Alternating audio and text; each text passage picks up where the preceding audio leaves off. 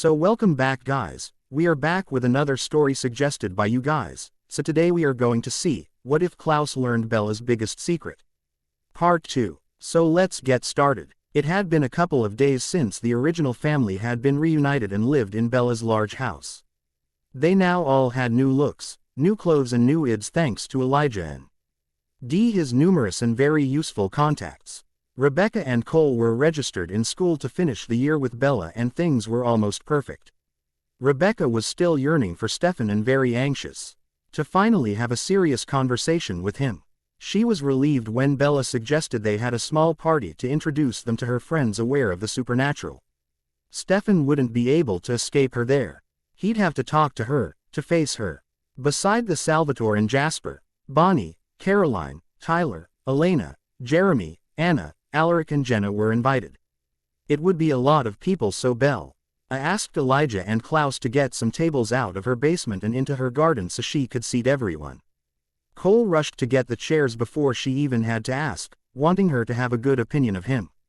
"My brothers are transformed in your presence, Isabella," Finn commented, amused by his brother's behaviors. "I don't know why they keep acting so foolishly." Bella replied, "They like you. They are attracted to you and want your attention," Sage explained. "All three of them?" "No way. Why would they?" Bella asked. She didn't see why they wanted her attention so much. She didn't see anything so special about herself. She was rather normal, but it did feel good to know that Klaus, and the others of course, could want her. "Yes, all three of them, because you're smart, powerful, funny and charming," Finn replied. "Careful Finn, I'm standing right here, you know, I might get jealous." Sage warned her love with a small smile. "Don't worry Sage, you know that you're the only one for me," Finn reassured her before he kissed her neck softly. "Well, while the two of you supervise them here, I will go back to the kitchen and prepare some more food for tonight," Bella declared, willing to move the subject away from who was interested in her and who's not. While she was in her kitchen working on some pie, Cole came in. "Bella, I was hoping to catch you alone," he told her with a flirty smile she had already learned to recognize in the short time she knew him. "What's going on, Cole?" Bella asked him as she buttered a plate. "Nothing. I just wanted to make sure you knew just how much I appreciate the sacrifices you make to welcome us into your home." "Don't worry, I didn't have to sacrifice anything," Bella replied with a smile. "You're so modest and pretty. If there is ever anything I can do for you, please don't hesitate and come to me," Cole assured her before he winked at her and left the room.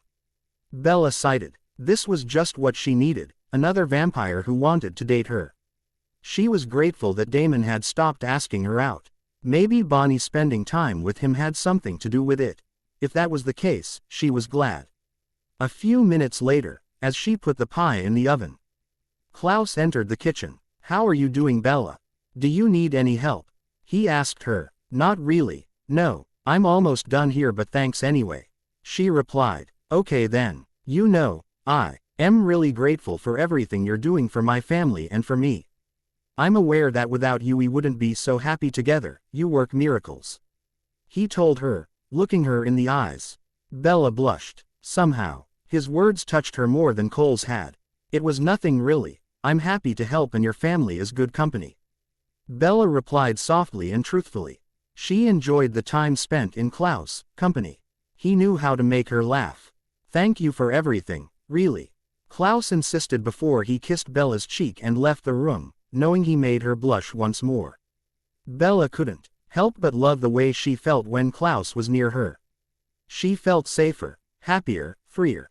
When Klaus left the room, Bella turned to the sink to do the dishes. She was almost done when Elijah came in the room. She rolled her eyes before turning his way to see what he wanted. She had a feeling it was for the same reasons his brothers did. Like Finn and Sage had said, they were looking for her attention and affection. "Do you need any help, Bella?" he asked her when he saw her turning her head his way. "I'm almost done with the dishes," she smiled. "I just wanted to tell you how grateful I was for very thing you've done for my family and I," he told her. "It's nothing really. I'm happy to help," she repeated, hopefully for the last time of the day. "You know that shall you need anything, you can come to me, right?" he asked her. "Yes, Of course I do, and I thank you for that. You're a dear friend, she replied, setting with the friend word some sort of barrier between them. I hope my family being here doesn't inconvenience you. We could always move, you know. There are some houses for sale in town. He told her. Elijah was staying in place, having understood that she was only interested in being his friend for now. He wasn't blind either. He could see that she had made some sort of connection with Klaus and he couldn't stand in their way. His brother deserved love in his life just as much as anyone else. Don't worry about it, I like the company. Bella replied. Cole and Klaus are interested in you. I hope it's not going to end with a fight. Elijah told Bella honestly. Don't worry, it won't. Cole isn't really interested in me, he's only looking for company and fun. Once he's realized that I'm not the one for that, he'll move on to someone else, maybe Caroline. I think she'd be good for him. Bella replied in a low voice, just as honestly. What about Klaus? Do you like him that way? Elijah asked her, still serious. Elijah, I just got out of a relationship with Dan. And the boyfriend I had before that broke me so much I couldn't do anything for days. I'm not going to date anyone anytime soon. I need time to concentrate on myself for now. Bella explained to him. Good idea. How much time, you think? He asked. I don't know, Elijah. Enough time so I can figure out who I am by myself. Why? She asked him, already knowing deep down that he was asking for his brother. Maybe I want to look out for my brother. Elijah replied. That's nice of you, but I think Klaus is capable of asking me out on his own when he's ready. Bella chuckled, forgetting to lower her voice. You're right, but sometimes he needs guidance and I'm here to provide it for him. Elijah replied. Because you're my friend? Bella asked him with a smile. Yes, because in the short time since we met, you managed to become my best friend. Elijah replied before he left the room to help Rebecca, who was calling him. As soon as Elijah was out of the room, Klaus came back with his usual charming smile and told Bella. Whenever you're ready, I would love to take you out on a date. Take your time to be ready, I'm a very patient man. He told her before he kissed her cheek once more and left in a blur. A few hours later, everyone was there and had been introduced to the family of originals. Stefan had come a bit earlier than everyone else to have the opportunity to speak with Reeb. While there wasn't too many ears to listen to their conversation. It had been an awkward experience for the two of them.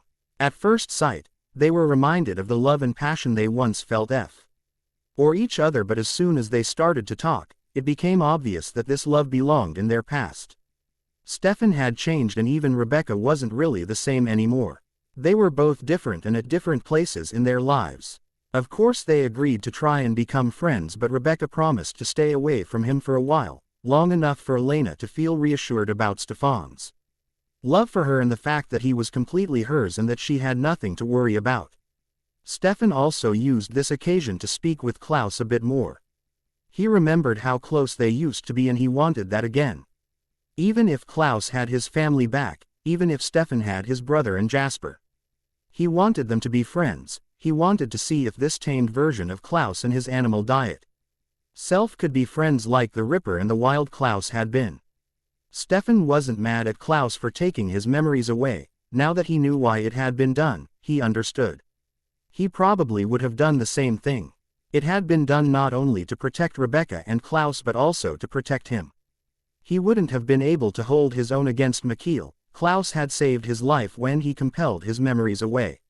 Later, once everyone arrived, Stefan still went to introduce Rebecca to Elena.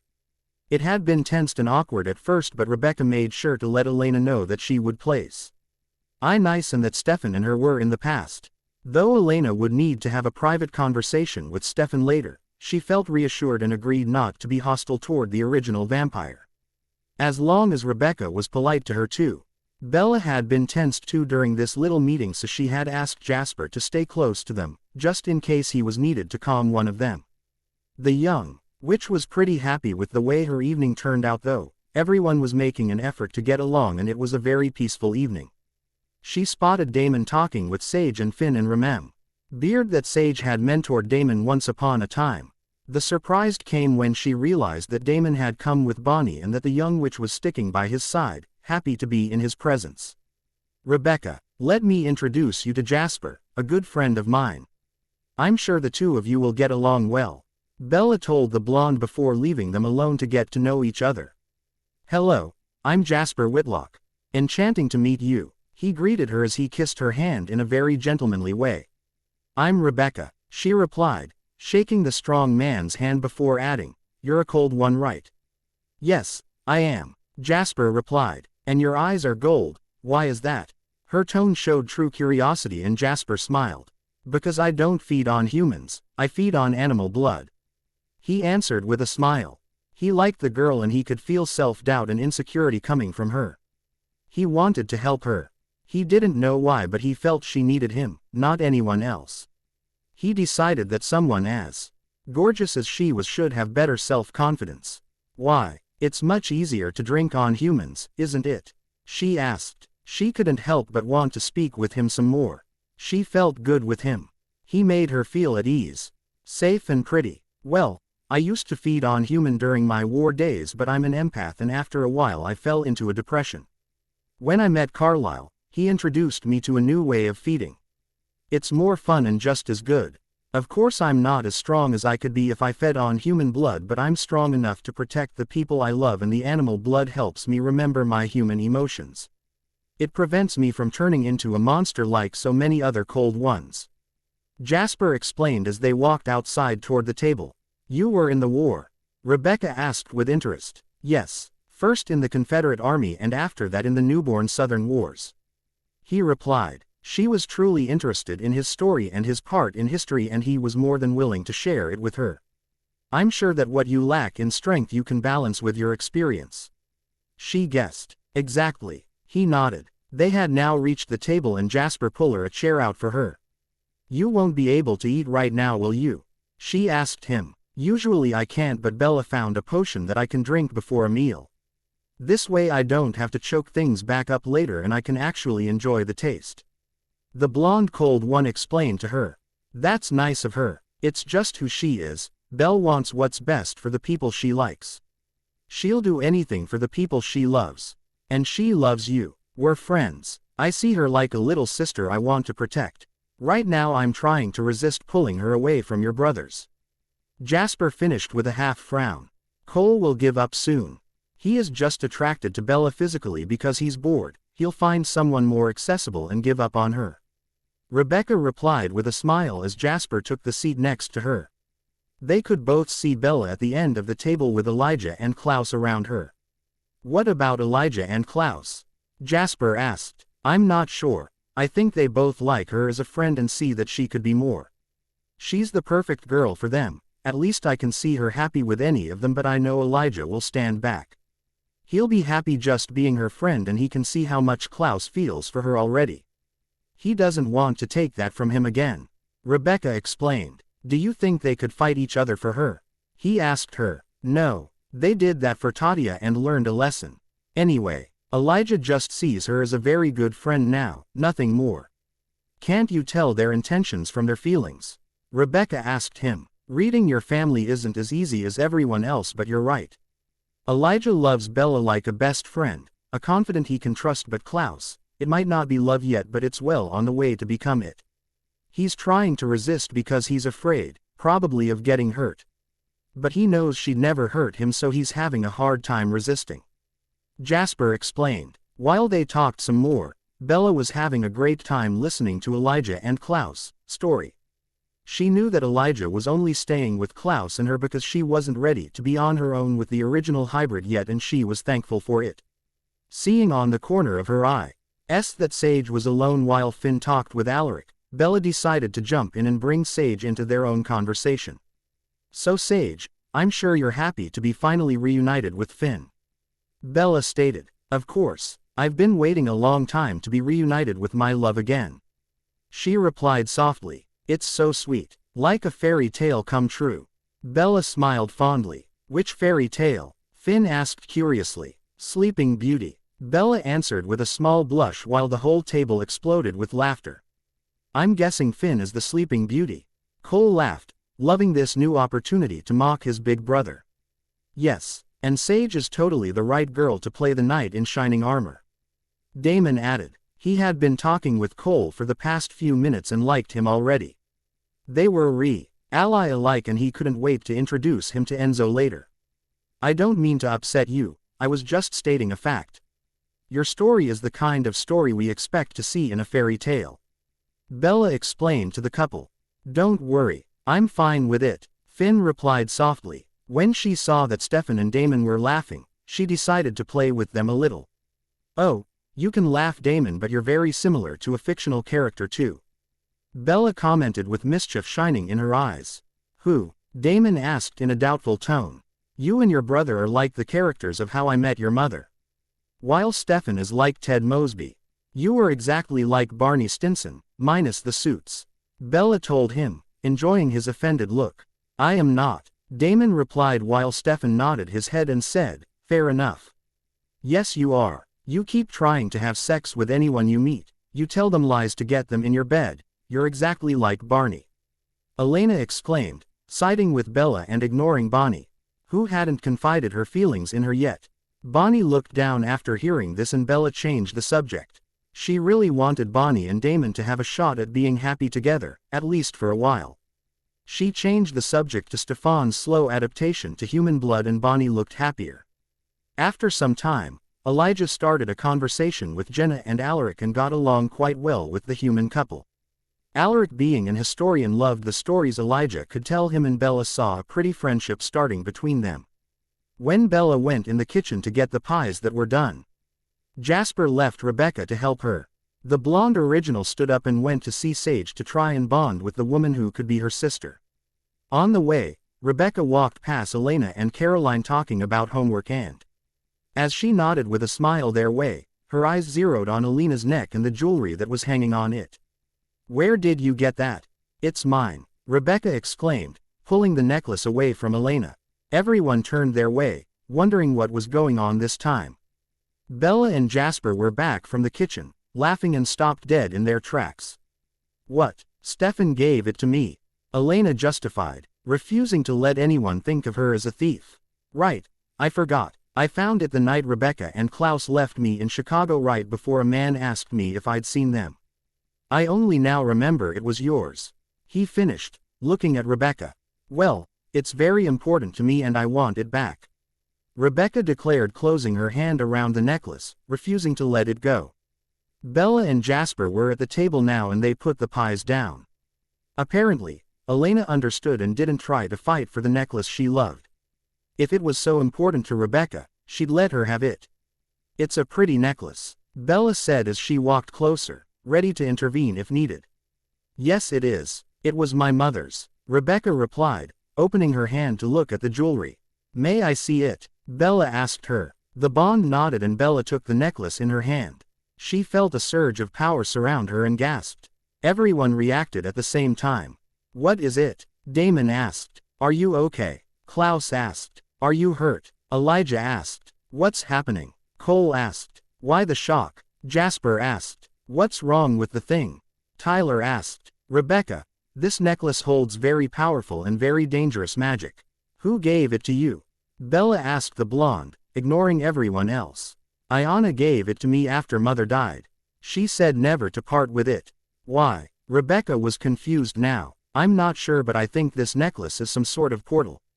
It gives your mother access to our world, allowing her to possess the carrier, inhabit its body if you will, whenever she wants to. Everyone stayed silent. Is that why I got possessed by that dark thing a while back? Elena asked in a little voice as Stefan came closer to hug her. It's very possible, Bella replied before she added. Esther wasn't the one possessing you, but it's possible she used the necklace as a portal to send someone else to possess you. I'm surprised it happened so few times. She was probably hoping the spirit would cause your death, which would enable Klaus from breaking the curse. What do I do with it then?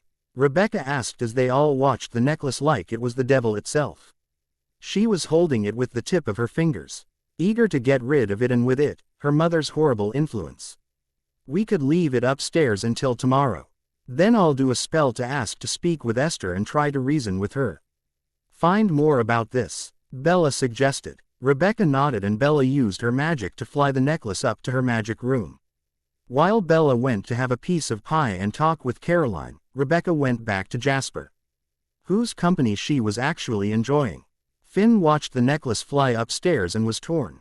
Should he defend his mother and her plan to bring them all back in Witch's bodies after killing them or not? He did enjoy the family life they all had right now, and he knew that his mother wouldn't hesitate to kill Sage, whom she had never liked. His mother would rue in their present happiness and peace for her own gain, and, when he thought about it, was she really a victim in her war against Dahlia? As he decided to leave his mother alone and to ignore her, Aneth. Question struck Finn. What about Dahlia? Something wrong, Finn? Sage asked him. It'll be fine. He shook his head, deciding to ignore it all. If the opportunity came for him to be alone with Bella, then he would tell her everything he knew about their aunt and the potential danger she represents, but until then, he'd keep on enjoying these happy and peaceful days. There was no hurry, no need or him to worry everyone with this story. At some point during the night, Stefan put some music and couples started forming to dance around the garden. Alaric was dancing with Jenna, Jeremy with Anna, Stefan with Elena, Damon with Bonnie. Jasper invited Rebecca to dance and she accepted. Bella was now sitting, watching the couples dancing, and was quite happy with it until she realized that the only ones left were Caroline and her with Cole, Elijah and Klaus. Cole stood and faced her. "May I have this dance, fair Bella?" He was charming, but Bella replied, "Oh Cole, you obviously haven't been around long enough to know that dancing is a very bad idea for me. With my terrible balance I'd end up killing half the people here in just a few seconds." "You're sure?" he asked. "Yes, I'm sure," she replied softly. "Okay then, sweet Caroline, would you be up for a dance, or are you, too, afraid to fall?" Cole asked. "I'm not afraid to fall, I'd be happy to dance with you," Caroline replied and followed the youngest original brother to the improvised dance floor. All of a sudden, Bella found herself alone sitting between Elijah and Klaus. They were keeping her entertained by keeping the conversatio flowing, but she could feel that Klaus was dying to ask her for a dance. She really was grateful for that fact that he understood her and let her have her space. Bella decided to concentrate on the fireflies that were dancing around the couples. It was very romantic, as if nature itself wanted to make their evening even better. "I'll start to clear the table," Bella announced quietly, standing up. "I'll help," Klaus replied while Elijah danced with Liz Forbes.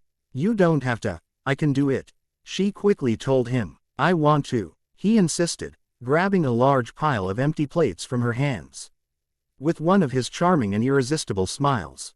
"Thanks." She blushed and hurried to grab something else. "Everything won't fit in the dishwasher," Klaus warned her. "I know, we'll run it tonight and tomorrow morning," she replied. "Or I can wash the dishes if you want," he offered. "You?" Bella chuckled. "What?" he asked her, smiling as well. "Don't take it the wrong way, but I have a hard time picturing you, the feared hybrid vampire, washing the dishes," Bella replied, still laughing. "What a nice sound your laugh is," Klaus whispered, making Bella blush some more.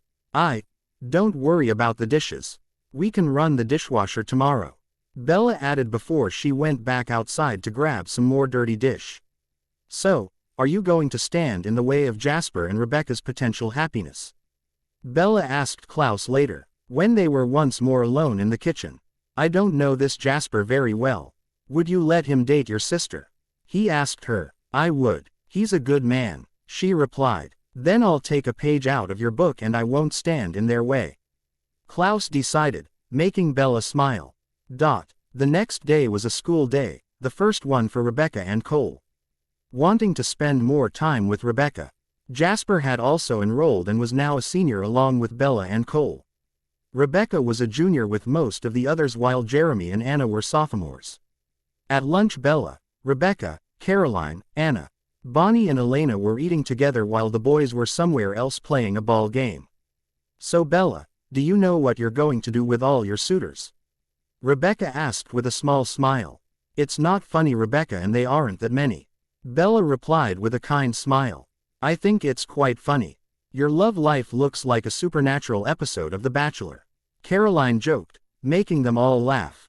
"Even Bella." "Who is on the list?" Bonnie asked. There is no list. Bella replied. Who wants a shot at dating you then? Anna asked. Well, Damon seems to have med down in that area and maybe he'll leave me alone now that, well, I think he's done with me and has moved on. Bella replied looking at Bonnie who blushed slightly. Yes, he's been spending a lot of time with Bonnie lately. Elena agreed. So who's left then? Caroline asked. Tyler hinted that he was still interested yesterday and this morning but I know he doesn't have feelings for me, He wants to have fun and he is not really my type. The young witch explained. And then you have my brothers. Rebecca started. Which ones? Caroline asked with interest. Cole, Klaus and Elijah have showed great interest in our Bella. The original girl replied with a smile while Bella blushed. Are they all serious about Bella or do they just want to have fun? Elena asked curiously. For Cole it's just lust. He'll probably move on soon if he hasn't already. Rebecca replied. Serious now? Yeah, he asked me if I'd want to have dinner with him tonight, this morning. I told him I wasn't ready to date yet and he said it was okay. I think he has someone else in mind. Bella explained, thinking of the way he danced with Caroline. Well, he did seem to be having fun with Caroline last night. Na hinted as they all turned their head toward her. He did mention that if I felt too lonely he would welcome me in his bed. You know, vampire hormones and all that. Caroline whispered softly with a small smile. So that leaves Elijah and Klaus. Bonnie realized. Yes, but Elijah is only a friend, a very good friend, but just a friend. He agrees that we're only friends. Bella explained. That leaves Niklaus. Rebecca stated. Yes, and he knows that I'm not ready to date anyone yet. He's agreed to give me the time I need. Bella replied. What if he finds someone else in the meantime? Elena asked Bella. Then he wasn't serious about me and it wasn't meant to be. Bella replied, shrugging her shoulders. I wouldn't count on it. I know my brother and have seen him with women over the years. I can guarantee you that he's very serious and won't go after anyone else until you clearly tell him that you don't want him. He kind of has a one-track mind when it comes to things like that. Rebecca told Bella, why don't we stop talking about my lack of love life and concentrate on someone else's existent one? Bella suggested, looking at Elena who in turn tried to bring the attention to Bonnie and Damon. Rosalie had been sick for the past 2 days and she knew what it meant. She went immediately to Carlisle who confirmed her diagnosis. She was pregnant. Jumping with joy, she rushed to find Emmett and tell him the good news. Everyone was happy for them but Rosalie couldn't help but think that Rose's joy was faked.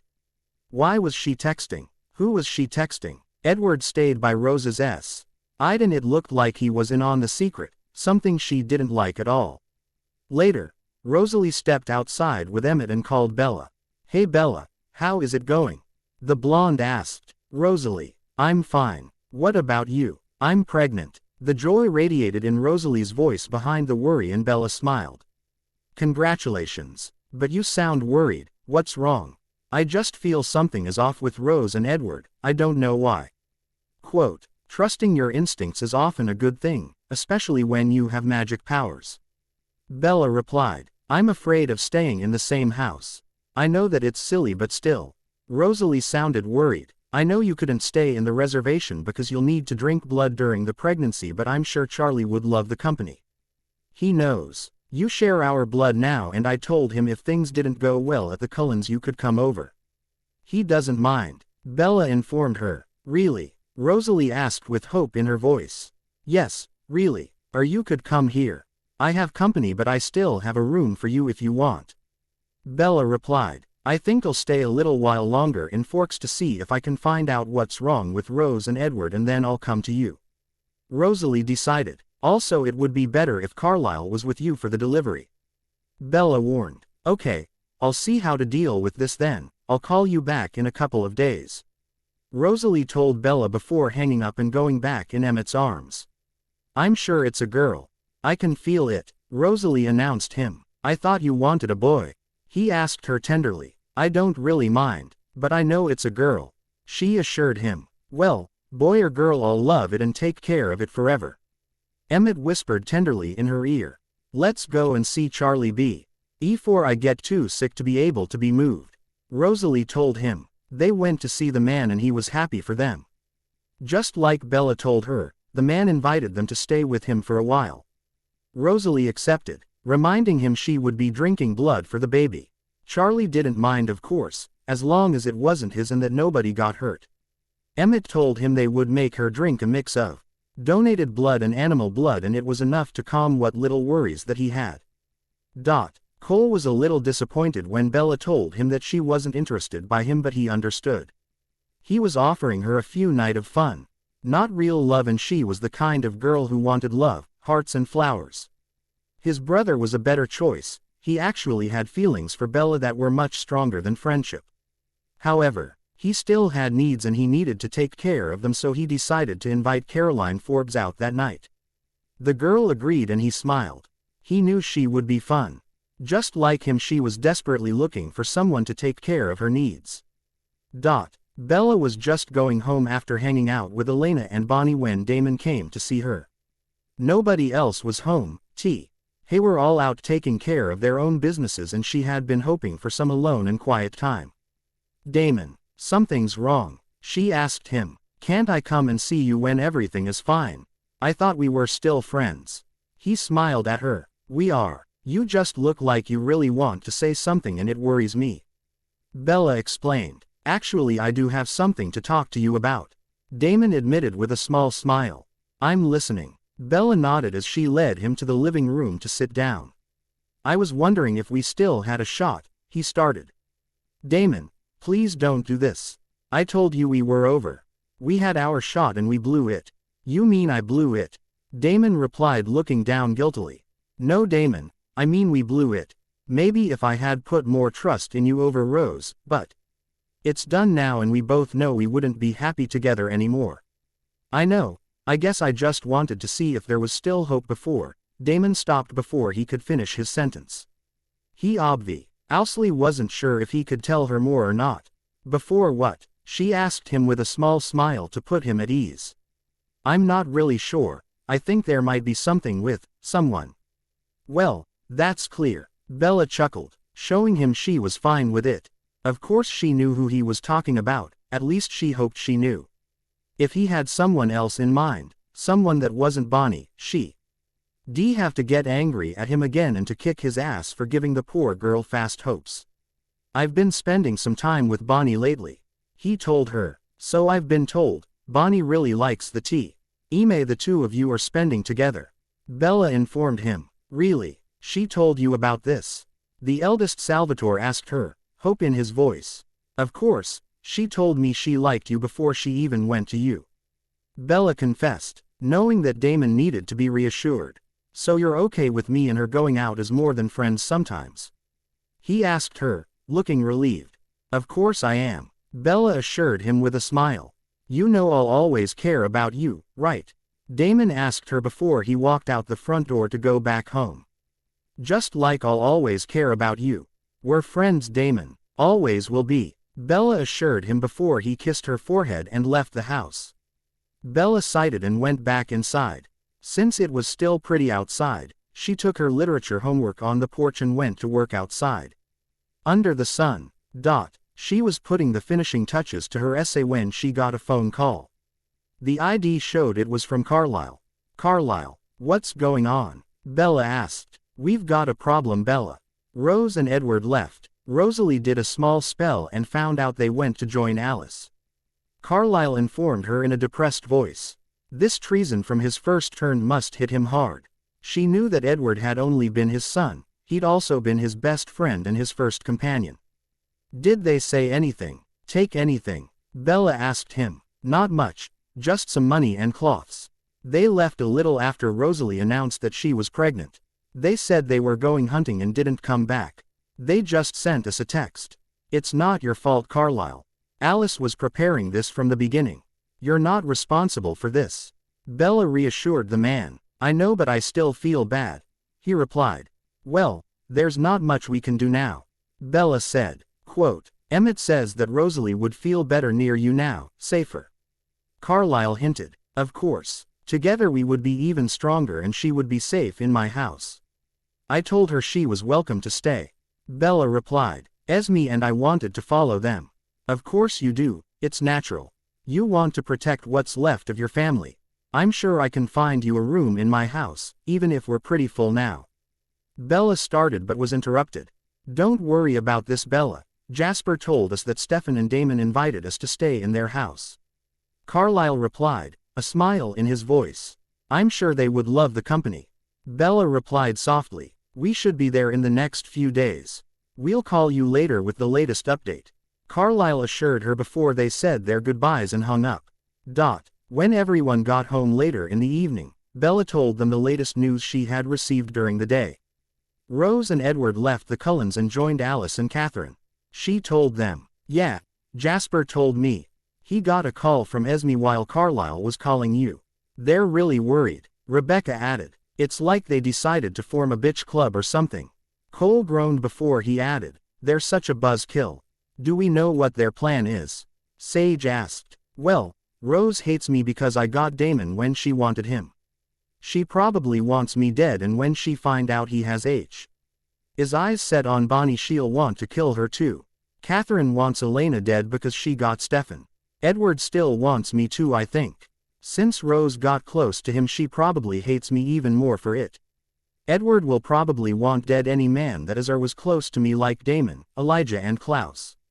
Bella guessed. He might decide to try to kill anyone that has a crush on you. Elijah muttered, concerned for Bella.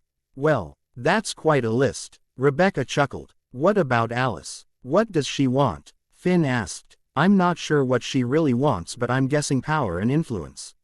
She was going to use me as her slave pet apparently. I'm sure she'd like me dead too now that I've spoiled her plan. You know, she's probably in the hole. If I can't have her, then no one can. Bella informed them. That's a lot of people we need to watch over, and a lot of people who wants to hurt you. Rebecca stated with concern for her new friend. Well, anyway, Carlisle and Esme are coming back with Rosalie and Emmett. Bella added, changing the subject. It's understandable. They've lost 2 of their children already. I can't imagine how that must feel right now. Sage commented. Do you need us to vacate a room? Finn asked with concern. No, don't worry about this.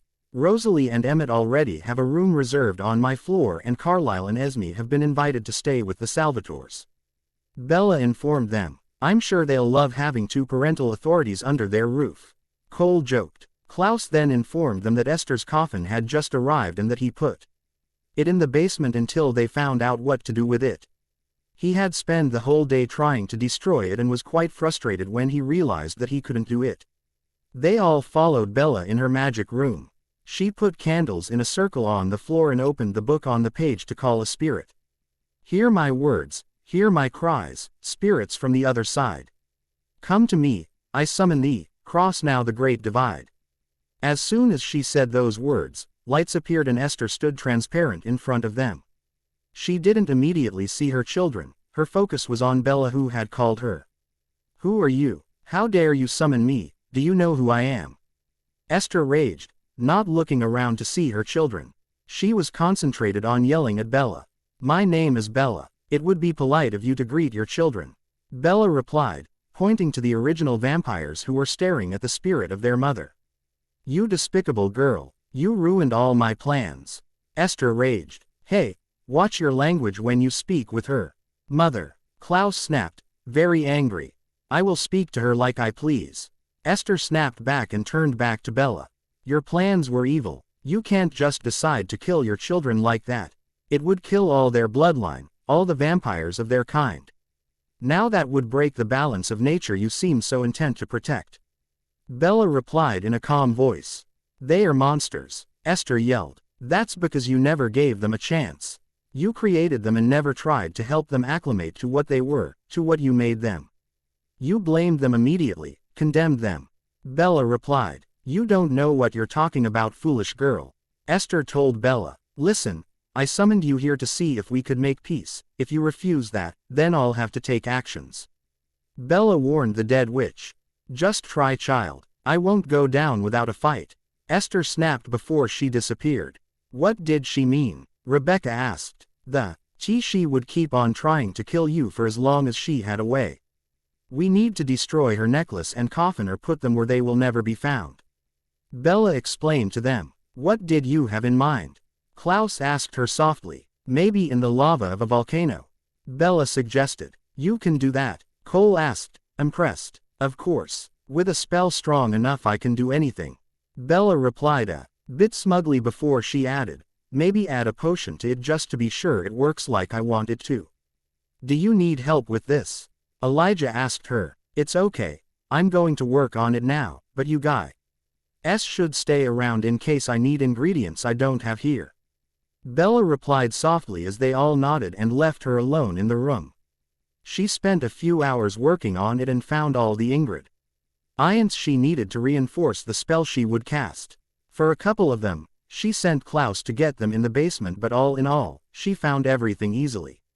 She placed the necklace on top of the coffin and called everyone to come and see if they wanted. They did. They wanted to see justice done. Okay, here we go then. In this night and in this hour I call upon the higher power to help me destroy this unfit mother. Block her path to our side so her children don't ever have to hide. In the fires of hell her coffin will burn so that she can't ever return. In this night and in this hour, I call upon the higher power to help me destroy this unfit mother. As she recited her spell, a bunch of dangerous-looking lights danced around the big coffin.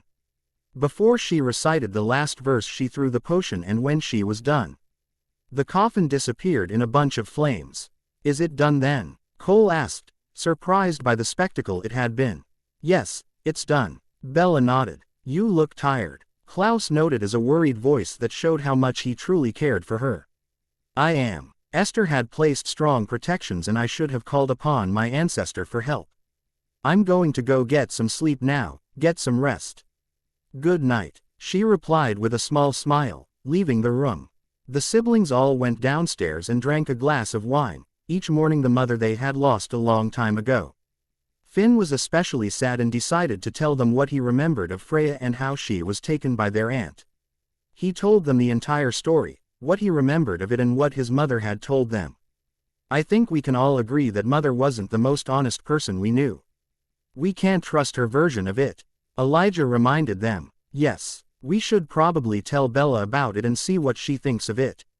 Rebecca added. She has enough on her mind right now.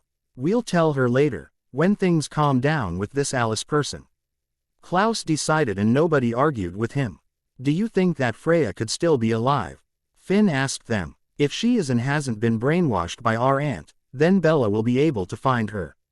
Klaus replied faithfully. I'm sure she'll be able to do something even if our sister has been brainwashed by our aunt. Elijah added. A few days after Bella got rid of Esther's coffin and necklace, the Cullens arrived in town. They were in two separate cars, and while Rosalie and Emmett were in Emmett's Hummer so that Rosalie could get comfortable, Carlisle and Esme were in the Mercedes. They all went first to Bella's and after some quick greetings and introductions to the originals, Carlisle and Esme went to the Salvatore boarding house to see Jasper and to settle down. Bella installed a very pregnant-looking Rosalie and Emmett in the bedroom. Hat was right in front of hers and assured Emmett that he could go hunting. Rosalie would be safe and yes, the originals could be trusted around a pregnant woman. Bella spent some time with Rosalie while the originals went on with their lives. Rosalie was amused by Klaus' behavior toward her new sister and it seemed that laughing did her some good. She was of course craving blood a lot and Bella had set up a mini fridge in her bedroom since Carlisle had advised her not to move around too much for her safety and the safety of the child she was having. This way, nobody took the blood meant for Rosalie and her child. Liz Forbes was in her bathroom, staring at a calendar and at a box full of tampons. She was late in her periods and she never was late. Nothing ever made her late, not stress, not sickness. No medicine. The last time she had been late was when she was pregnant with Caroline. Could she be? The last time she had sex was with Charlie before he had to leave. She didn't remember using any protections. They were both too caught up in their passion to think about using any kind of protection. Wasn't she too old for that by now? She took a big breath and sat down on the edge of the bathtub. She didn't know what to do or what to think. Should she call Charlie? What would happen then? He would worry and drop his whole life to come to the town he left so long ago, just to help her. When he never wanted to come back here for more than a few days. No, she needed to be sure before she did anything. She would buy a pregnancy test after work that day and see if she had a real reason to worry or not. There was no need to give him either a big scare or hope without knowing anything for sure. Carlisle and Esme had just arrived at the Salvatore boarding house and Esme was feeling a little better. Losing Alice first and then Edward had been hard on her and had brought memories of her human life, of the time she lost her baby boy and had tried to kill herself. Of course she'd never take that fatal step now. She had Carlisle, Rosalie, Emmett and a baby on the way. Being in this house with Stefan and Damon, both obviously in need of a proper feminine motherly presence and guidance, she felt much better. She would be able to help them. She could already feel a connection installing itself between them and smiled. Maybe they could move in this town in a more permanent manner after all, since their family seemed to be getting attached to this place. She could definitely see herself have a home there. Alice and Catherine were both a little frustrated. Rose had joined them but Edward had bailed soon after, claiming he was going to get his sweet Bella back and would come back later with her. Rose of course was depressed because she actually came to like Edward and didn't know how to get him back. Oh, don't worry Rosemary, Bella will put him back in his place. She doesn't want him anymore. He'll be back soon, Alice assured Rose in a manipulative but soothing voice. Are you sure? She could always change her mind. He is attractive and wealthy and has good manners. The brunette vampire asked. Don't worry, I know exactly what will happen. I've seen it, Alice replied. Rose smiled and left the room. Alice looked at Catherine and they both smiled. I've seen it was like a magic word. Every time Alice would say it, Rose would just smile and agree. It as just too easy for the cold one to manipulate people, especially the weak-minded or vulnerable ones. What is really going to happen with Edward? Catherine asked her in a low voice. I'm not sure had Bella will say to him, but I've seen him coming back with his tail between his legs, so to speak. Alice replied while her sister chuckled and they went back to drinking the blood of a virgin the Y had killed earlier because it just tasted better than the rest. Bella, Rosalie, are you two going to be okay alone tonight? Rebecca asked. She was about to go out on a date with Jasper while Cole was out having fun with Caroline. Sage and Finn were catching up somewhere while Elijah and Klaus were working on their brotherly relationship around a glass of bourbon and a table of pool. Don't worry Rebecca, we'll be fine. We're not exactly defenseless, Bella replied with a soft smile at her friend's worry. You go have fun with my brother. Jasper deserves to finally find someone good that makes him happy. Rosalie replied softly while gently stroking her belly. She wanted Rebecca to know that they were all happy for her and Jasper and that they wouldn't stand in the way of their relationship. How are you feeling? Rebecca asked her. Rosalie had been here for just a couple of days but she had already spent some time with Rebecca and the two blondes got along pretty well. Sage as well liked Rosalie and was often around to help. However, the four brothers weren't very comfortable around the pregnant blood-drinking woman and decided to stay away as much as possible. It didn't stop them from making friends with Emmett and enjoy sparring with him though. I'm feeling fine. The baby is fast growing and it's pretty tiring, but if I follow Carlisle's instructions to do nothing it works, even though I don't like it much. Thankfully Bella provided me with some interesting reading material. She answered with a smile as she pointed to the Swan ancestors' journals she had all around her to read. Well, they are your ancestors too now, you should get to know them. Bella smiled. Rebecca stayed to talk for a few more minutes before a car parked in front of the house and Jasper rang the doorbell, picking her up. The blonde vampire was feeling nervous but decided to ignore it and acted like she was perfectly calm about this when she opened the door and let the gentleman kiss her hand and offer her pretty flowers before he took her arm and guided her to his car. Maybe this would work, maybe her brothers and the rest of the world will stay out of it. You look beautiful Rebecca. Jasper complimented her after he started his car. Thank you, she blushed. So, where are you taking me? She asked him shyly right after. It's a surprise, he replied with a smile. The last man WHO told me that ended up being a vampire hunter planning my death. Rebecca replied softly, trying to sound humorous. Well, I can assure you, pretty Rebecca, that your death is the very last thing on my mind for tonight. You're perfectly safe with me," he promised her with his most charming smile. "I know, I feel safe," she replied, perfectly at ease with the cold one. He parked his car after a while in front of a small French restaurant called A la Bonne Fourchette.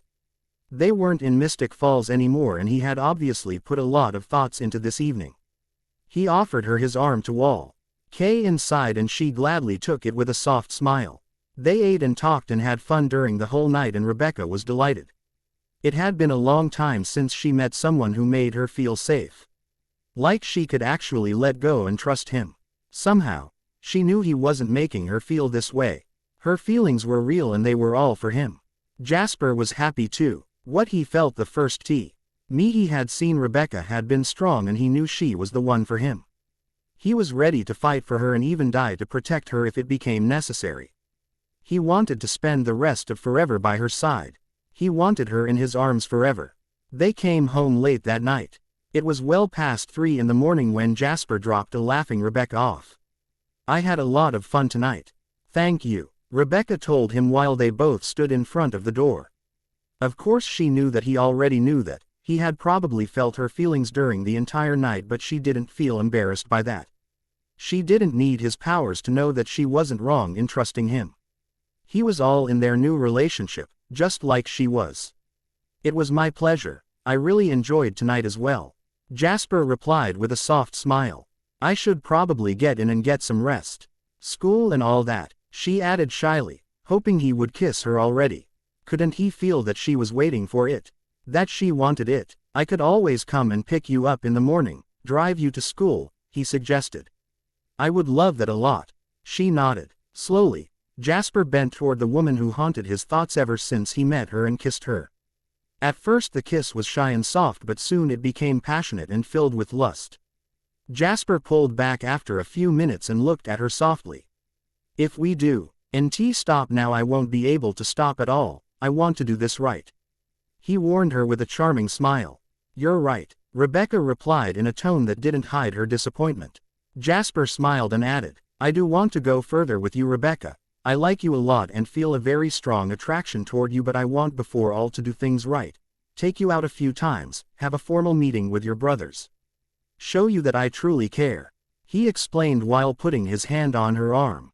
She didn't stop looking in his eyes the whole time he spoke, and his words went straight to her heart. "You're one of a kind, aren't you?" she asked him with a happy smile. "So are you," he replied before he kissed her once more. "Does this mean that when you pick me up tomorrow you'll bring me to school as your girlfriend?"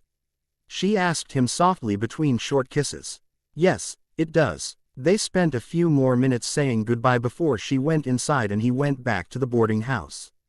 When Jasper entered the big house, he found Carlisle and Esme snuggling on one of the couches while reading a book.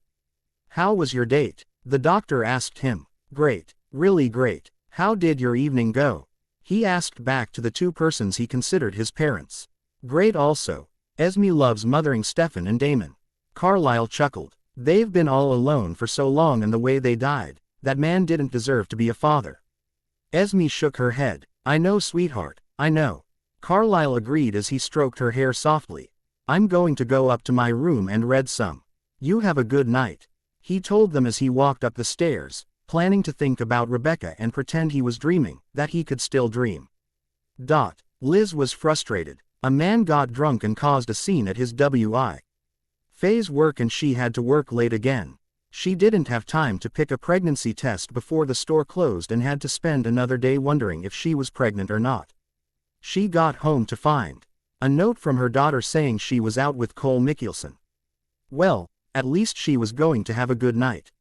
Sometimes, Liz was jealous of the worry-less life her daughter had. Then she remembered she was a vampire and had to stay in control all the time, and felt guilty for having the opportunity to be pregnant while her daughter would never have that again. Sighing, Liz debated for another hour if she was going to call Charlie or not, but decided against it. She didn't want him to feel like he had to come back. She wouldn't call him until she was sure, even though, deep down, she felt it and knew that she was, indeed, pregnant. Edward was back in Mystic Falls and was absolutely furious. Bella was now living with an entire family of dangerous vampires and she dared allow herself to get close to them. Even close to two of the males. Edward could tell that Elijah was only a friend to Bella, a good one but a friend nonetheless, but this Klaus was a different story. He wanted Belle, and Edward could tell that Bella wanted him as well. Didn't she remember that she was his? Why would she allow such people into her home and her life? That was beyond him and he knew he would have to. Oh, be careful on his approach of her if he didn't want his precious member to be blown away again. It had been painful enough to put it back in place as it was. Shaking the bad and painful memories from his head, he went back to listening to his love's heartbeat as she slept peacefully in her bedroom, thankfully alone. Somehow he couldn't get in the house and she had closed her curtains so nobody could see the inside. Even with his more than perfect eyesight, he couldn't see a thing. That also frustrated him. Bella checked on Rosalie the next morning before going to school and saw that Emmett was back from hunting and massaging his wife's feet with the mixture of oils and herbs she had prepared. She smiled and wished them a good day before she headed to school, hoping to have a quiet day herself. On the way to school, Bella couldn't shake the feeling that she was being watched off and grew very uncomfortable as the day went by. At lunch, she confided in her friends and Jasper and Cole went to do a quick check around the place while Rebecca stayed by her side, looking all around them just to be sure. "So, did you find something?" Rebecca asked her boyfriend when he came back with Cole. "Edward's scent is all around the place. I followed it back to your house." "He didn't get in though, he didn't even enter the yard," Jasper replied. "That's because he can't get in. I spelled the hoe used to prevent him from coming in unless I invite him willingly," Bella explained. "Elijah and Klaus won't be happy to know that this worthless boy is sneaking around you again," Rebecca commented while Cole nodded his agreement. "Maybe we should tell Carlisle and Esme about it. They could try to help him see that Alice and Rose manipulated him and that he's being insane in his pursuit of you," Elena suggested. "I don't think it's going to work. He's too far gone into his crazy thinking now." Jasper shook his head in negation. He had seen a lot during his war days and they knew they could trust his opinion. If he said that Edward was too far gone to be brought back to sanity, then he was right. Bella wasn't even sure if she'd ever be able to forgive him and to allow him a place in her life. She'd be happy if he disappeared forever and never crossed her way again. "I just hope he doesn't find a way around the spell to get inside the house. Who knows what he could do to Rosalie if he took her and Emmett by surprise," Bella added, worried. "I'll call Emmett right now and tell him what's going on," Jasper decided as he stood. "No," Bella almost yelled. Everyone looked at her questionably. "Why?" Jasper asked her. He could feel her panic and didn't understand it. "Klaus and Elijah are home right now. If Emmett gets the call they will hear or he will share the news with them and the why will try to play hero and might end up getting hurt." "I refuse it," Bella explained. "She's right. My brother won't stop to think about it. They'll act immediately and impulsively," Rebecca told Jasper as Cole nodded his agreement. "What are you going to do then?" Bonnie asked her. "I don't know. I'll wait and see if he tries to talk to me," Bella suggested right before the bell announcing the end of lunch rang and they all went to class. Bella was relieved that Jasper was in all her afternoon classes. This way, if something happened and Edward was somehow impervious to her personal powers, she would be safe.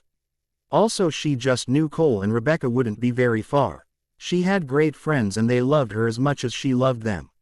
Even if Edward managed to take her by surprise, she'd be able to defend herself. She did it once already. She was safe.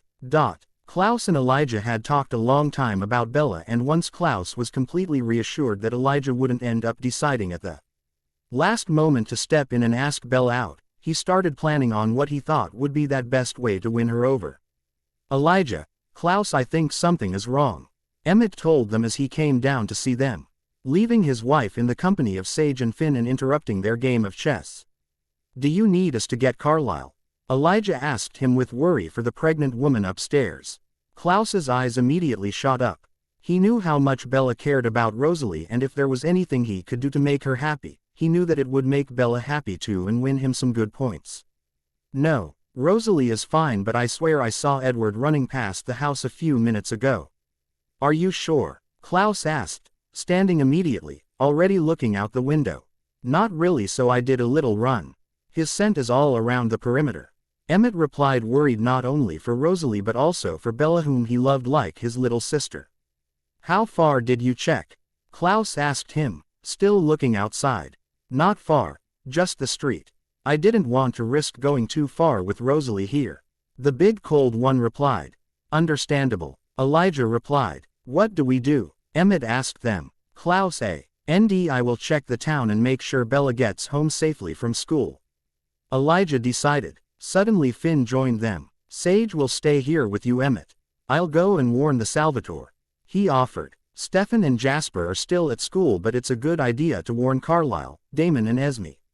Elijah noted before Klaus, and he left the house and ran as fast as they could to reach the school before the last bell rang. Edward's scent was all over the way Bella usually took, and it was obvious he was watching her. They decided to call the sheriff to warn her, and Liz sounded a little disappointed that she had to work overtime. Of course it was what was best for the town, so she didn't complain, but both brothers wondered why she mumbled, "Fate is against me lately, I won't get my answer today." They shrugged it off and decided to forget about it. Right now they needed to concentrate on Bella and her safety. If they could prevent her from learning that Edward was around, maybe she'd have a good day. They knew that she'd obsess about it if she knew he was there, and that she wouldn't rest until he was stopped. When they reached the school, the last bell was just ringing, and they both rushed to wait for Bella near the doors. As soon as she walked through them, Bella looked at them and said, "You spotted Edward, didn't you?" They both looked at her surprised. "You know he's around?" Elijah asked her, wondering why she was so calm. "I felt like I was being watched and followed lately, so at lunch Jasper and Cole went to check around and said that even though they didn't spot him, they old smell Edward's scent all around the place." Bella explained nervously. "Klaus is going to go in the car with you as you go home while I check the rest of the town." Elijah decided. "Okay, thanks. But, please be safe, all right?" Bella asked him. "Of course, don't worry about me." Elijah smiled while Bella let Klaus put his arm around her shoulders to guide her back to her car. "Here, you should drive, I'm too nervous. I don't want us to get into an accident," Bella decided, giving Klaus the keys once they reached her car. "Of course, you want to go home.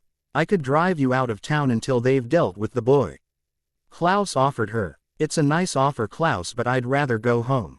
He won't be able to get inside, and I'll be able to defend myself and make a few extra potions."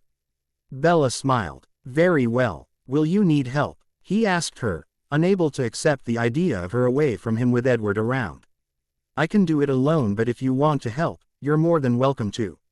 She smiled. "Good." He nodded, glad that she wasn't shutting him out. Later, sitting in her living room with everyone else, Bella was tensed. Elijah had reported that while he hadn't seen Edward, it was obvious he had been wherever Bella had been for the last few days. His scent was all over the small town, and he had found a way to hide from them. They hadn't been able to track him yet, though Bella hadn't tried to do it with magic yet. "We achieve nothing just sitting here doing nothing," Bella complained while Esme held Rosalie to help her drink some blood. "What do you suggest?" Damon asked Bella as he sat closer to Bonnie. "Definitely close enough to defend her in case of danger. He'll stay around until he gets to talk to me. I just need to get close enough and listen to whatever he wants to say," Bella suggested. "It's too dangerous, Bella. Edward is not himself anymore." Carlisle shook his head. "If he becomes too dangerous, I'll just freeze him. I'll vanquish him if I have to, even though I'm not sure I want to." "I will if I have to," the young witch replied softly. "She did kill Victoria on her own." Damon added pensively, seeing the scene again in his head. "My primary goal is not to kill Edward, Damon."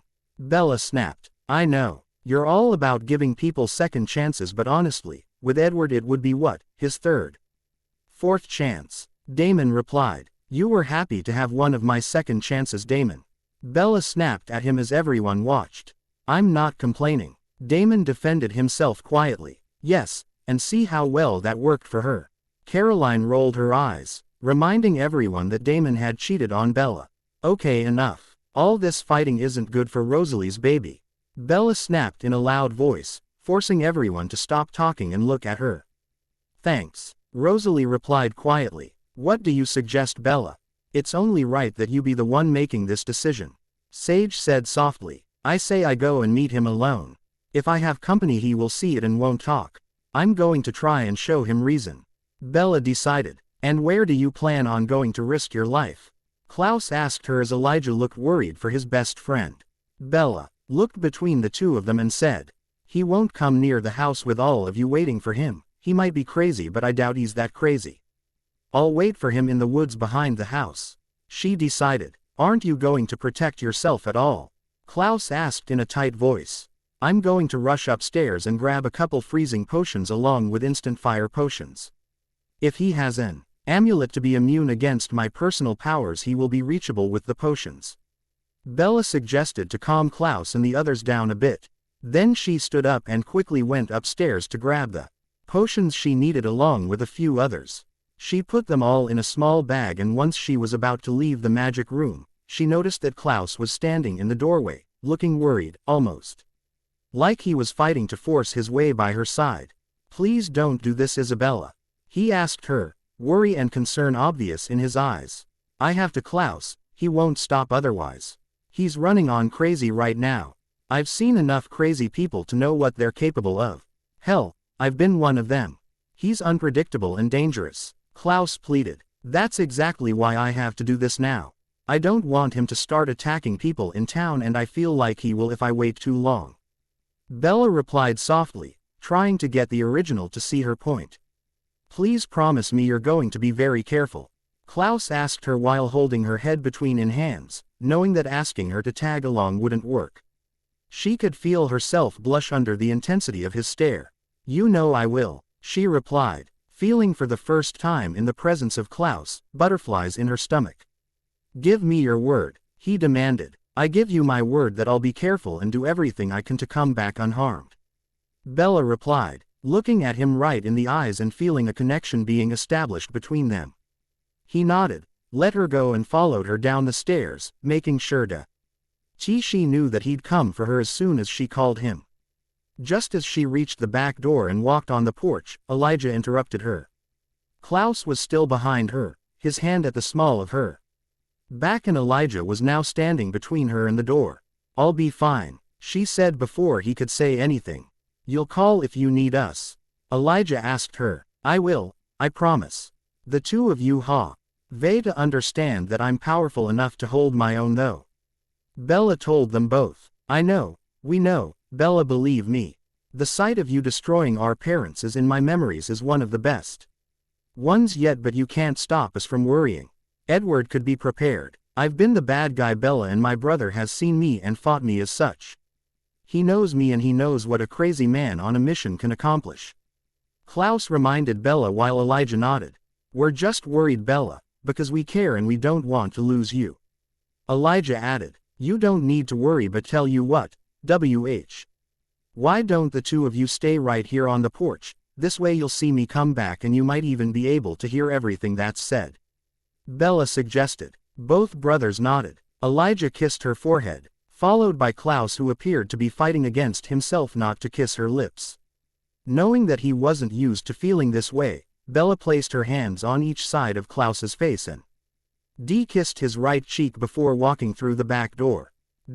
Bella walked toward the woods without looking back, even if she could feel everyone's stare on her back.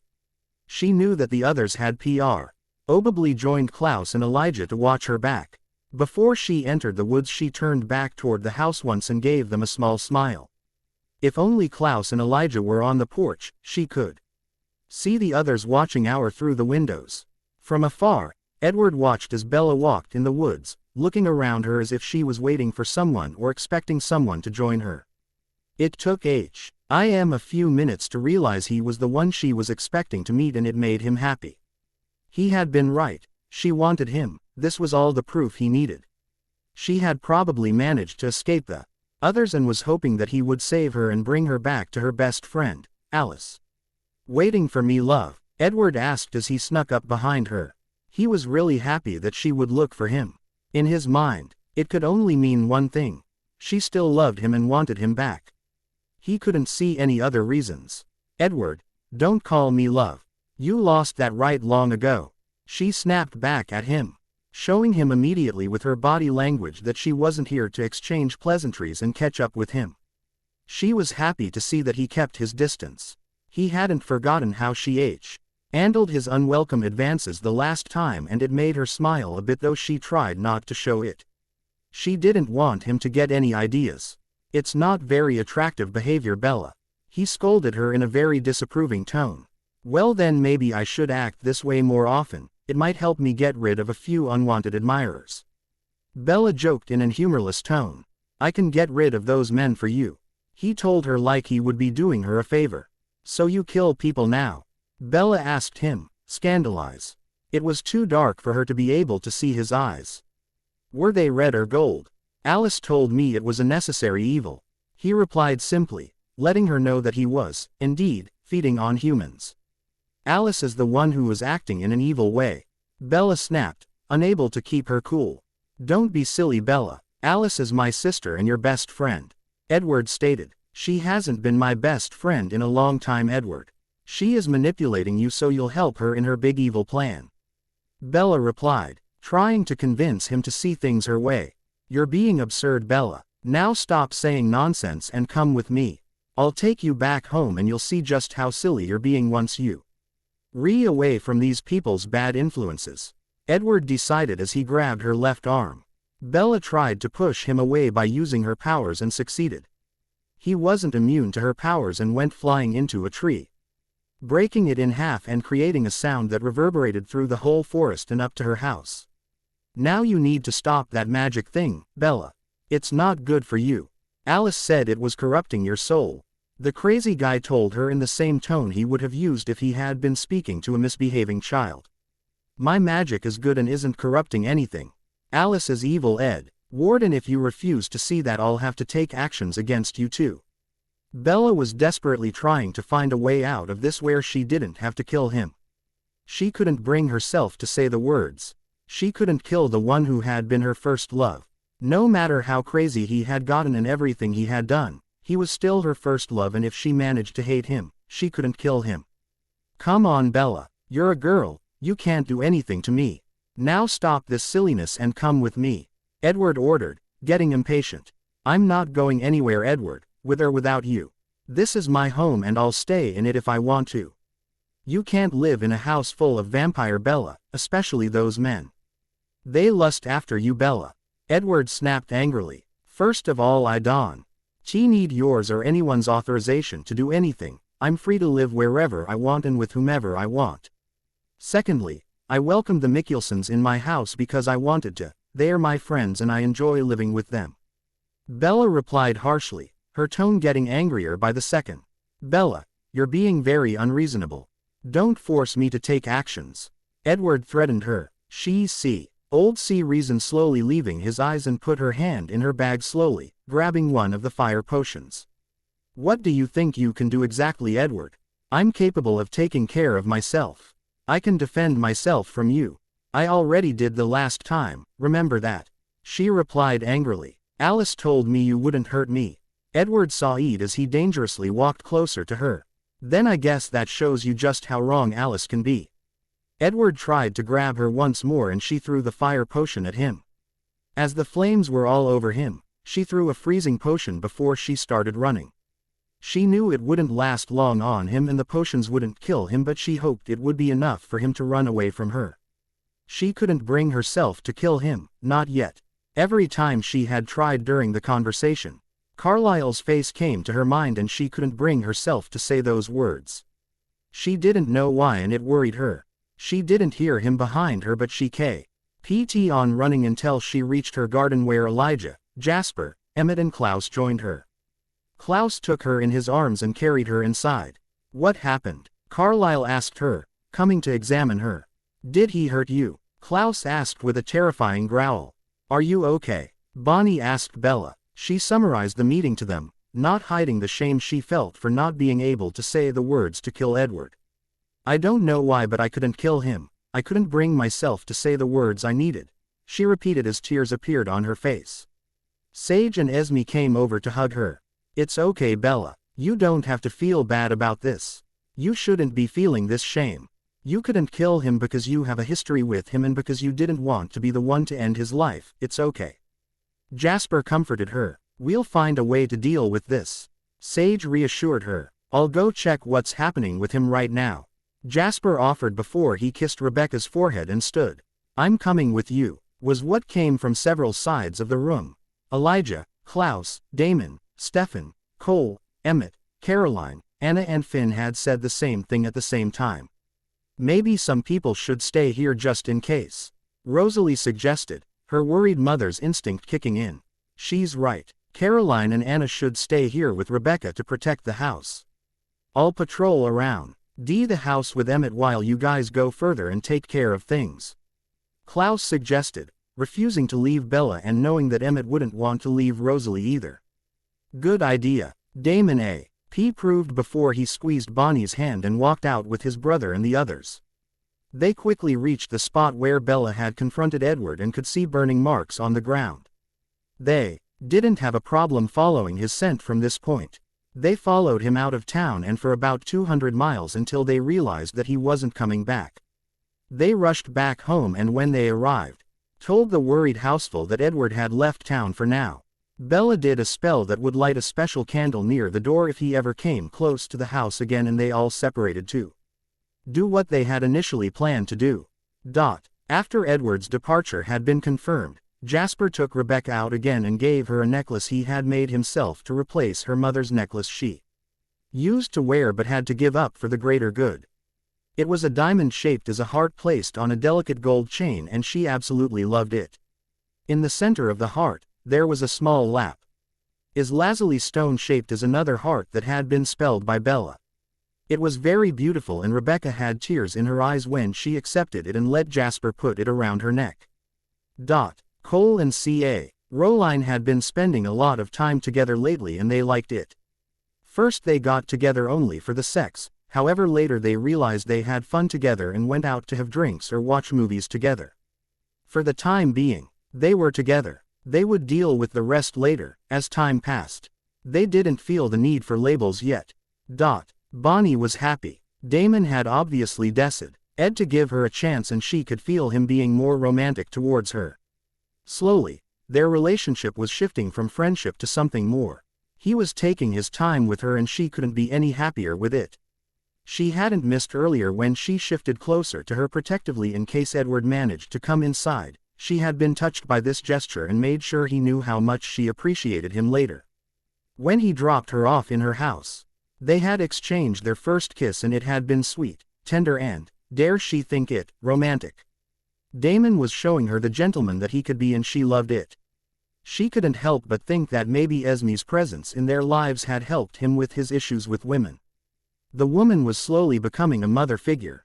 For every parent less teen in their little group and she didn't mind. She was, too, lacking a mother figure ever since her grandmother died.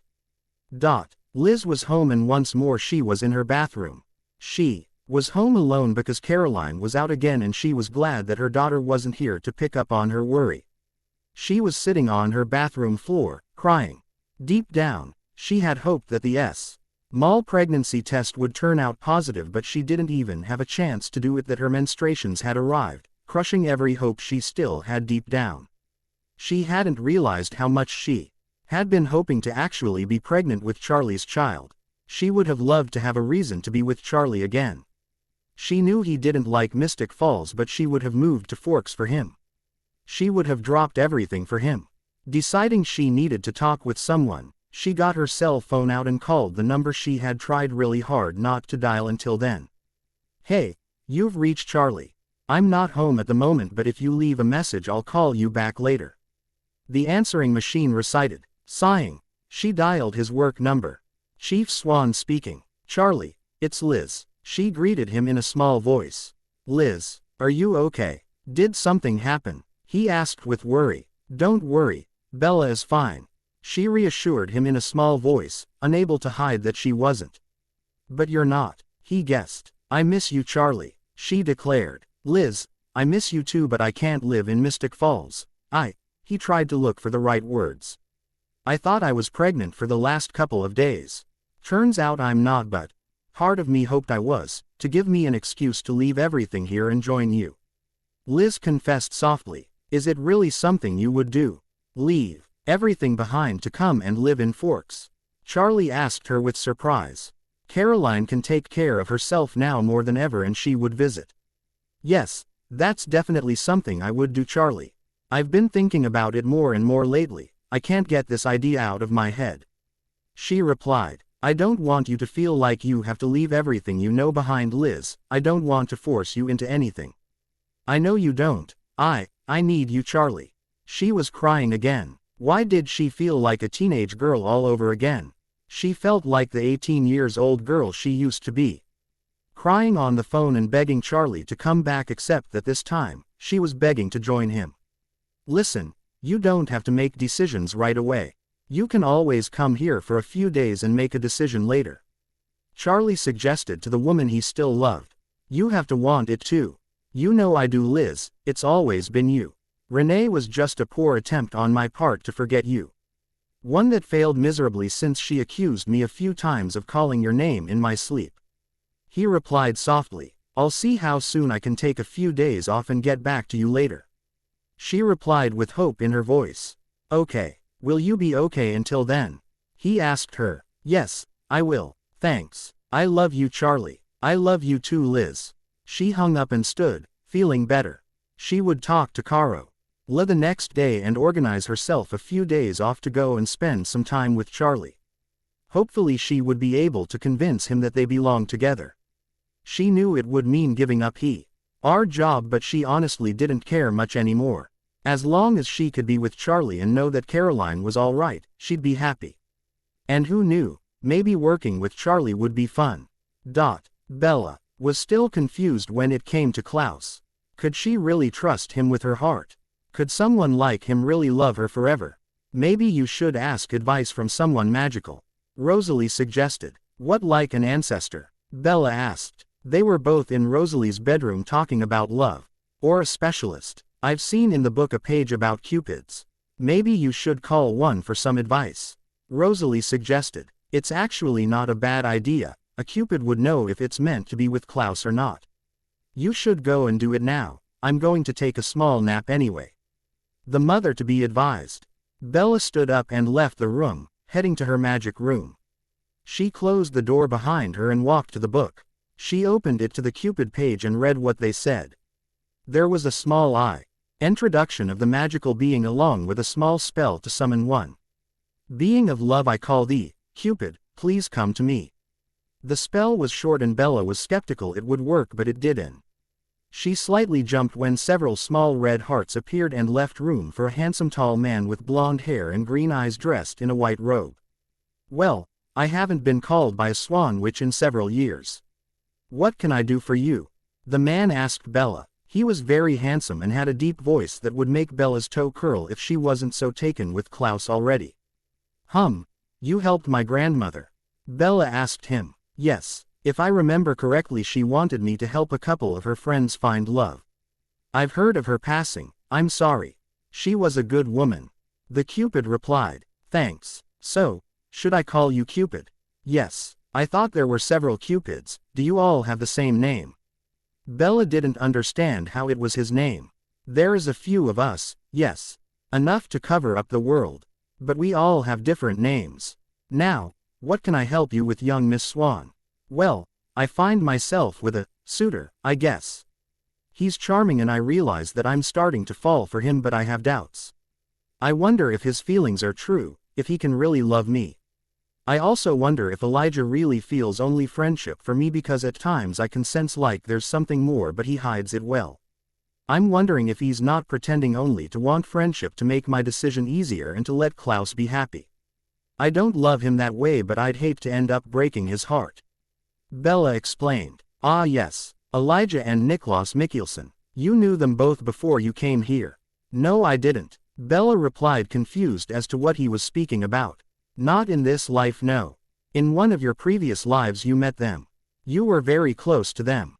The Cupid replied. If you tell me I was Tatia Petrova I will snap. Bella shook her head. No, you weren't Tatia, but you were alive during the same time. You knew them during the same time. So how does this information help me make my decision and calm my doubts? She asked him. I cannot tell you who your right choice is because love is a journey you have to travel on your own, but I can tell you that the one you got taken away from in that past life is the one right for you in this life.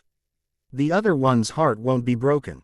The Cupid replied, getting ready to leave. Wait, you can't leave like that. What am I supposed to do? She asked him. You're a witch. The man reminded her before he winked at her and left in a cloud of tiny red flying hearts. Bella was upset. Being reminded that she was a witch wasn't exactly the response she was waiting for.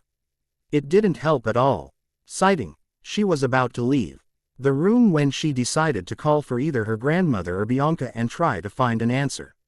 She summoned a spirit, not really knowing who she would find. Hello Bella, how can I help you today? Bianca Swan asked her descendant. Bianca, I need a little guidance. I'm listening, Bianca replied kindly. Bella then proceeded to tell her everything, and the spirit told her. There is a spell in the book to see a past life. You wait until you're alone and able to stay quietly alone and undisturbed for a while and cast it.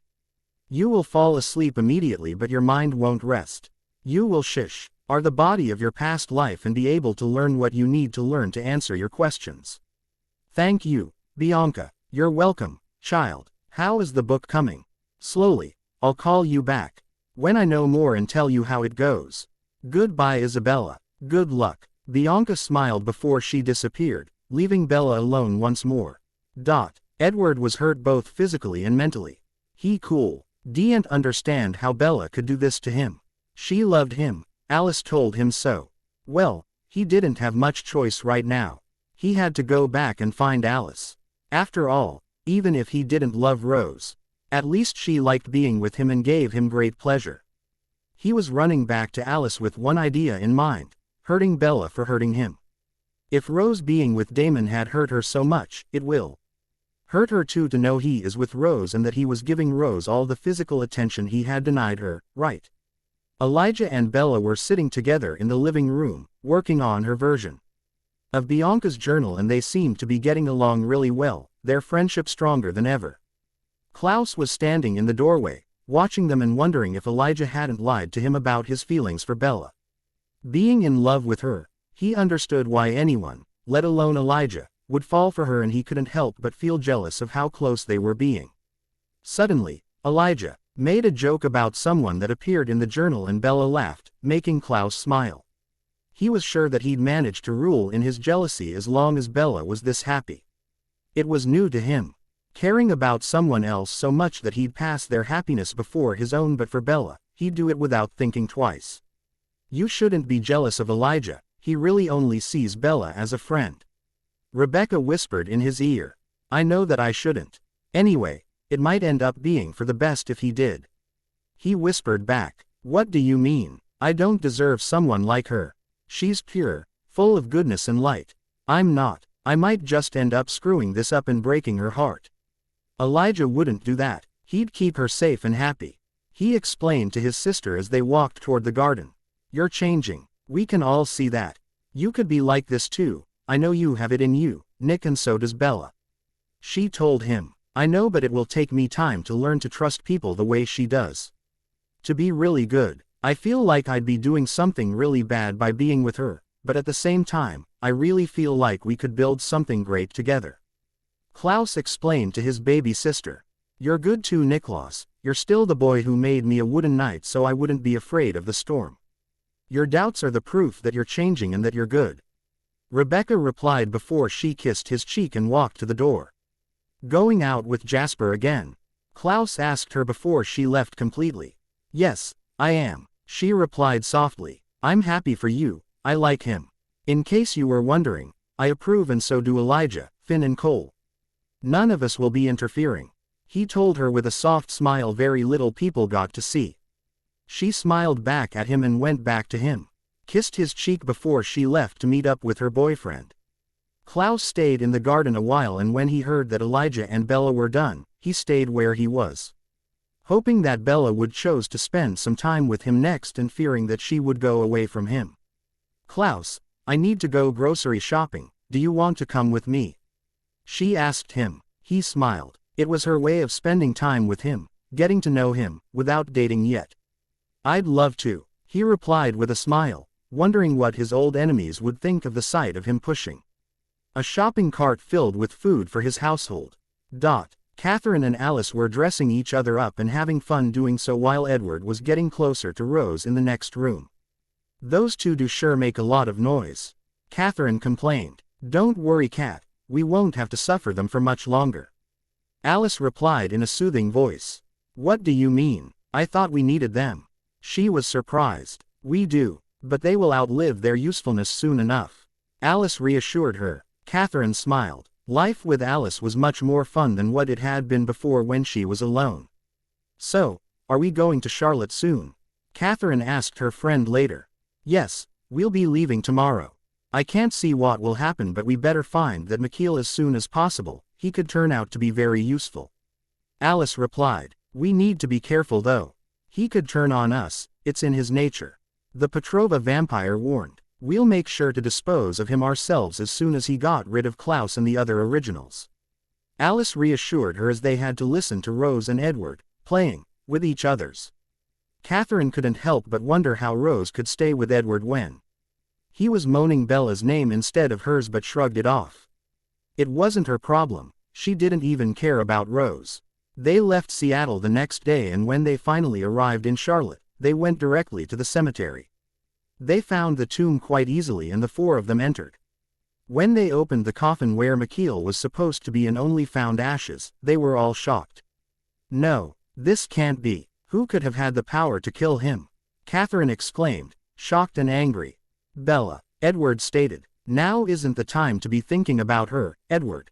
Rose snapped. Her scent is all around the tomb, Edward explained. Yes, I can smell her too. Alice shook her head. Klaus and Elijah too, Catherine informed after concentrating a bit on the scents. Well, what do we do now? Rose asked as she pressed herself in a slutty way to Edward. We have to do things on our own, Catherine snapped back at Rose. The two of them had a hard time getting along, and Catherine couldn't wait for the time when they would finally get rid of Edward and Rose. Let's go, there's nothing here for us anymore, Alice decided before she led them out. Where are we going now? Edward asked. Texas. We need to create new friends, Alice replied with a smirk. Liz had been to talk with Carol as soon as she could, and the woman agreed to talk with her husband about letting her take a few days off. They both talked to Richard at the same time, and the man didn't have a choice but to agree and let Liz take a couple of weeks off work. The woman was happy and immediately called Charles, i.e. to inform him she would be leaving in a couple of days and staying about 2 weeks. The man couldn't keep the joy off his voice when he told her he couldn't wait. Liz chuckled. They were both like teenagers when they were together, and it was a nice feeling. She went and started to pack for her trip. She also told her daughter about her coming absence, and Caroline was happy for her mother. After all, everyone deserved happiness, right?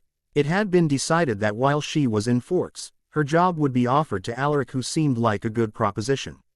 Even if the man liked to teach history, he didn't mind taking the badge for a while. The school could always find someone else to teach history. They were considering asking Sage. The woman was thinking about it, but Finn knew she would end up accepting the offer. He knew her, and he knew how much she loved teaching what she knew to other people. In the first time in a long time, Bella was alone. Rosalie was in her room with Sage and Rebecca, doing girly things and talking about their experiences with thirst control, and everyone else was out doing different things in town. It was time. She knew now was her opportunity to find out more about the past life she needed to know about, to cast the spell that would help her make a decision for the future. She opened the book and placed the 5 required candles around her bed before she put the book on it and put a "Do Not Disturb" magic in progress sign she had done herself on her bedroom door. She then went to sit back on her bed and read the spell. Power of the witch's rise, course unseen across the skies. Remove the chains of time and space and make my spirit roar. Let these mortal arms embrace the life that haunts before. As soon as she said it, she felt herself fall and lost her eyes only to open them to a new place, in a body that wasn't hers. Bella's past life. Bella wasn't in control of the body she was in. The girl was in front of a mirror, adjusting a dress and Bella could see her past life was slightly smaller than she was herself with a skin a little darker. Her eyes were brown as well, but it was a different shade of brown, one less bright than her own. Her hair was longer than hers and less wavy but in a similar color, without the small stripes of natural red in them. She heard herself saying she was going out as her legs carried her outside where she worked on the garden for a while before going in the woods to look for some mushrooms. For a minute she wondered how she could understand it all, but then she figured magic was probably translating everything for her. It had to be part of the spell, to make sure that she'd understand what was going on. She followed her past life's routine for a few hours and learned her name was Matilda and that she was Elijah and Niklaus's best friend since they were kids. She heard herself confessing to her mother how she was in love with Niklaus, but he only had eyes for the tramp. Tatia even thought she didn't. She deserved him and was playing him and Elijah. Matilda's mother told her that if it was meant to be it would be, not to worry about anything. Everything would make sense in time, even her love for one of her best friends. Bella witnessed as Matilda took care of Niklaus some of the times Mikhail hurt him, doing her best to help him heal quickly. She didn't know how long she was in that body, but it looked like she was jumping through time. Days, weeks, months at a time. She saw Matilda cornering Niklaus one sunny day and telling him she was in love with him and watched as he looked shocked, not expecting this confession from her. Then she avoided him a bit and later the brothers were changed along with the rest of their family. She remained their friends, not willing to turn her back on them like the rest of the village had done. However, she couldn't help but be hurt when she saw Tatia flirting with Niklaus and when the man answered with some flirting of his own. Matilda couldn't get rid of her love for Niklaus and was stuck feeling pain. Even though Niklaus had hurt her feelings, Matilda stayed by his side and remained his friend, showing him that no matter what happened, that even though he was obviously different from his siblings, she'd be there for him. After a couple of other time jumps, Bella saw Tatia being killed in the sacrifice to bind Niklaus's werewolf's side. Was it wrong of her to be happy about it? Of course she was sad for Niklaus and what had been done to him, but she was glad that Tatia was now dead. She hadn't been good for Elijah or Niklaus. She was just a troublemaker. She saw Elijah and Klaus cry. She knew that they weren't just crying for Tatia. Elijah was crying because he was sorry for helping his parents curse his brother, and Niklaus also cried for the father he hadn't known and just lost. They were together, decided to stay brothers and friends before the newly bound hybrid looked at Matilda with new eyes. It was like Tatia's death had lifted a spell and that he was now free to love her. She watched Matilda being happy to see her love finally looking at her the way she wanted him to for so long, but she also had to watch as, out of nowhere, a man known in the next village to be a werewolf shot an arrow to her heart, killing her on the spot.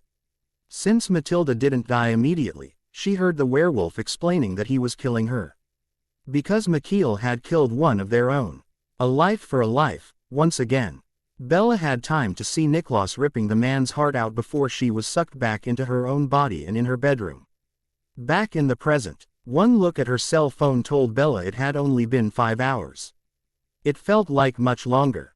She felt like she had been there, like she had lived Matilda's life. She sat up and put candles away along with the book and went back on her bed to think. She had loved Niklaus in a past life. He had loved her as soon as Tatia had been out of the picture, but she had been taken away from him by the wolves. Elijah had been her best friend, the one that was always there for her and that was always willing to listen to her problems and help her find a solution. Niklaus had been her love, the man she had loved from the beginning, the one she had been taken from way too soon. This vision had cleared everything up for Bella, like lifting a cloud from her heart and mind. Klaus was the one for her. The one who loved her and with whom she'd be happy. Even if Elijah had romantic feelings that he was hiding from her, he wasn't the one for her, they were just meant to be friends. He'd surely find love with someone else someday. Cupid had said that the one she wasn't meant to be with would find his true love soon after, so she didn't have to worry about hurting him, right?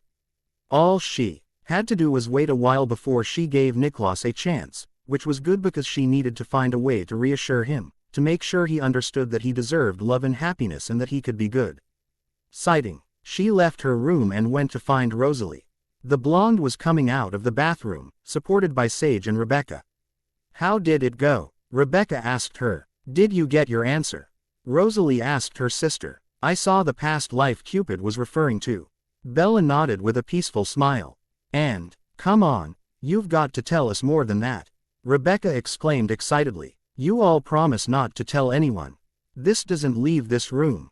Bella asked. The three women nodded and she told them. My name was Matilda. I looked differently than I do today. You were Niklaus and Elijah's best friend. You were killed by a wolf shortly after the curse was put on Klaus. Rebecca exclaimed. Yes, I was in love with Klaus since I was little apparently, and he only looked at her like she wanted him to after Tatia was killed. It was like a spell had been lifted from him.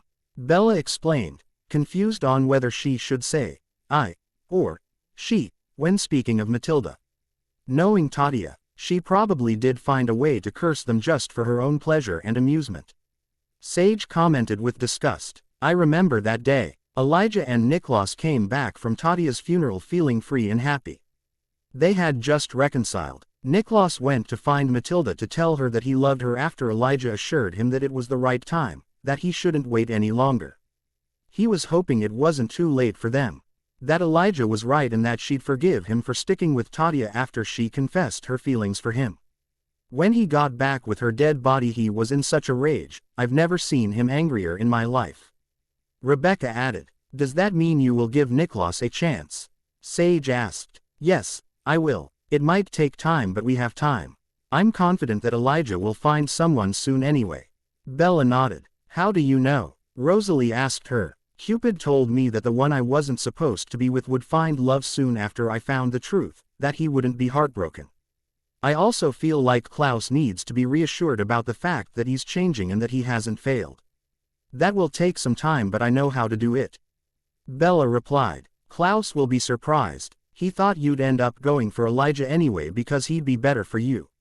Rebecca confessed. Elijah never even said he was interested in me this way. Where did Klaus get this idea anyway? Bella asked, shaking her head. Probably from his lack of self-confidence when it comes to people that love him. Rebecca shrugged her shoulders. I'll work on that. I already have an idea. Bella smiled mysteriously and the other girls knew that she wasn't going to reveal her idea to them. Do we know who Elijah's love is then? Sage asked Bella. I don't know but she'll come along eventually. Cupids never lie. Bella replied. If the Cupid said that it would be soon, then she might already be around or on her way. Rosalie added. We're all going to be fine. We'll all have love in our life, we'll all be happy.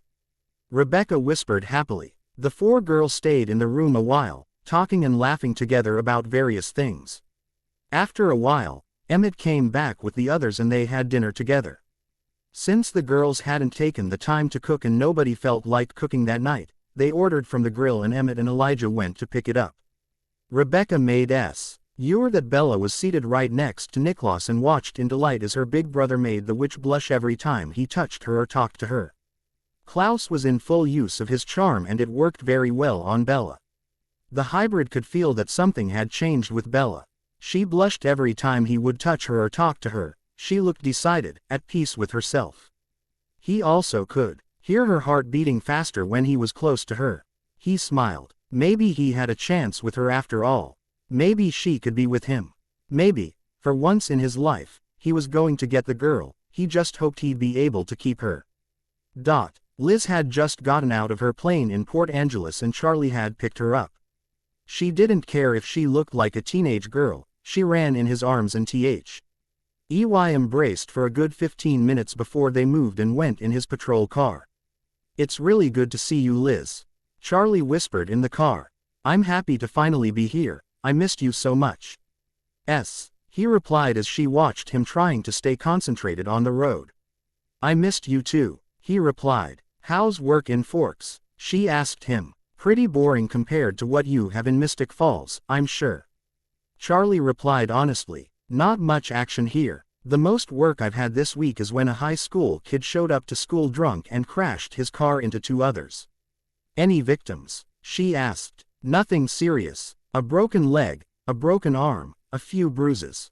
Charlie listed. But you love it. How can I not? Being chief of police in a town where crime is close to zero is always good. He declared with a smile. True, it's nice. The quiet, the peace, Liz stated with a calm face. I'm sure you'll miss Mystic Falls in less than a few days. Charlie chuckled. I think you underestimate the appeal you add to this town. Liz assured him and watched him blush. He really was a lot like his daughter, just like Caroline was a lot like her when she was younger. Their daughters were just like them. They took more from them than from their other parent.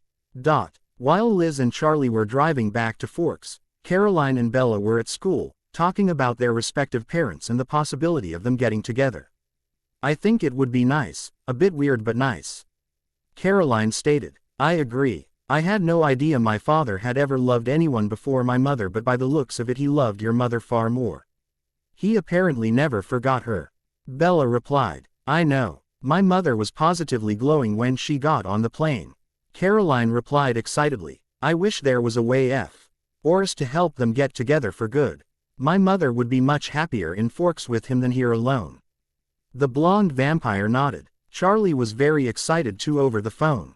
The young witch added. Isn't there anything we can do like with magic or something? Caroline asked. I don't know. We could ask a Cupid for advice. Bella suggested. Like a real Cupid, expert on love. Yes, maybe he could help us help them. Bella suggested. Great, I'll come by your place today after school. Caroline decided before she headed to her class.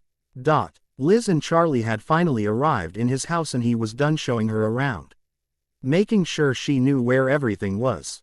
They were now sitting on the couch and drinking a beer, talking about what had happened in their lives since they last saw each other. We've been invited for dinner at one of my friend's place, Billy Black. He informed her nervously. Oh, from the shape-shifting pack, right? She asked. Yes, I see Bella put you up to date with everything. She wanted me to be ready. Liz smiled softly. How is she really? I mean, she told me she's welcomed the originals into her home. Is she really safe with them? The worried father asked. She's just fine. She makes them more human actually. We haven't had a single, by vampire, death in a very long time. Liz reassured him. It's weird that she doesn't need me anymore. I am the time when she couldn't take a step on her own without tripping. He declared nostalgically. I know what you mean. Caroline has become so independent and strong since her transition, she doesn't need me anymore either. We should be proud of our daughters, they're strong and they do good. Charlie said. I'm proud. I just wish she needed me more, that she'd stay a little girl longer. I know, me too. He agreed before his face grew serious.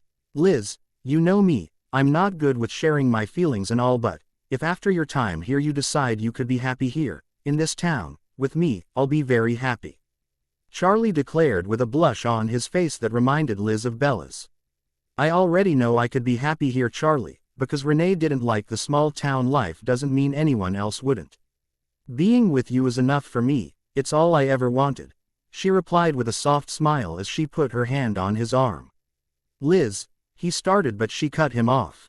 I know you're insecure about us. Mainly because of Renee and the number she did on you, but you need to have faith in me, Charlie. Have faith in us, she told him as she looked at him in the eyes. You're right, come here. He replied as he opened his arms for her to snuggle into until it was time to leave. It was like no time at all had passed since they had been a couple. They were natural at this. What do you think they're doing? Caroline asked Bella at lunch. I so don't want to know. Bella replied quickly. Who is she talking about? Bonnie asked. My father and her mother. She's wondering what they are presently doing. Bella informed her. What? They deserve to be happy. Caroline exclaimed. I agree, but I don't want to know the specifics of what they are doing together in order to be happy. Bella replied. But we're still calling that Cupid after school to ask him for some help with them, right? The blonde asked. Yes, Caroline, I told you I would. The young witch replied with an eye roll. After that, Caroline got distracted by Cole and forgot about her questions until after school. Cole was good at distracting Caroline. The rest of the day went by pretty fast for Liz and Charlie, and before they knew it, it was time for them to head to La Push. As they got into the police car, Charlie said, It's nice to be in this car with someone else who is as comfortable as me in it. Bella hated being driven in this. I know what you mean, Caroline begged her father to buy her a car the minute she was 16. She always hated being in the police car, she replied softly. Remember when why were little and begged to have us turn the siren on to have fun? He asked her with a hint of nostalgia. Those were the good days, she replied. Soon they were at the reservation and parked in front of Billy Black's house. His son Jacob might ask you about Bella. He always does. He has a kid crush on her and hates the fact that she left and that he doesn't have a chance with her. Charlie warned her as they got out of the car. He'll move on eventually, Liz assured Charlie. I hope so. Bella has never seen him as something other than a friend. They weren't even that close, he cited. Soon, they were in the Blacks' backyard with the Clearwaters and Sam Yulee along with his fiancée Emily. After some quick introductions, Sam informed Charlie that Bella texted him and asked him to make sure Liz was in the loop if anything happened. Liz thanks him. She was grateful Bella knew her so well. Billy and Harry were happy for their best friend. He looked truly happy right now. Of course EY had heard about Liz over the years and they knew all about their history, but it was nice to actually meet her and see their friend finally be happy with her, even if for a few days. So Liz, how long are you planning on staying in Forks? Sue Clearwater asked the blonde woman. It depends on how long Charlie will have me. I'm aiming for forever. She replied softly. This is kind of a trial for us. Charlie added. What do you mean? Billy asked. If we can work out for the duration of her planned stay here, we might make things more permanent. Charlie explained with a slight blush. That's a good idea. You should have tried that with Renee, save you some heartache. Harry joked. If he had done that, Bella wouldn't exist. Emily frowned from her spot on Sam's lap. Neither would my Caroline, Liz agreed. Maybe it was always meant to happen this way, Sue suggested. Maybe. We'll see if we can be happy here together, Charlie said as he pressed Liz to his side in an affectionate gesture. I already told you I was sure of it, you're the only one with doubts. Liz reminded him. Forks is much more boring than Mystic Falls, Charlie replied as Liz rolled her eyes. I can handle it. The way I see it, it's not boring. It's calm, she chuckled. After that, it was just fun and jokes and getting to know Charlie's friends. All in all, a pretty good evening. When they got home, it felt like they had done it thousands of times before and like they had been living together for several years. It was natural between them. They eventually fell asleep in each other's arms after a night of passion. Bella and Caroline were in the magic room, after school. Bella reopened her book of shadows at the Cupid page and called him. Caroline jumped and squealed when the tiny red hearts appeared. Hello again, young Isabella. Do you need more help with your love life and the decisions you have to make? The same Cupid had appeared and asked her. No, it's fine, I got my answer, thanks. This is my friend, Caroline. She introduced quickly, not wanting to have to tell everything or explain to Caroline or anyone really why she hadn't made a move yet. And you want me to help your friend solve a love problem? He asked. No, I'm fine. We want your help with our parents, Caroline replied, her eyes not leaving the Cupid's well-muscled arms. I cannot change the fact that your father loves men, Caroline. He was never meant to be with Liz for long. The Cupid replied in a serious tone. We actually want help putting my father and her mother together. Bella replied quickly. Ah, true love. Charlie and Liz, I'm not so sure they need your help. He replied. What do you mean? Caroline asked. Their time finally came. It's the right time for them. They will be fine. Liz is helping Charlie with his insecurities. He is helping her too. I'm guessing you'll get some good news in a few weeks, he explained with a smile before he disappeared in a cloud of red hearts. Well, that's good, Caroline exclaimed with a bright smile. Yes, it is. Bella nodded before she closed the book and they walked downstairs. They walked in the living room and sat down with everyone. They were gathered together to discuss what they would do to prepare against Alice and Catherine's coming attack. Caroline went to sit on Cole's lap and started to tell them what the Cupid said when a rainbow appeared in the living room. They all jumped and looked up when a tiny man dressed in green with a weird hat on his head and a small wooden cane appeared in front of them. Greetings, Miss Swan. My name is Oran, he greeted with a heavy accent. He seemed to know who he was looking for even though Bella was sure she had never seen him before. She stood up and carefully went to shake his hand. "You're a leprechaun," Bella exclaimed in surprise. "Yes I am, miss. Sorry, my name is," she was cut off. "You're Isabel Swan, the last matriarch of the Swan bloodline. I came to warn you. Your grandmother saved my family's lives once and I'm here to repay her by helping out hers." He explained. "Warn me about what?" Bella asked as Elijah and Klaus got closer to her in a defensive manner. "Thanks to my luck, I heard about an old wicked witch who is trying to gain her youth again. She needs the heart of a powerful young virgin witch. You're the closest to her location and the most powerful there is right now. I figured I'd warn you so you could prepare. My brother and his friends are warning the few women who could become her second choices as we speak." He explained. "How do you know I'm a virgin?" Bella asked with a blush, not yet realizing someone else wanted her dead. Everyone was looking at her, some with more interest than others. "Luck, I guess. I have to go now. I told you all I know. I'll send you more info if I can gather them. Good day to you, Miss Swan, and good luck," he replied before he tipped his hat at her and left the house on his rainbow. "You're still a virgin?" Cole asked with a raised eyebrow before Caroline hit his arm. "That's not the most important," she told him with a frown. "What? He can't leave like this. He didn't tell us who this witch was," Klaus exclaimed angrily, probably because he didn't know more. His kind can be trusted to say the truth. Lying would only bring bad luck on them. Bella replied. "What do we do?" Elena asked. "It's easy. Bella needs to lose her virginity. Then her heart won't be usable in this magic thing," Damon suggested. Klaus's head shot up. He knew it was wrong to think that right now, but if she did decide to go on this road, who would get to do it? "I'm not losing my virginity just to be safe. If she comes I'll fight her," Bella declared as she blushed deeper than ever. "What if she's prepared for you?" Klaus asked with worry. "Then we prepare ourselves too," Jeremy decided. "She could hire lots of demons to capture me. I'm going to go brew some killing potions and label them," Bella decided, standing up. "This way we just have to hide some all around the house," Jasper agreed. "I'm going to get some protective crystals and put them all around Rosalie's room first. I don't have enough for the whole house, but at least she won't be bothered. For the house, we'll use something less powerful but more ancient, apples and laurel leaves," Bella informed them. "Do you need help with making the potions? I mean, we don't need to be witches to do it right," Rebecca asked. "No, you don't, thanks. We're going to need some ingredients. I'll make a list." After that, while a team went shopping, Damon helped Bonnie practice her own defensive powers and everyone else helped cooking the different potions. Even if it was just preparing the ingredients, it still helped. Elena was in charge of labeling the bottles and everyone else was divided in groups. Some were cutting, others cooking.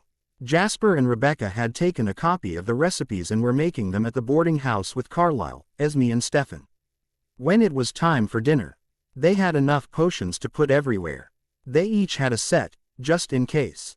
They had made freezing potions, fire potions, exploding potions and a few others, stronger and to be used only if the others didn't work. They were ready to deal with whatever would be coming. After everyone got to bed, Elijah finally put down the book he had been reading and found his hybrid brother pacing the floor. "What's eating you, brother?" he asked. "I can't sleep now. What if someone was to come and attack Bella during the night? What if she doesn't have the time to defend herself and gets hurt?" Klaus asked him. "She wouldn't want you standing in the hall all night," he told his big brother. "I know that, but I can't help it. I'm going to stay here until she wakes up tomorrow morning. I'll sleep when she's at school," Klaus decided before he grabbed a book and sat down, planning on drawing to pass the time. "I'll stay with you," Elijah offered, but as he was about to sit down too, his brother said, "You should sleep so that someone can look after her at school. At school she has Rebecca, Jasper, Stefan and Cole to watch over her," Elijah reminded his brother. "And on the way?" Klaus asked. "You're right. Good night, brother," Elijah replied before he went up to his room, leaving his brother alone in the living room. Everything would be much easier for Klaus if he had Ken his curse already, but he couldn't bring this up now. They had enough to worry about and he didn't want them to have to worry about his curse too. He was a bit weaker, but he was still strong enough to protect the people he loved. He'd have to be dead before any of them got to hurt Bella. It must have been around 2 a.m. when Klaus heard some noise in the garden. He immediately reacted and grabbed a freezing potion and a fire potion. As soon as he had them, he rushed using his vampire speed to the back door to find some man-shaped creature about to jump toward Bella's bedroom window. The light he stars and the moon shone on him showed he had a green skin with gray stripes all over. Besides that, he seemed to be human enough. Not thinking twice, Klaus threw the freezing potion at the demon that immediately stopped moving. Bella had explained it would work only on low-level demons and that those could be killed by ripping the heart out, allowing them to save a fire potion. Not thinking twice, Klaus ripped the demon's heart out and watched as both the heart and the demon burned to leave only ashes behind him. It had made some noise and he was worried it would wake Bella up. He was to go back inside to check on Bella when her head appeared at her window. "Klaus, what are you doing out here at this hour?" she asked in a sleepy voice. Her hair was all over the place and she still looked half asleep, but in Klaus' eyes, she was still the most beautiful woman he had ever seen. "I just killed some demon, human-shaped, green skin with gray stripes." "So that's what the noise was. Are you okay? Is it gone?" she asked him with worry. "I'm fine, don't worry. Didn't even sweat," he joked with a reassuring smile, enjoying the fact she worried for him. "I'm glad. Thanks for watching out," she smiled at him. "Always. Get some rest." "Good night, Klaus," she replied as she retracted her head inside her room. "Sleep well, Bella. I'm standing watch. Nothing will hurt you," he assured, not knowing if she had heard since she closed her window at the same time. However, as he listened to her in her room, she whispered, "I know, I trust you with my life, Niklaus." He smiled and went back inside to finish his drawing of her. The next morning, Bella asked Klaus to show him the demon in the book. They found out he was a low-level kind of demon for hire. If the witch recruited him, she meant she didn't have much power to begin with, and Bella wondered what she had used to pay the demon. Money, a rare ingredient, information, a spell. "Thanks again for helping out, Niklaus.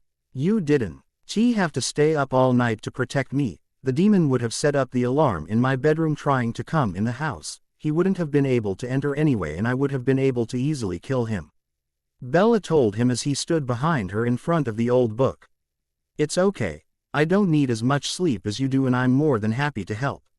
I don't know what I would do if anything was to happen to you," he confessed sincerely, making her blush. Bella took a deep breath and turned around.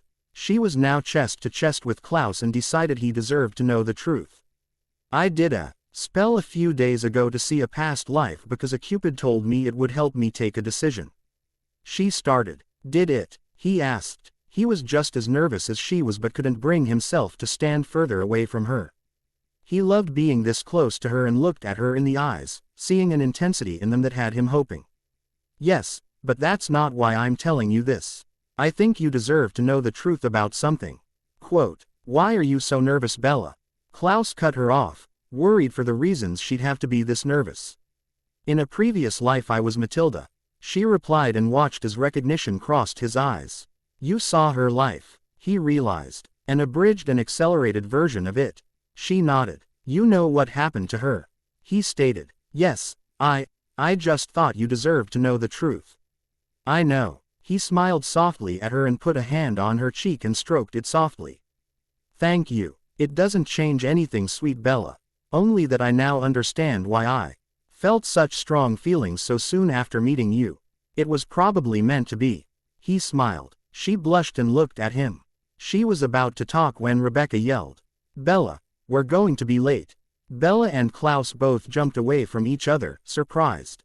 "I thought she was going to school with Jasper this morning," Bella cited in annoyance before giving a smile of excuse to her love and leaving the room. They would have to talk about it some more later, but not now. Now Bella needed to go to school and try to graduate. She also needed to work on her plan to help Klaus have more self-confidence and to help him trust people, especially his family, more. Life in Forks for Liz and Charlie was sweet, nice, easy and natural. They were very happy together and neither had ever been happier than they were lately. Charlie had to go to work eventually, but Liz would come and bring him lunch and spend some time with him and his deputy at the station. It was like they were on a honeymoon. They were meant to be. It had been a week and a half since Liz arrived and she loved her new life in Forks, with the man she had always loved by her side. She was a housewife here, and even if it was a big change, she could finally garden and do all the things she always wanted to do. If she was bored, she went to the reservation and spent some time with Sue or Emily, where she often made new friends. When Charlie got back home after work, she would have dinner ready for him and they would talk about their day. "See, I told you it would be a success," she told him that night as they lay against each other on the bed after making love. "I'm glad, really glad, but are you sure you want to live here?" He didn't want her to end up resenting him like Renee had. "I'm sure. I'm going to call home tomorrow and arrange everything. Caroline and Bella will bring my thing here whenever they decide to visit." Liz decided. "I'm so happy. I love you, Liz. Always have, always will," he whispered against her neck as he kissed his way down her breasts. "I love you too," she managed to reply before she started moaning again. The next week and a half had been tiring for everyone. Demons had been attacking them several times a day, and even if most of them were low level and easy to kill, it took a lot of time and energy. It also managed to interrupt Bella every time she had tried to do what she wanted for Klaus. "We can't go on like this.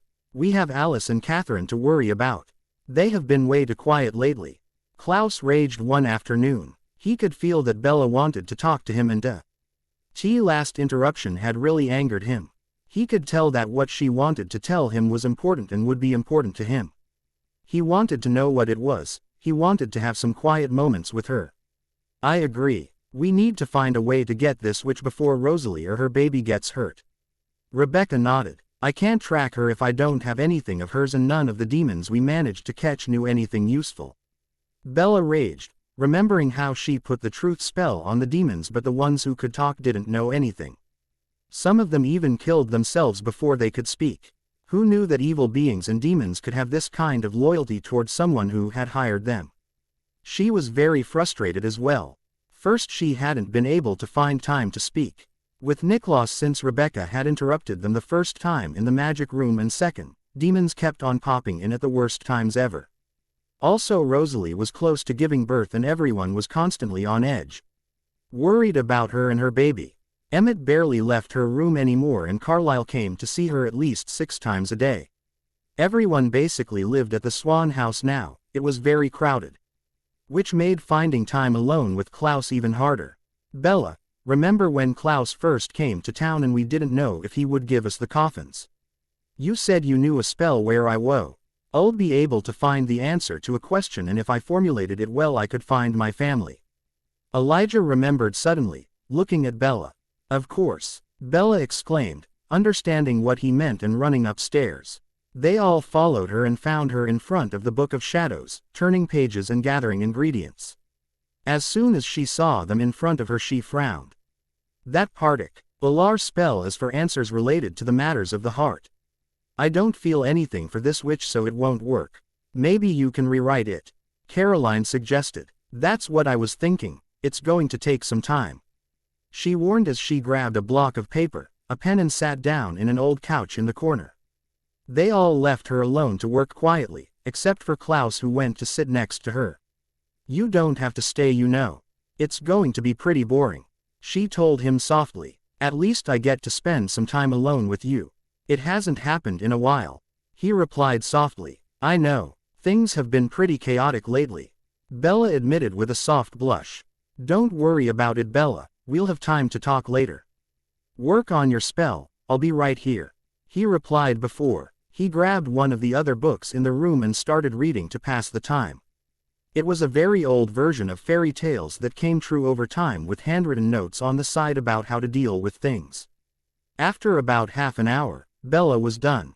She could have done it much quicker, but she found it hard to concentrate when Klaus was right next to her, being handsome and sweet and absolutely perfect.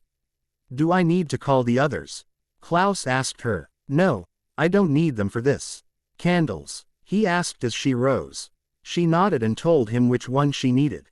He set them up in the middle of the room, and Bella went to stand in the circle they formed along with a big bowl of water and a mixture of herbs. "Okay, let's try this," Power of the Swan witches rise, find the witch plotting my demise. Help me locate her so I can finally be in peace and vanquish thee. As soon as she was done saying the spell, Bella threw the herbs in the water and watched as they formed an address. I know this town. Grandma took me there once when I was a little girl here on summer vacation with my dad. It's less than 2 hours away. Bella exclaimed. Good, then we can take care of it tomorrow and finally be done with it. Klaus decided with a relieved smile.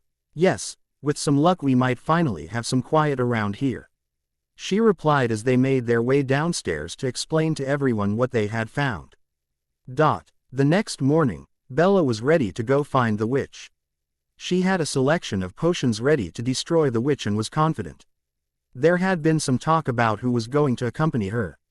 Everyone wanted to be a part of this trip to see her kick ass and to see who the witch who wanted to harm Bella was.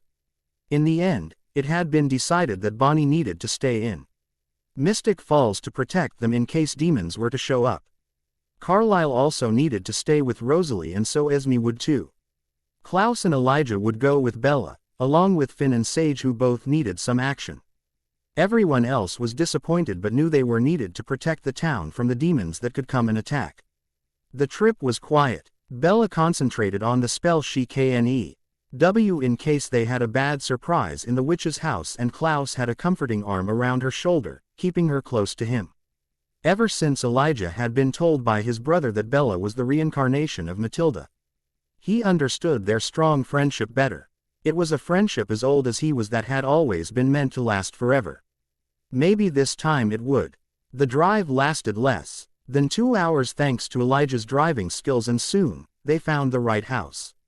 It was a small house made of wood that could have been cast to be the Ingalls' house in Little House on the Prairie. It was isolated and obviously not being taken care of very well. The grass all around it looked dead, almost like the life had been sucked out of it. It must have been a while since the nymphs visited this place. Bella whispered. It must have been a while since anyone has visited this place. Sage added. The chimney is fuming, so she must be inside. Finn noted. How do we proceed? Klaus asked. We should lure her out of her house. Elijah suggested. How do we do it?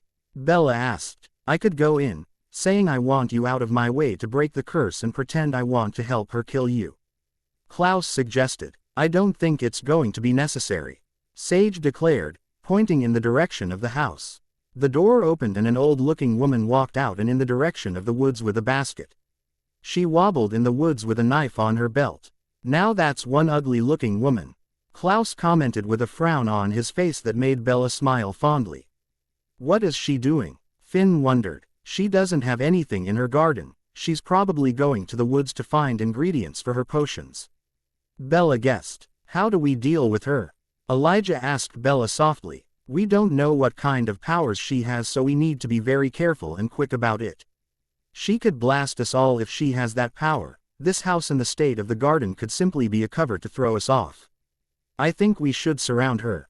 One of you will throw a freezing potion at her, and once she stops moving I will throw the vanquishing potion. Bella suggested. I'll throw the freezing potion. Klaus decided, wanting to do something useful for his love. No, I will do it. You stand near Bella and protect her if necessary.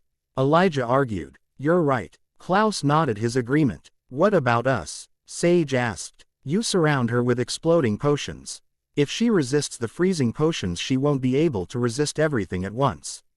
Bella suggested. She had taken very strong potions anyway. Potions that would been strong enough to kill even Klaus, not that she'd ever consider it. They all nodded and ran in vampire speed in their positions. They waited patiently until the old witch came back and they attacked. Of course the freezing potion didn't work, so Bella, Finn and Sage threw their potions at the same time, taking the woman by surprise. Before she died, the wicked witch had time to throw a knife in Bella's direction. Refusing to see her get hurt, Klaus jumped in the way and caught it in time. The blast from the explosion sent them all flying into trees, but they were fine. Klaus had caught Bella mid-flight and she was safely in his arms while he broke a tree in two. Bella was safe. Klaus took the knife out of his shoulder while Elijah dusted his suit off. They made sure nobody else was in the house and left. They all went back to the car and drove back home. Liz was on the phone with Richard Lockwood, explaining that she wasn't coming back to work. She would come back to pack a few things and leave again. Are you sure? Carol asked her. Yes, Carol, I've been waiting for this for a very long time. I'm finally happy. We'll miss you in Mystic Falls, Richard declared, accepting that she wasn't coming back and why. He didn't have a reason to complain. Alaric was doing a good job as acting sheriff and he would probably accept the permanent job. Plus, Alaric was a man, and even if Richard would never say so in front of his wife, he didn't really like seeing a woman in a position of power in his town. That's why he offered Carlisle Cullen T.'s position as chief doctor in the local hospital. He was not only super competent but a man. He proved that even though being supernatural, he cared for human life, and it was enough for the mayor. It's what I need. Charlie makes me happy, Liz insisted, glancing at her love in the backyard. You sound happy. Well, we'll see you when you come back, right? Carol asked her. Yes, I'm not sure about the date yet, but I'll keep in touch, Liz assured her before they said their goodbyes and hung up. Bella had just gotten back, and after a quick and relaxing shower, she stood on the doorway of R. Osali's room and watched as the woman talked to her belly. At that moment, Bella was missing her mother very much.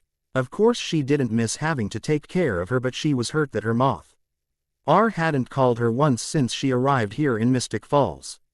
She didn't answer her daughter's phone calls either, and Bella had been hurt when her mother didn't even call or send a message when her grandmother died. She was wondering what she had done to her mother to deserve such a treatment from her. Was it wrong of her to want her mother to give some news once in a while? She was just a girl, after all, and it was natural to want these things, right? Sighing, she looked at her cell phone and walked in the backyard where she could be alone to try and call her mother again. She dialed her mother's cell phone number. Nothing. She dialed Phil's cell phone number. Nothing. She dialed their home number. Nothing. She knew they had to be home at that moment. So she didn't stop. She wouldn't give up until she knew what her mother's problem was with her.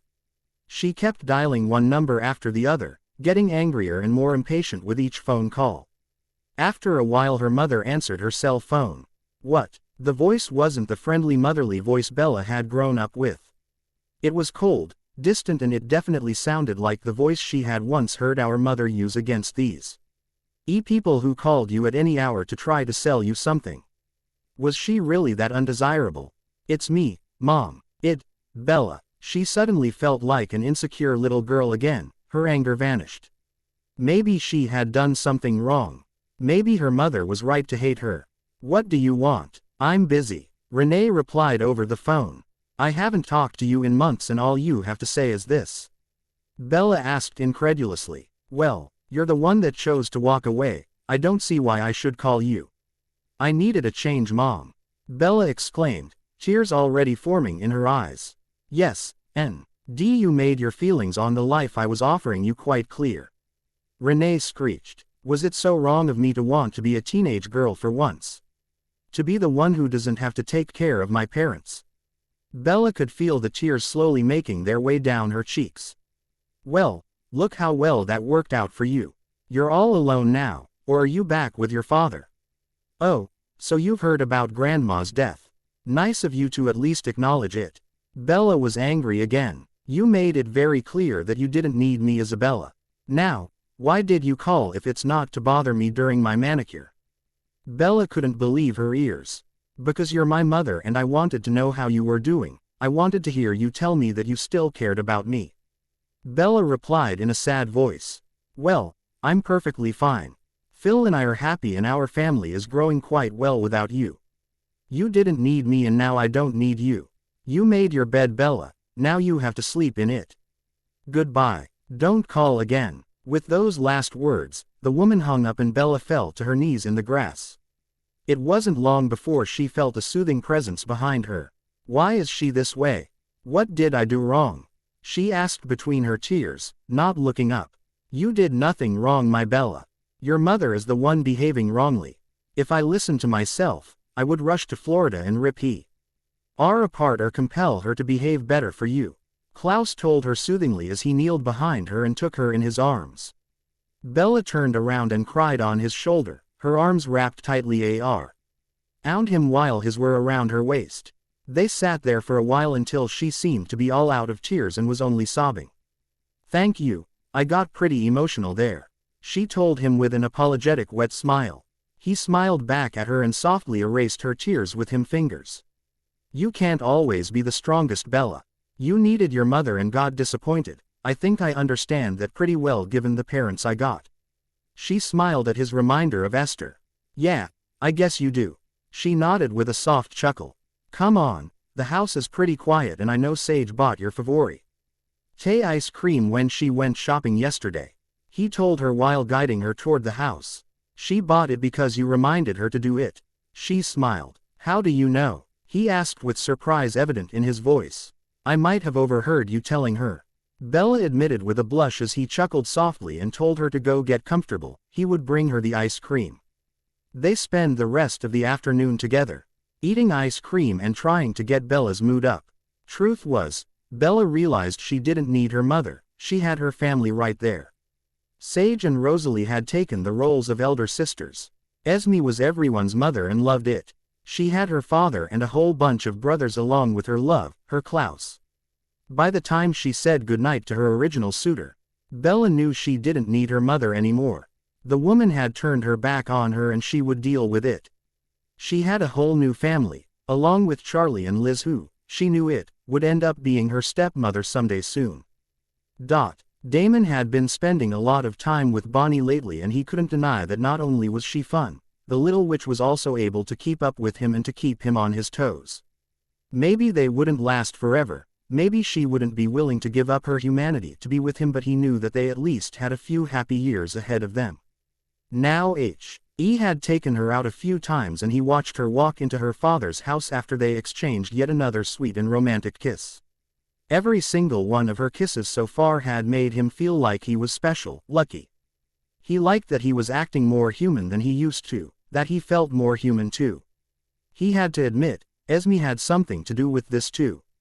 She was acting very motherly and fared the affection and guidance that his brother and he had missed since the passing of their mother when they were children. When he got back to the boarding house that night, Damon kissed Esme on the cheek and whispered, "Good night, Mom," before going to bed. She wasn't his biological mother, but she was a mother willing to love them, to keep up with him. He didn't see Esme watching him go up to his room with tears of joy stuck in her eyes. She had the big family she always dreamed of. Caroline had just gotten off the phone with her mother and she knew that Bella, who was right in front of her, had just had the same conversation with her father. "What's going on, girls?" Cole asked when he walked in the room to see them both staring at each other, cell phone in hand and big smiles on their faces. "It's happening. Oh, I'm so happy," Caroline squealed as she jumped up and down and clapping her hands. Her mother is coming home in a few days to pack up everything and deal with some paper work before she leaves and goes to live in Forks permanently with my father. Bella explained, joy evident in her voice. "What will happen with Caroline?" "You can't stay alone, dear," Esme exclaimed. He had come over with Carlisle to check on Rosalie and was supposed to meet up with Jenna and go to the decoration store together. "I can stay on my own, I can take care of myself," Caroline assured her with confidence. "Are you sure, honey? Maybe you should move in with one of us?" Jenna asked. She, too, had come to the Swan house to spend some time with Esme, whose presence she liked. They had both grown very close. "Bella is on her own and perfectly fine. I'll be fine too, don't worry," Caroline repeated before she grabbed Cole's hand and dragged him back to her house where they would be alone to have hot sex. Before they left the house, Bella asked, "What about your father? After all, the man was still alive and should get custody of his daughter." "Oh, I forgot about him." "Well, we'll see, won't we?" Caroline shrugged her shoulders before running out with her boyfriend. Bella took a minute to think about this. Bella is on her own thing. She hadn't been on her own for a while. She was happy for it, of course, but Caroline would really be alone. It's not like another entire family of supernatural beings would come in town and seek refuge in her house anytime soon, right? Jenna was happy. Not only life with her boyfriend Alaric was perfect, but ever since they had introduced her to the supernatural world, she felt more in her place. She had found pretty good friends in Sage, Rosalie and Esme. She was glad that Jeremy and Elena had people watching over them, and it was nice to know people stronger than any humans had powers to protect her in case of problems. Of course she worried that Jeremy might choose to spend forever with Anna and become a vampire, but really, who was she to bet against love? She had always known love to be the most powerful thing in this world, and she was confident that they would find a solution so that Stefan and Elena and Anna and Jeremy could be happy together. They were all having fun at the boarding house around a big dinner when Tyler Lockwood asked the question that was bothering him. "So Klaus, when are you going to break this curse? It's been a while since you got to town and the full moon came and left." Everyone stopped what they were doing and looked up at Klaus. "Truth be told, I haven't thought about this for a while. I wanted to break it so I could have a family and protect us from Mikhail and Esther, but now I don't really need it anymore," he replied honestly, looking mainly at Bella. "It's just that my Uncle Mason, I know he was kind of hoping for it to happen soon," Tyler explained. "Elena would have to die," Stefan snapped. "Actually, I have found a recipe for a potion that would allow her to come back to life afterward, as long as she willingly gives her life," Bella added quickly. "I don't like this much." Jenna frowned. "If we can capture Catherine, I can call on my ancestors' family and with enough strength make her human again long enough for her to be the sacrifice. After that, Elena would just have to donate a bit of blood to change werewolves into hybrids," Bella explained. She had researched the situation a lot since the Mikkelsen had become their friends. "We won't be able to catch Catherine before she and Alice decide to attack, and it would be best if we had a few hybrids on our side before then," Jeremy said, surprising everyone. "Jeremy is right, and I trust Bella. If she says she has a way for me to survive, I believe her and am willing to take the risk," Elena declared. "Elena," Stefan started, but she cut him off. "Stefan, Alice and Catherine are running on crazy, and we know that they won't come back alone to face us. I want my family and my friends safe," she replied. Everyone stayed silent for a while before Jasper added, "The next full moon is in a few days. We have a lot to do before then.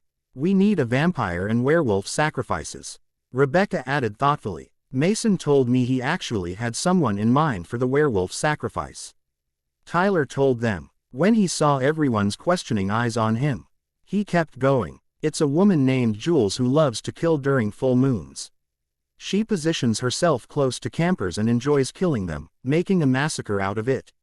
She refuses to change her ways, and he says that she has developed a taste for killing even when the moon isn't full. Well, all we need is our vampire then, and something tells me it's not going to be very hard to find."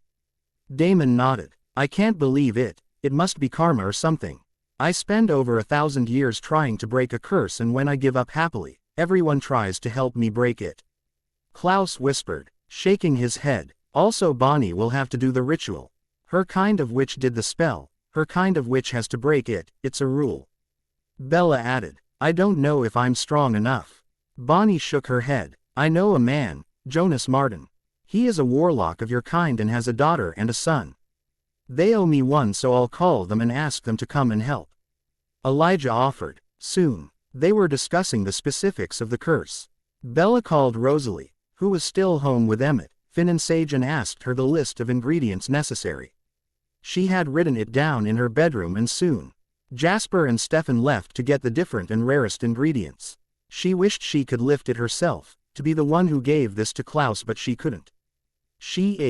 Had tried to cast on him the spell that broke other spells, but it hadn't worked on this one. While everyone was getting ready for the ritual that would happen in a few days, Carlisle had taken complete residence in Rosalie's room and would stay there until the baby was ready to be born. Everyone was nervous and excited to see this baby arrive, especially the other vampire females. Some of them were even considering asking Bella to perform the same spell on them, or a similar one. Bella had finished working in the first few chapters of Bianca's book, and Elijah was now taking her to meet his editor friend. She had taken the old journal with her along with her work and was nervous. Elijah did his best to calm her down, and it worked pretty well until they stood in the office of the editor.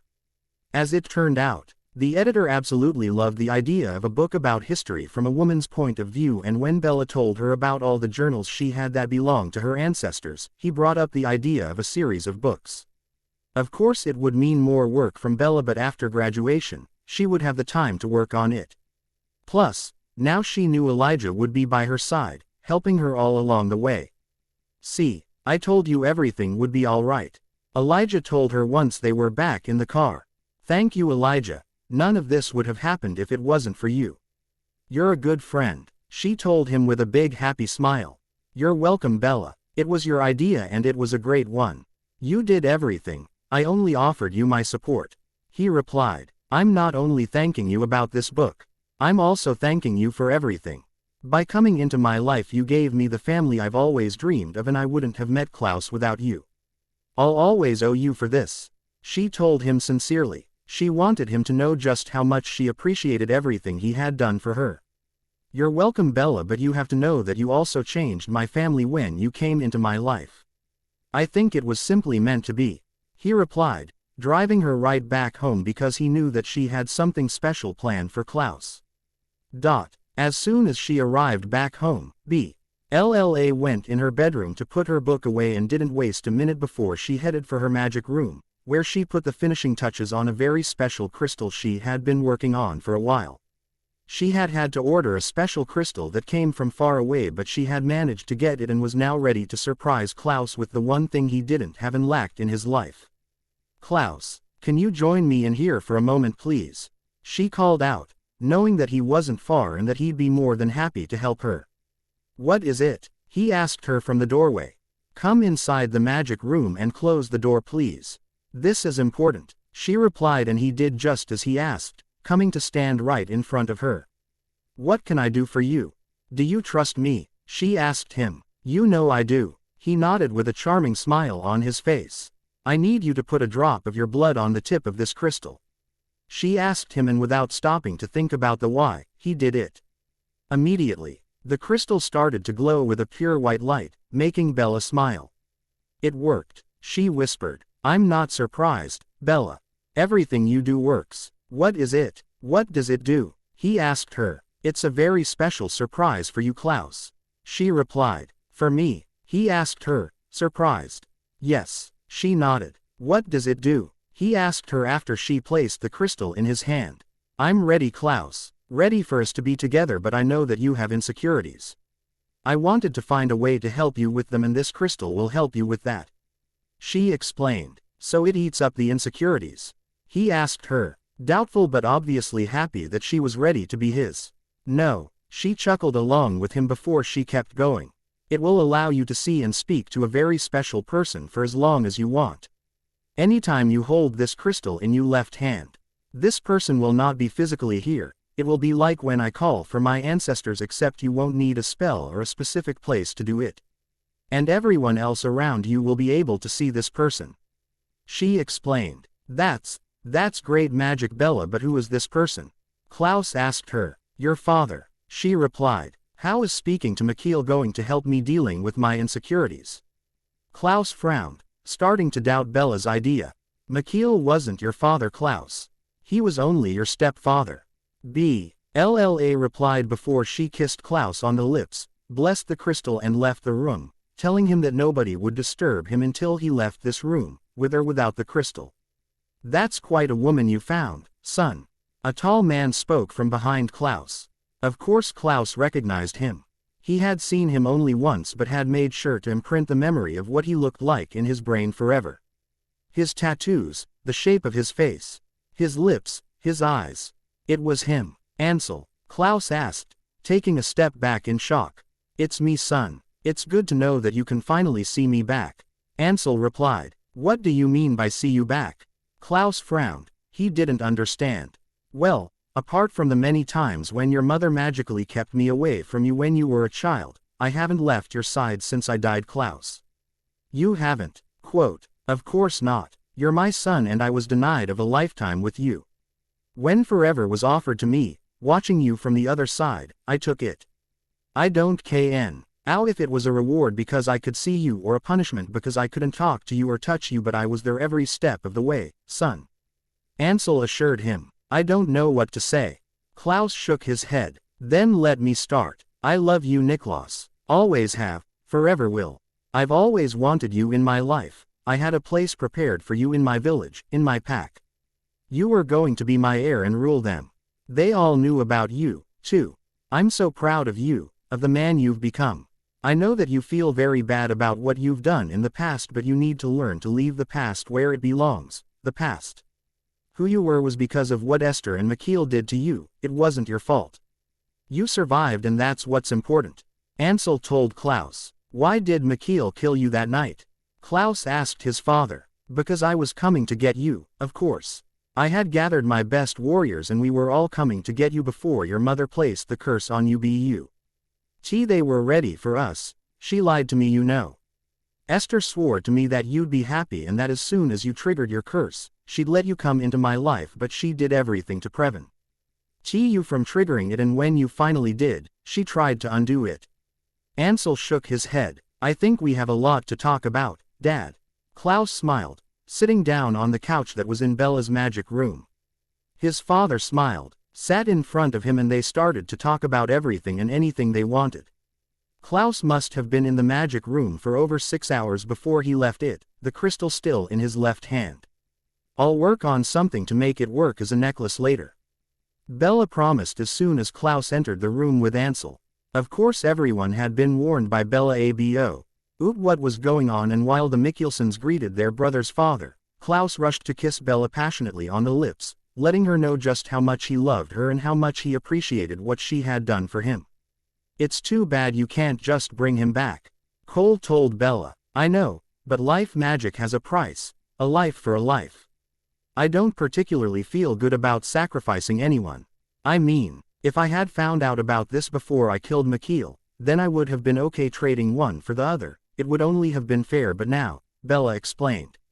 I'd rather no one died for me.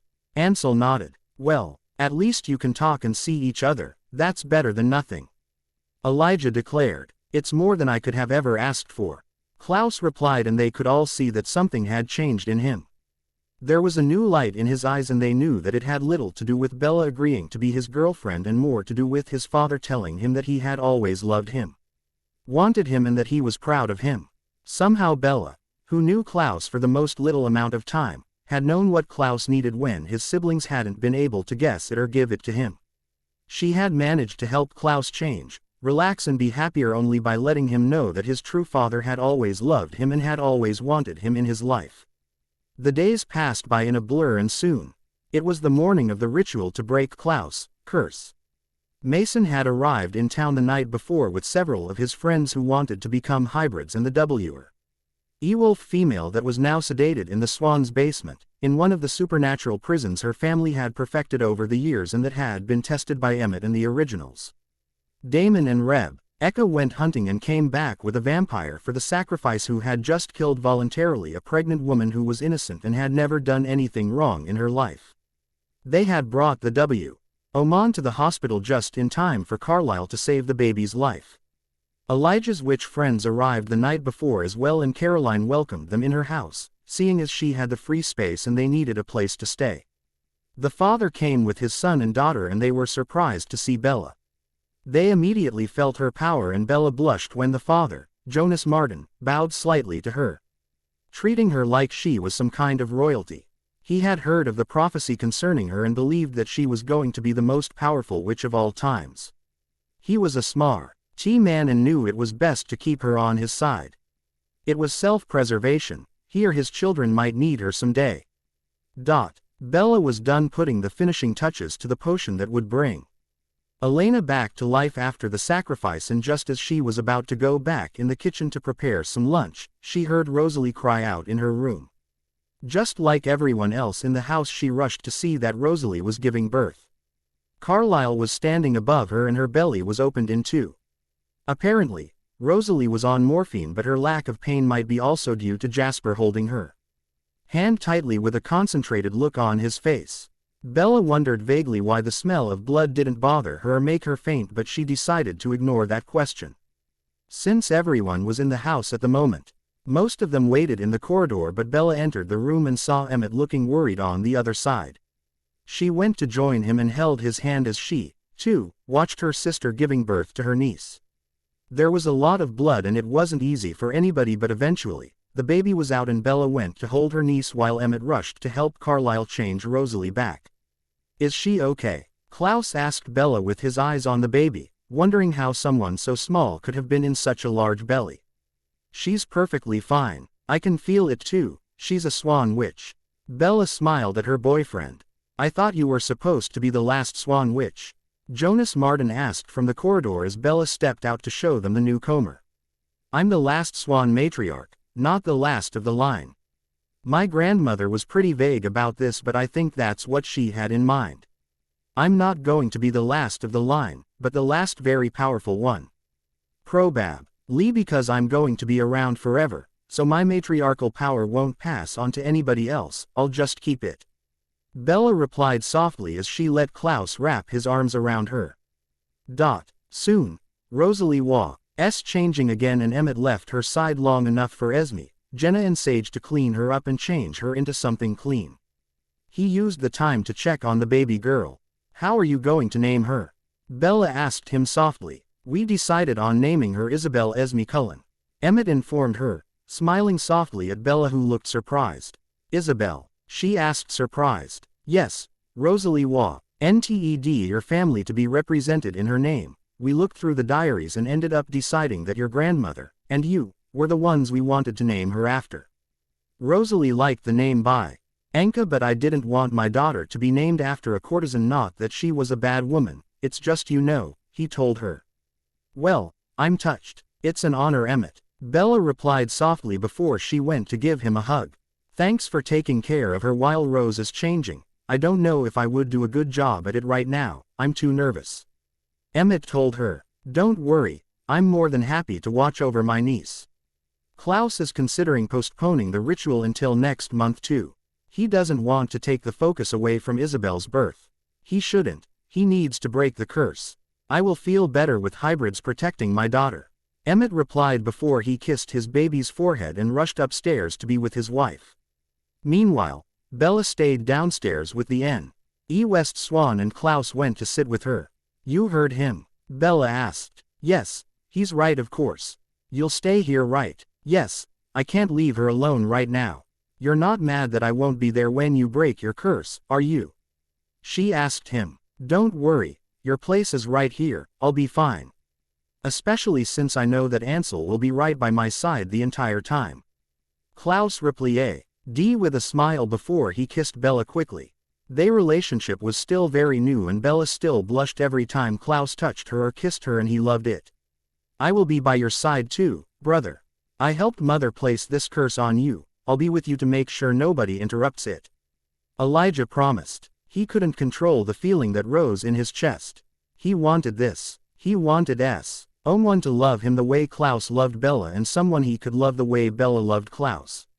He wanted true devotion and loyalty and trust and love. He wanted a baby, a family. Bella seemed sure that he'd get it the last time they had talked. She had told him that everything was possible as long as you believed in it, but was she right? Did she really know something, or was she simply being an optimist? The rest of the day went by pretty fast.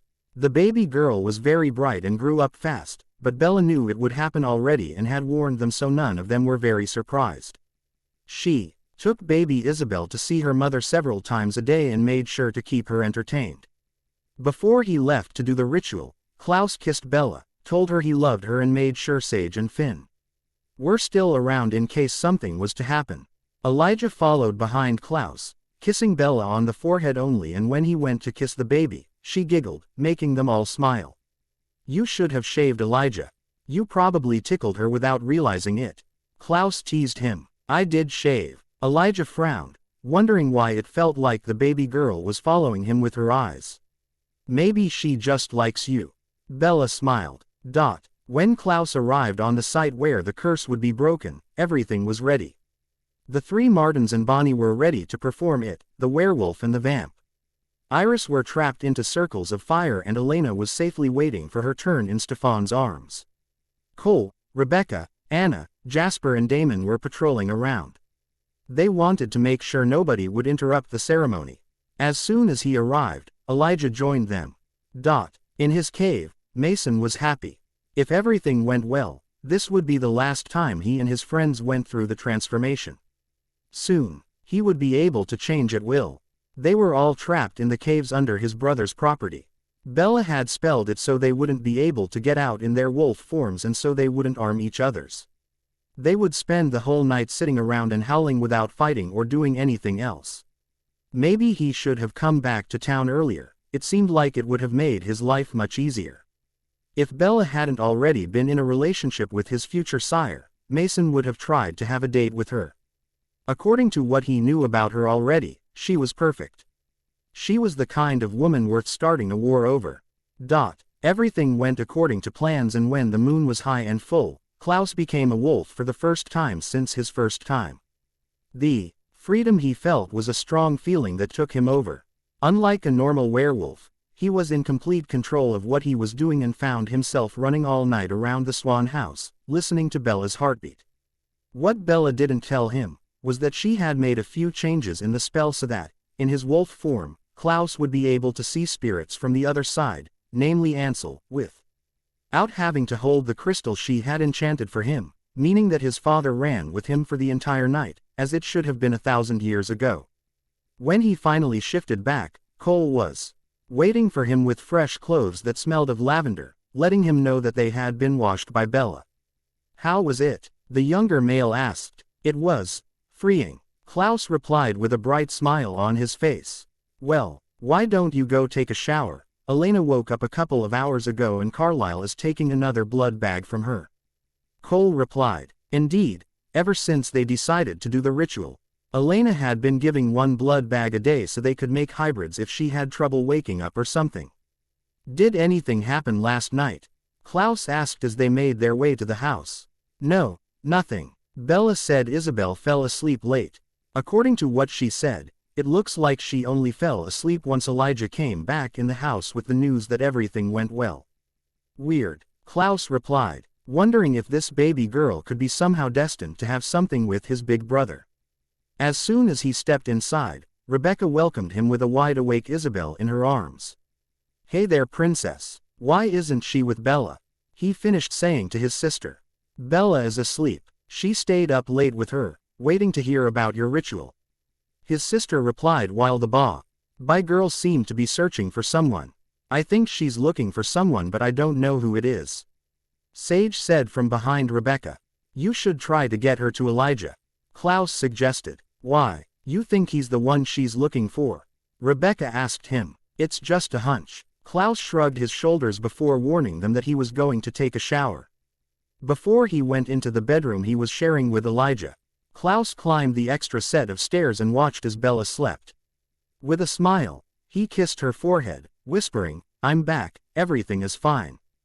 "Good, you should shower," Bella replied in her sleep, making Klaus chuckle. Klaus learned that other people had heard her when Emmett and Cole laughed from their spot in the house. Kissing her one more time and letting her sleep, he went to shower. The 2 days until Rosalie woke up were long for everyone. Even if they all went back to their lives, they all visited the Swan house at some point of the day to see how everything was going.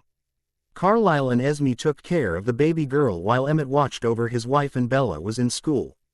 Sage had accepted the job of history teacher and was also at school with everyone else. Elijah wanted to be there for the baby, just like the baby seemed to want him to be, but he was afraid. What did it mean? Why did he want to be near her so badly? Why was he sad when she cried and at peace when she was sleeping? Dreaming or simply happy? Did this have anything to do with Bella's belief that he'd find happiness? Could this baby be his mate or something like this? Wasn't this wrong? "Don't overthink it, mate," Emmett told him as he walked past him with Isabel in his arms. I don't understand what's going on," Elijah replied. "You'll probably get it in time. Just follow your instinct. I mean, as long as your instinct doesn't tell you to kill my baby, if it does, then don't listen to it," Emmett replied, placing his daughter in Elijah's arms before he went back with Rosalie. Alaric had accepted the permanent sheriff job and loved it. The council had trusted him with not only the vampire hunting but the safety of a whole town. He loved his new job and he loved protecting people. Plus, Jenna loved a man in uniform, she loved to take him out of the uniform too. When Rosalie finally woke up as a cold one, she already had golden eyes and Bella told her she made sure she would keep the control she had before so she could be near her daughter without any problems. The reunion between mother and daughter was sweet and full of emotions. They made it was also a private moment between Rosalie, her daughter and her husband. As it turned out, Rosalie kept her witch powers, just like Bella had said would happen. They talked a while about having a wickening for the baby and they decided they would do it in a few weeks, once everything has settled down. Do you think she has any powers yet? Rosalie asked Bella. I don't know. She surely has them but she hasn't used them yet. At least not that we know. Bella replied. Guys. Isabel is getting impatient over here. Jasper called out as they all rushed to see baby Isabel frowning at Elijah. I know you're trying to say something, sweetheart, but I don't understand baby talk, I'm sorry. A very distressed Elijah was saying to the baby he was holding. She had tears in her eyes and his very first instinct was to make her happy, to give her what she wanted, and he didn't know what to do and had tears forming in his own eyes. Maybe we could cast a spell so she can tell us what's on her mind. Bella told Rosalie. Okay, do it. Rosalie agreed. Why don't you do it, Rosé? After all, you can use your swan powers too.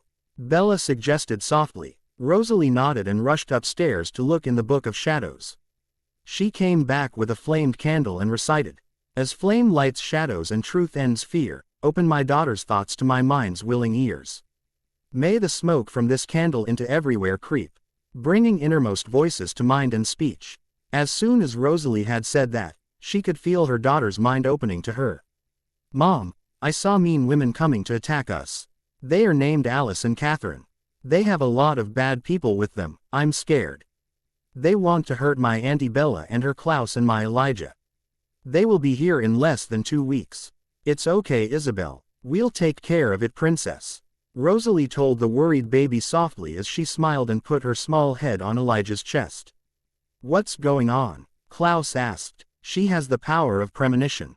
She saw Alice and Catherine coming in less than 2 weeks along with lots of people. Rosalie replied angrily. Something tells me they aren't coming to have a tea party.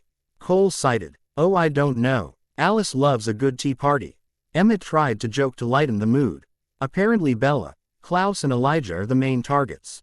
Rosalie said. How do you know? Elijah asked. Isabel told me so, though she did say, my Auntie Bella and her Klaus and my Elijah. The mother replied as she rolled her eyes. Oh, so you're her Elijah now, and here I thought you were a free man. Finn added in a joking tone. We belong to each other apparently. Elijah replied thoughtfully, finally accepting their bond, whatever it was. The girl was a few days old and he was already whipped. He would do anything for her and was grateful to Klaus for having dedicated 5 of his new hybrids to Isabel's protection. What do we do? Bonnie asked. We get ready. We warn the council and load on weapons. I'm going to call Sam and ask him if a couple of members of his pack would like to fight with us. I think I know them enough to know we will get a few warriors there. These boys love a good fight, and as long as they have somewhere to stay and food, they'll be happy. Bella decided. We prepare potions too, Rosalie added, and we prepare protection spells to put on the town. The council can assemble everyone in one place with a town meeting of some sort so it makes it easier for us to protect. Bella added. I can have a few hybrids protecting the town too. Klaus offered. You don't have many of them. We might need them to fight. Carlyle argued. What about Isabel? I want her safe. Elijah spoke, feeling like he had stolen Emmett's line. I'm going to have to stay out of it to protect her. I will be able to freeze anyone who comes at us. I'll just stay with the council. A couple of hybrids will do. Rosalie decided. I've been in touch with other werewolves who would like the opportunity to become a hybrid. 10 of them are on their way. Mason informed them from his spot in the doorway. He had initially come to share this information with Klaus and had apparently stumbled on a family meeting, a very important one. And so the preparations began.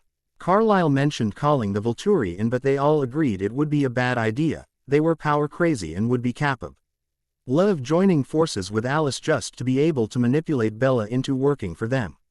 Nobody wanted that. However, he managed to call a few of his friends and the Denali clan agreed to help.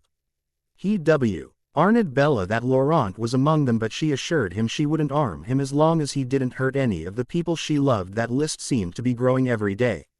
Caroline called her mother and Charlie, informing them of what was going on and that it was best if they stayed in Forks until further notice.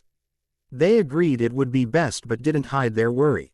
Caroline assured them everything would be fine and that they would call back soon with updates.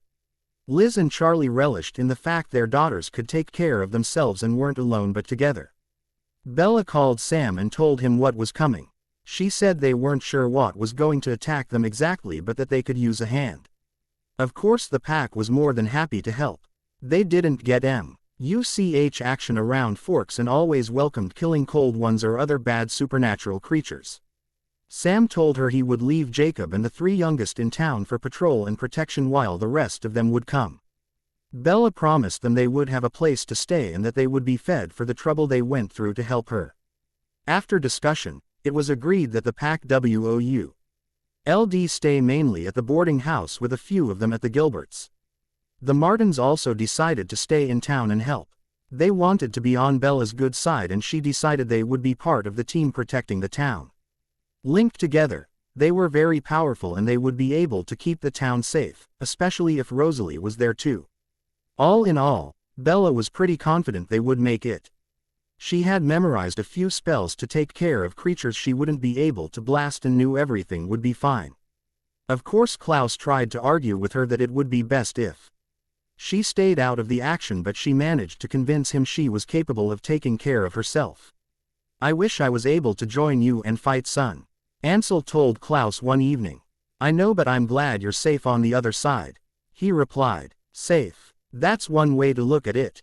Ansel chuckled. "I think that Bella is looking for ways to bring you back," Klaus confessed. "Don't worry, she won't do it if it puts her in danger. She's just informing herself. I'm keeping an eye on her," Ansel reassured his son. "Good, I don't want her to compromise who she is for me. She's perfect just the way she is," Klaus replied, making his father smile pridefully. The next 2 weeks went by very fast and they were all more than ready. Rumor of a hybrid being in Mystic Falls had brought several wolves to Klaus and he now had a little over 40 hybrids ready to fight in his name. Sam and 6 wolves, Paul, Jared, Quill, Embry, Leah and Seth, arrived a couple of days before the battle. As soon as they were introduced to everyone, Leah imprinted on Mason Lockwood and he took her back to the Lockwood mansion so they could get to know each other in a quiet place until the battle began. He knew he would go back to Forks with her when this was all over. There, they'd get her things and they'd be able to move back to his family home. She was more than happy to leave La Push anyway. Damon called Enzo and asked him if he could come and help them. Of course his friend agreed and came here quickly. He was happy for the company and more than happy to get some action. The Denali also arrived about the same time as the pack and were hosted at the Swan house. It was a good thing not everyone needed to sleep because things would be very uncomfortable. The 3 sisters were especially envious of Rosalie and found a moment to ask Bella if it would be possible for them to have the same experience. Bella told them that she could, but that they'd have to find a willing human to welcome them in their bloodlines. They all decided to wait a while until they found the right person and thanked Bella, happy to know that they now had the possibility to have children. Alice and Catherine were happy and pretty sure they would win this time. In less than 20 hours they would arrive in Mystic Falls and everything was ready. Edward and Rose were even rounding and manipulating their little army into getting ready for them. All they had to do was give the orders and things were almost doing themselves. They had vampires and cold ones, changed by Alice and Catherine only so that they could have some kind of control over them. Somehow word got around that they were going after Bella. The powerful Swan Witch and a couple of demons joined them in their quest, hoping to get some glory in it to get higher in the hell hierarchy. "We're almost there, Cat. I can almost touch the throne," Alice whispered with excitement evident in her voice. "Good, then we'll both get what we want and we'll have our happily ever after," Catherine replied as they both watched their creations marching through the forest like an army, rendered invisible temporarily by which they managed to get on their side. Isabel was now big enough to talk, and when she got a vision telling them where and when the attack would take place, she told her mother and Elijah so they could organize themselves. The council had organized a big party in the town's hall, and most of the town was planning on going. That left the others free to meet the attackers midway, away from the town, and attack in a clearing in the woods, away from witnesses. To ensure that nobody would go to the woods, word had been passed in town by Mayor Lockwood that a wild and very dangerous animal was in there and that they had hunters looking for it. That it was dangerous to go anywhere near the woods until it was all sorted out.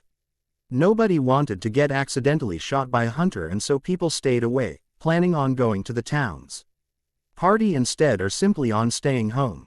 Carlisle had asked if they weren't in danger of Alice discovering their plans, but Bella told him she had shielded them from her sight a long time ago.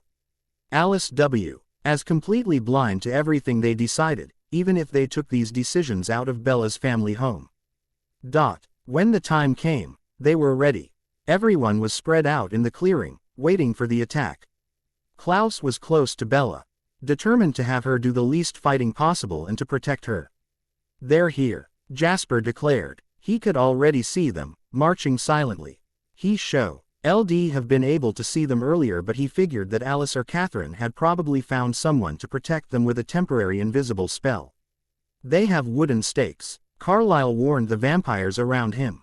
"Not for long," Bella replied with a smirk that rivaled with Damon's and Klaus. As soon as the enemies entered the clearing, she recited, "They have no right, they have no power, turn their hate sticks into flowers." It was a spell that had been used by a friend of her grandmother during their peace and love days. Immediately, all the wooden stakes turned into sunflowers. She shocked every one of them, and they stopped their attack for a while before Alice and Catherine, holding each other's hand behind them, all yelled, "What are you waiting for? Fight!" The army listened, and jumped in a fight they wouldn't win. Bella saw a couple of them flee the fight, but Alice caught them and they were killed immediately. Apparently, she had a no deserting policy in her army. Carlisle and Esme were surrounding Edward.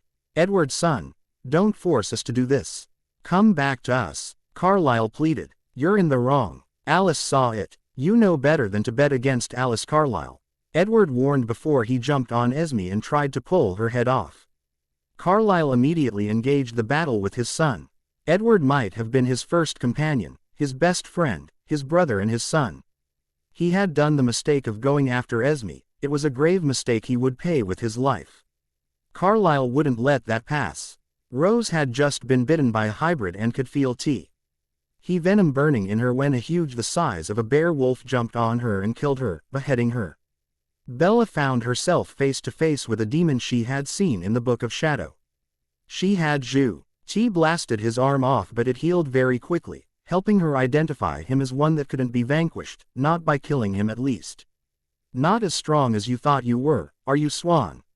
he asked her. "Don't worry, I came prepared.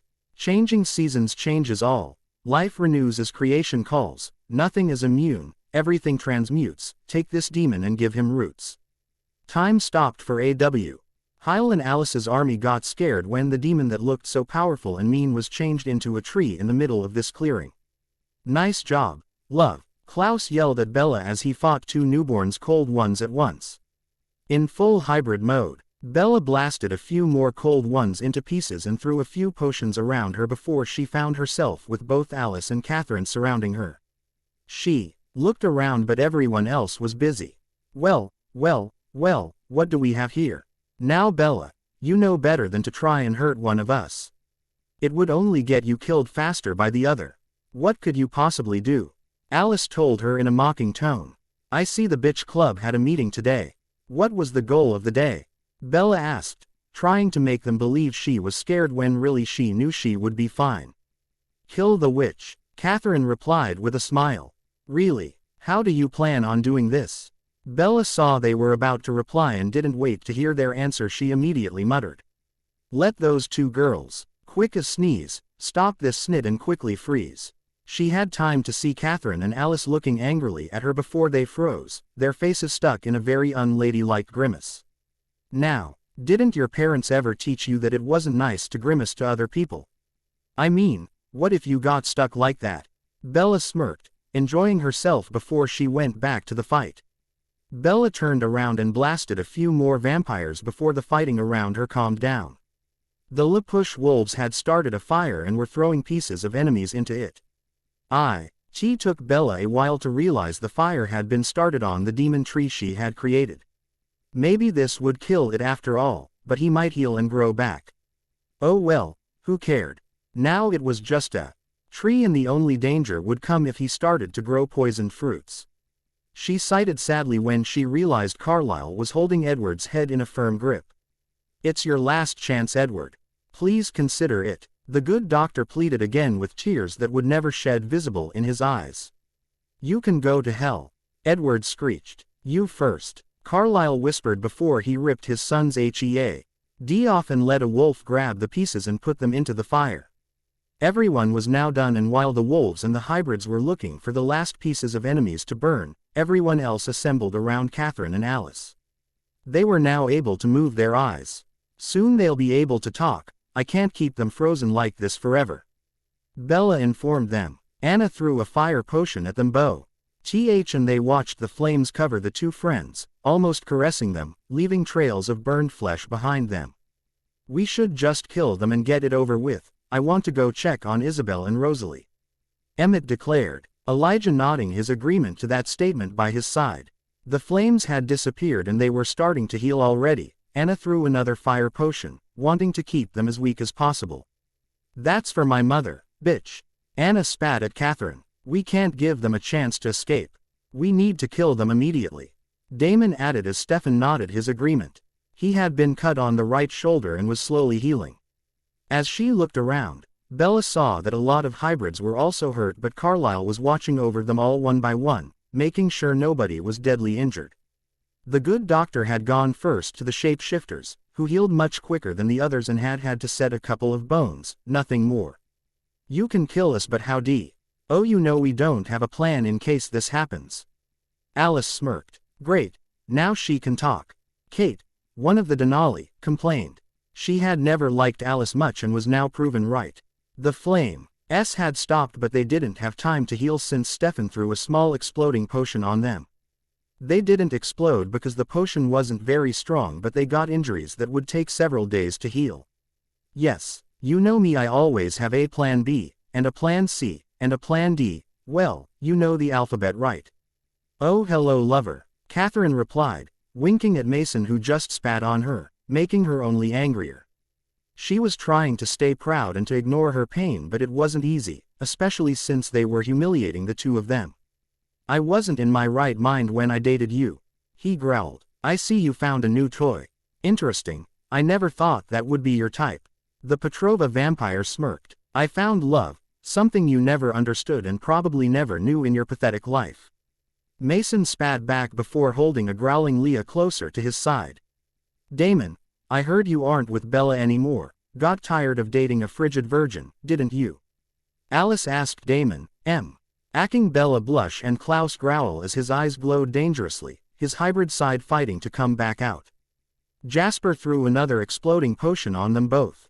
Just like the previous one, it gave them severe injuries. Say all you want, we know what's true and what isn't.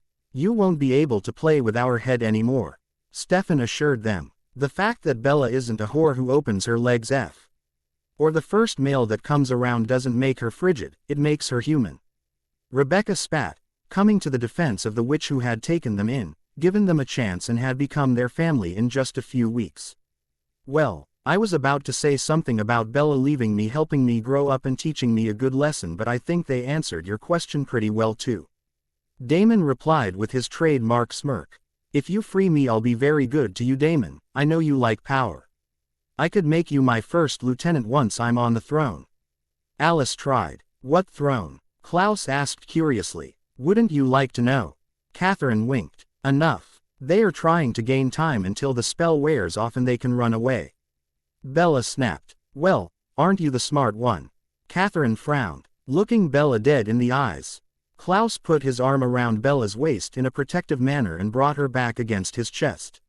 He needed to feel her close to him and safe. Her presence only managed to calm his inside hybrid. Looks like our Bella here changed the originals into a bunch of softies, what a waste. Alice told her sister, who giggled. I've had enough of this, Rebecca exclaimed and went to put her hand through Catherine's chest. Before she could pull her hand off with the heart in it, Catherine disappeared in a black cloud. That's black magic. A spell sent her somewhere specific, Bella exclaimed. Don't try to kill Alice, she would just disappear too, she added when Cole went to rip Alice's head off. What do we do then? Caroline asked. You do nothing, Alice smirked. They all watched as she managed to move her arm into her own chest. It was obviously painful, but she disappeared into the same cloud of black smoke as Catherine did. For the next few minutes, it was only growls and injures directed at the two women who were gone. They won't come back anytime soon. They need some time to heal, they've been hurt pretty badly, Bella announced. From what I can tell, we have a couple of weeks before we can start worrying. Carlyle nodded, reassuring everyone. Klaus turned toward his hybrids and said, I'm offering $1 million to whoever brings me one of them. 3 millions if you bring them both. 10 millions if you bring them to me both dead. Klaus half yelled in an angry tone. Interest was obvious in all their eyes and they all nodded. Who would refuse that much money? Klaus knew that by doing this, he just got a lot of people ready to turn against them. Even Sam's pack was interested. That kind of money could do a lot of good to the reservation. Since there was nothing else they could do, they left most of the hybrids and the pack to watch over the fire and make sure it didn't get out of hand, and they all went back to the Swan house where they would prepare a big feast to feed everyone before they had to take the road and go back home. Bella called her father quickly to let him know they were fine but that Alice and Catherine escaped, so they needed to be careful. She had sent him a few potions, just in case, and she wanted him to be prepared, to be able to defend himself if anything happened. When they came back to her house, Rosalie and the others were already waiting. Rebecca had texted them as soon as the fight had been over. Isabel immediately jumped out of her mother's arms and ran as fast as her small legs could carry her into her father's, but she made sure to keep her small eyes on Elijah. I'm fine, kiddo, don't worry, Elijah assured her before he kissed her on the cheek. They explained what had happened and everyone was mad at the turn of events. What do we do now? Rosalie asked. The same we always do. We keep on living our lives while we stay on our guards. We stay ready for anything that could happen, Bella replied in a determined tone as Klaus tightened his hold on her. He'd protect her, he'd make sure she was safe and able to concentrate on her diploma instead of being constant on the lookout for a potential danger.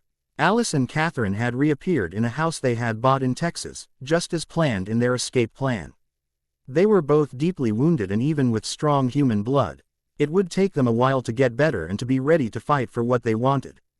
I guess we shouldn't complain about the injuries and be glad that spell worked out like we wanted. Catherine spat bitterly. We'll be fine, Cat. We'll get them. Don't worry, Alice told her as calmly as she could in a painful voice. They had gotten this escaping spell from a dark witch they crow SSED path with a few days ago and traded some blood and venom for it. Apparently they had made the right decision. They didn't know that, a few miles away from them, Peter, Jasper's old war friend, had been expecting them and was calling his friend. So, is that why you didn't come to join the fight? You wanted to check if your instinct was right, Jasper asked him. I did, and I knew you'd be fine anyway, Peter replied. So, they're just in the house? Yes, I don't think they're in any state to leave it anyway. I'd go and try to catch them for you, but Alice knows my scent and I'd be found out. It'd be much better if you sent someone else, Peter warned Jasper. Thanks, the pack is about to leave, I'll warn them, give them the chance to earn this money, Jasper replied before they hung up, and he called Klaus and Bella. Bella warned Sam and Klaus warned his hybrids. Maybe Alice and Catherine would see them come and would escape, but at least they were closer to getting them, they knew where to look. In Mystic Falls, things had slowly gotten back to normal. Most of the hybrids had left town and would be on the lookout for Catherine and Alice. The amount of money Klaus had put on their heads was not something any of them would frown upon, especially since they were going to live forever. Unfortunately, when they arrived in the house Peter had found in Texas, they realized that it was empty. There was an underground tunnel network under the house, and even though they did their best to follow it, they didn't find the two evil women.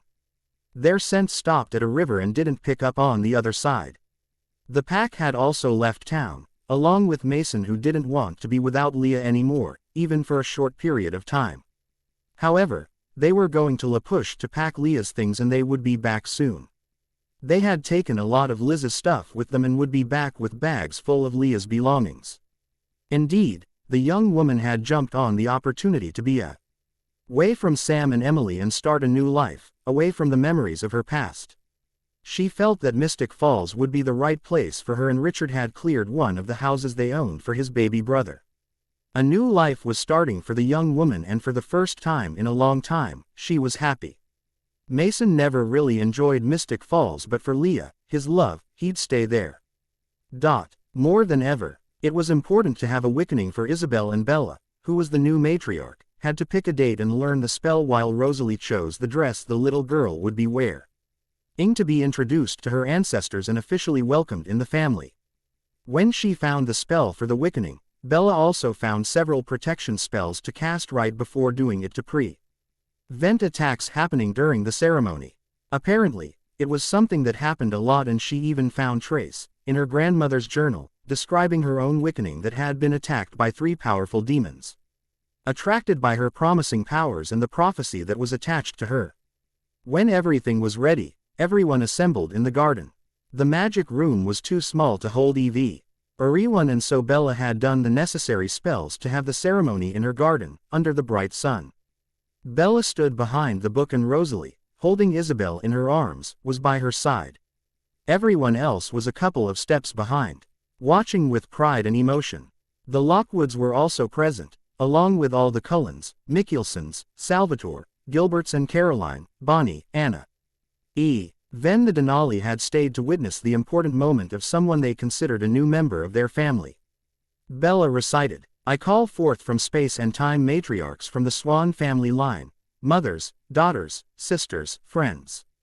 Our family spirit without an end, to gather now in this sacred place, and help us bring this child to grace." As soon as she said that, the space before them filled with the spirits of the dead Swan matriarchs. They could recognize some of the ones in the portraits around the house, and they could see Isabel, Bella's grandmother, among them. Bella had tears in her eyes. It was the first time she saw her grandmother since she died, and pride was evident in her eyes as she looked at her granddaughter and the family she had created lately. Bella saw, from the corner of her eyes, Stefan taking a step forward. Shaking herself, she took her niece in her arms, faced the gathered spirits of her ancestors, and recited what she had learnt from the ceremony handbook. "The next generation has been born into our family, our legacy. We pledge to be with this child, this beautiful girl always, apart but never separate, free but never alone. She is one of us, and because of that we will bless her with all of the goodness that we are. Welcome to the family, Isabel Esme Swan Cullen." Bella stopped to kiss, like the ceremony demanded, the child on the cheek, and added, "Blessed be." Everyone in the room, both spirits and living witches, along with vampires and human witnesses, replied, "Blessed be," with one last smile to the 3 standing Swan witches, Bella, Rosalie and Isabel. The spirits left. "Goodbye," Isabel declared in her small child voice. Bella chuckled between her tears. Seeing her grandmother had moved her, and she was happy that Klaus was coming to wrap one of his arms around her shoulder. Slowly, they all made their way to the dining room for the big dinner that Esme, Sage and Jenna had cooked for the occasion. "We have a little announcement to make," Finn declared during dinner as he and Sage stood. "Finn and I decided we wanted to travel. We'll be leaving after Bella's graduation and travel through the old continent for the next few years." Sage added, "But who will teach us history next year?" "You rocked," Jeremy protested. "Yeah, you were one of the best," Tyler added. "Thanks a lot, people," Alaric complained with a smile, showing he was joking and not really mad. "You were good too, Rick," Elena replied softly. "Yeah, Rick, you were only good, but Sage rocked," Damon joked as everyone rolled their eyes. "I'm happy for you, Sage, Finn. You two deserve some alone time." Bella smiled kindly. "But we wanted to make sure, before we go, that you know we will always be there for you. We are not abandoning any of you, and The minute any of you needs us we will be back. Finn assured them. We've found a house on the other side of town and it'll be renovated while we're away. Sage added. Well, this conversation is getting too emotional for me. Doesn't anyone have anything happy to say? Damon asked, changing the subject. Why don't you bring something up, Damon? Bella suggested, looking at him in slight annoyance. I'll have you know that I'm full of good ideas. Damon replied with his trademark smirk. Why don't you share them with us, Damon? Carol Lockwood suggested. Well, we've all worked a lot lately, I think we should have a party. Damon replied. A costumed party just for us. Caroline squealed, clapping her hands a couple of times to show her enthusiasm toward this idea. Not really what I had in mind, but why not? Damon replied, shrugging his shoulders. It's not a bad idea. Bella agreed. I always have good ideas. Damon insisted. Except when you cheated on Bella with Rose, that was a pretty shitty move. Anna muttered, bringing silence in the room. Bonnie looked pretty uncomfortable and Damon looked about to pounce on Anna. This costumed party seems to be a good idea. When should we have it?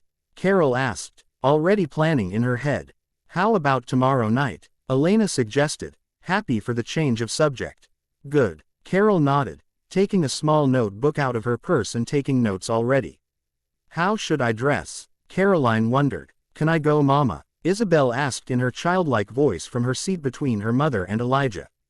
Of course you can, sweetheart. What do you want to dress like? Rosalie asked softly. I want to be a princess witch angel.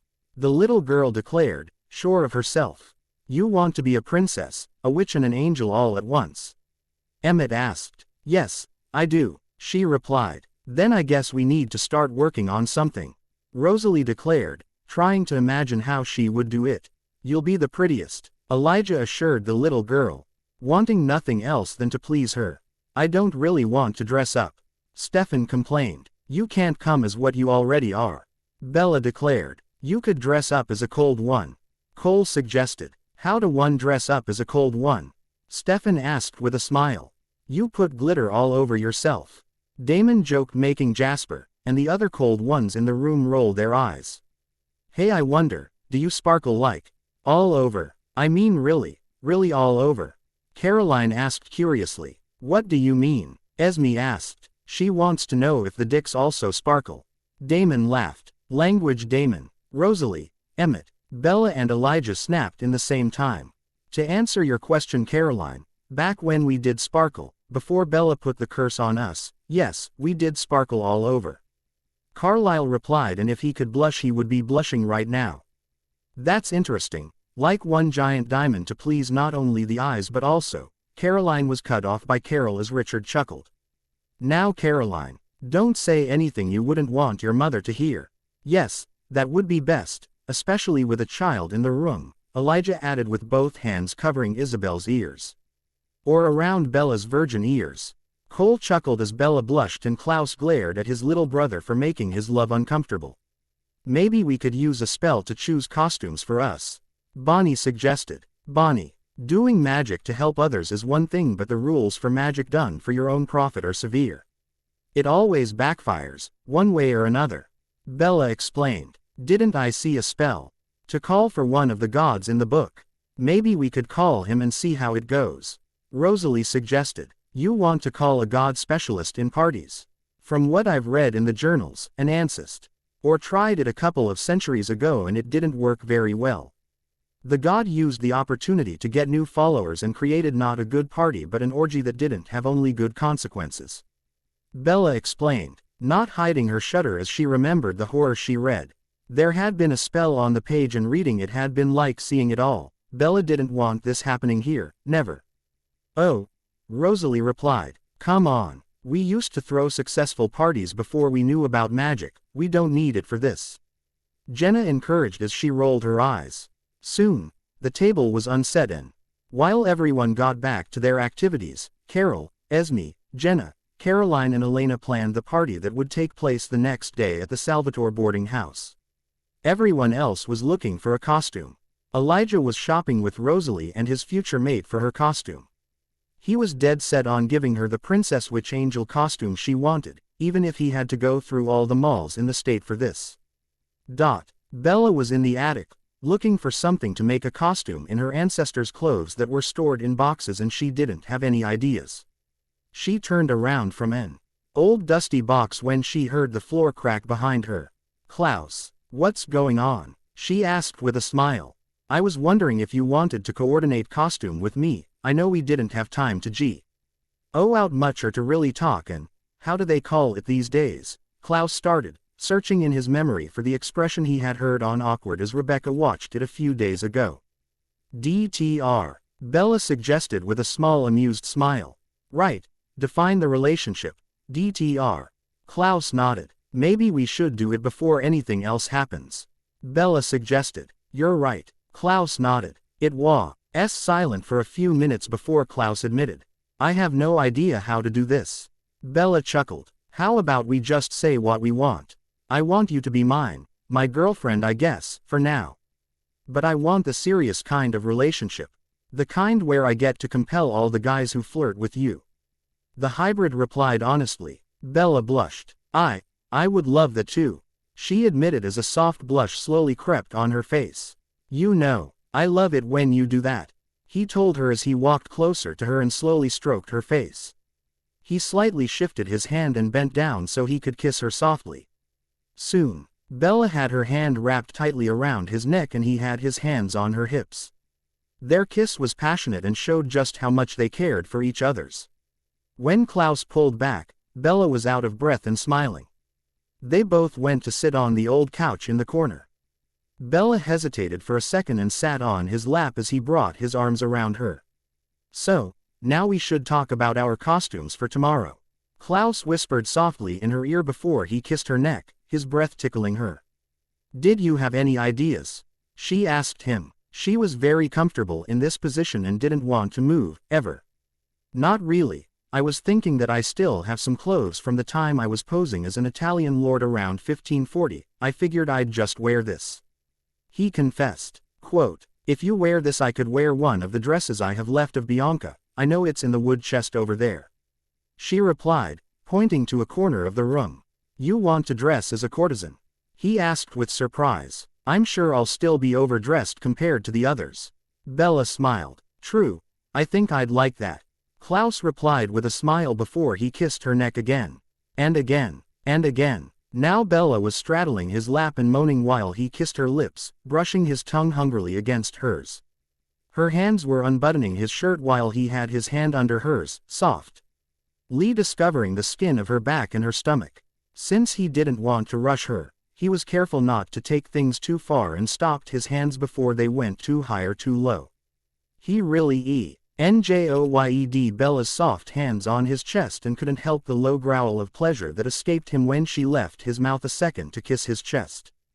"God, this feels good," Klaus moaned as he brought her lips back to his. "I'm not ready to go all the way yet," Bella admitted between kissed. "I know. Don't worry." The original nodded before he went back to kiss her. Bella could feel his erection growing under her and couldn't hide that she liked it. Suddenly, Klaus' face changed and his hybrid face got out. He tried to turn his face around so she didn't see him like this, afraid that she'd get scared, but she quickly brought her hands to his face and caressed it.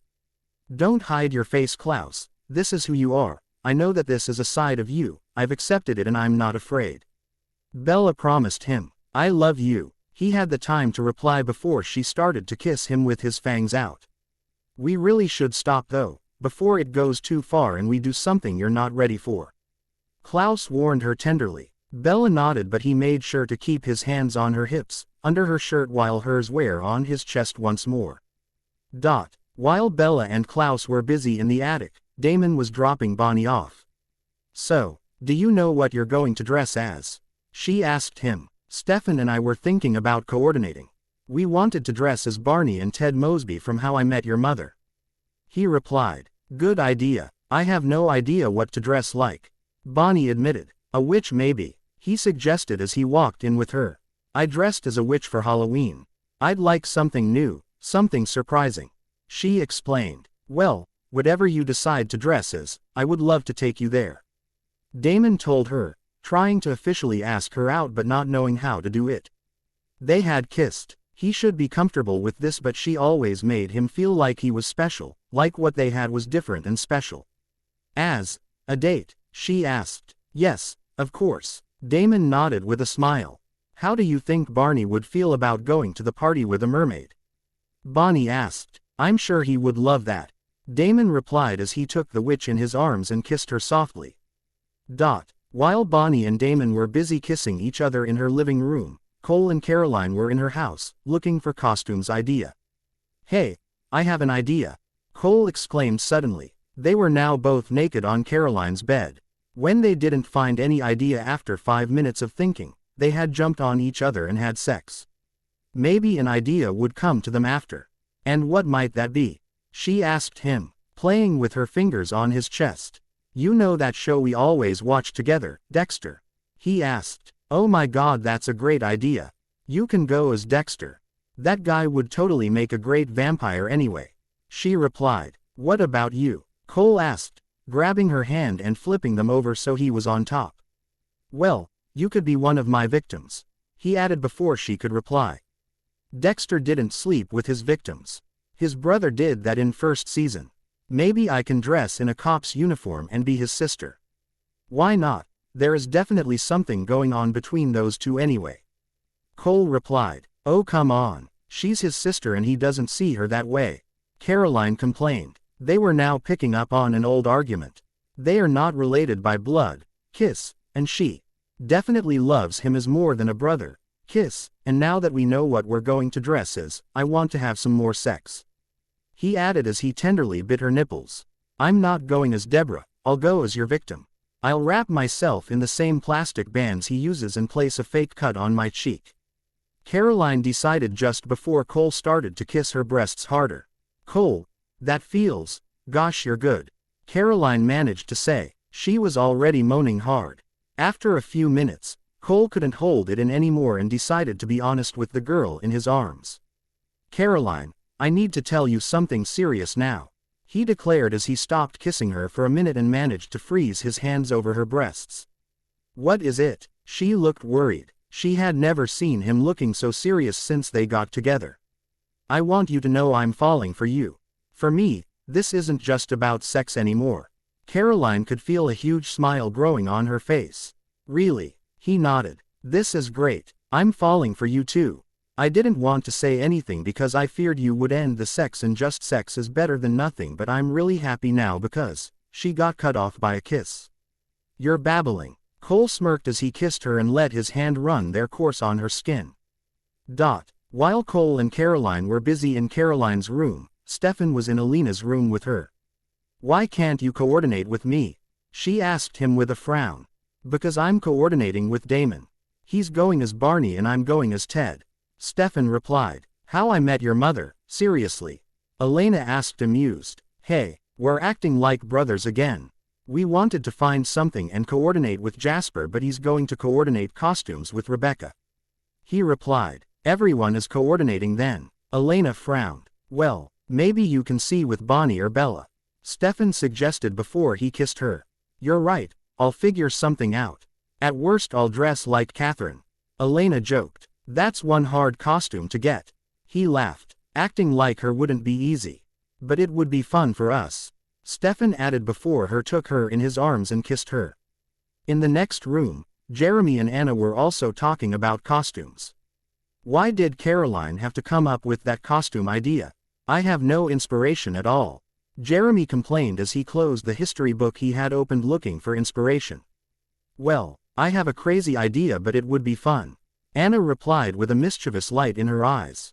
What is it? Jeremy asked. Well, I got the idea from the conversation earlier. I know where we can buy a lot of glitter. Cold ones. Great. This will be fun. Jeremy nodded before kissing Anna. Downstairs, Jenna was just coming back from planning the party with her new friend Esme and saw Alaric waiting for her in his new sheriff's uniform. You know, tonight I will show you just how much I love to see a man in uniform. She informed him as she wrapped her arms around his waist and kissed him hello. It will be easier with less teenagers in the house. Right now we have ears everywhere. He joked. Things seem to be going fine with you and Anna.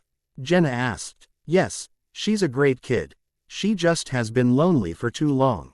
She didn't have enough time with her mother and has been without parental authority for too long. He replied softly. I'm glad you two found each other then.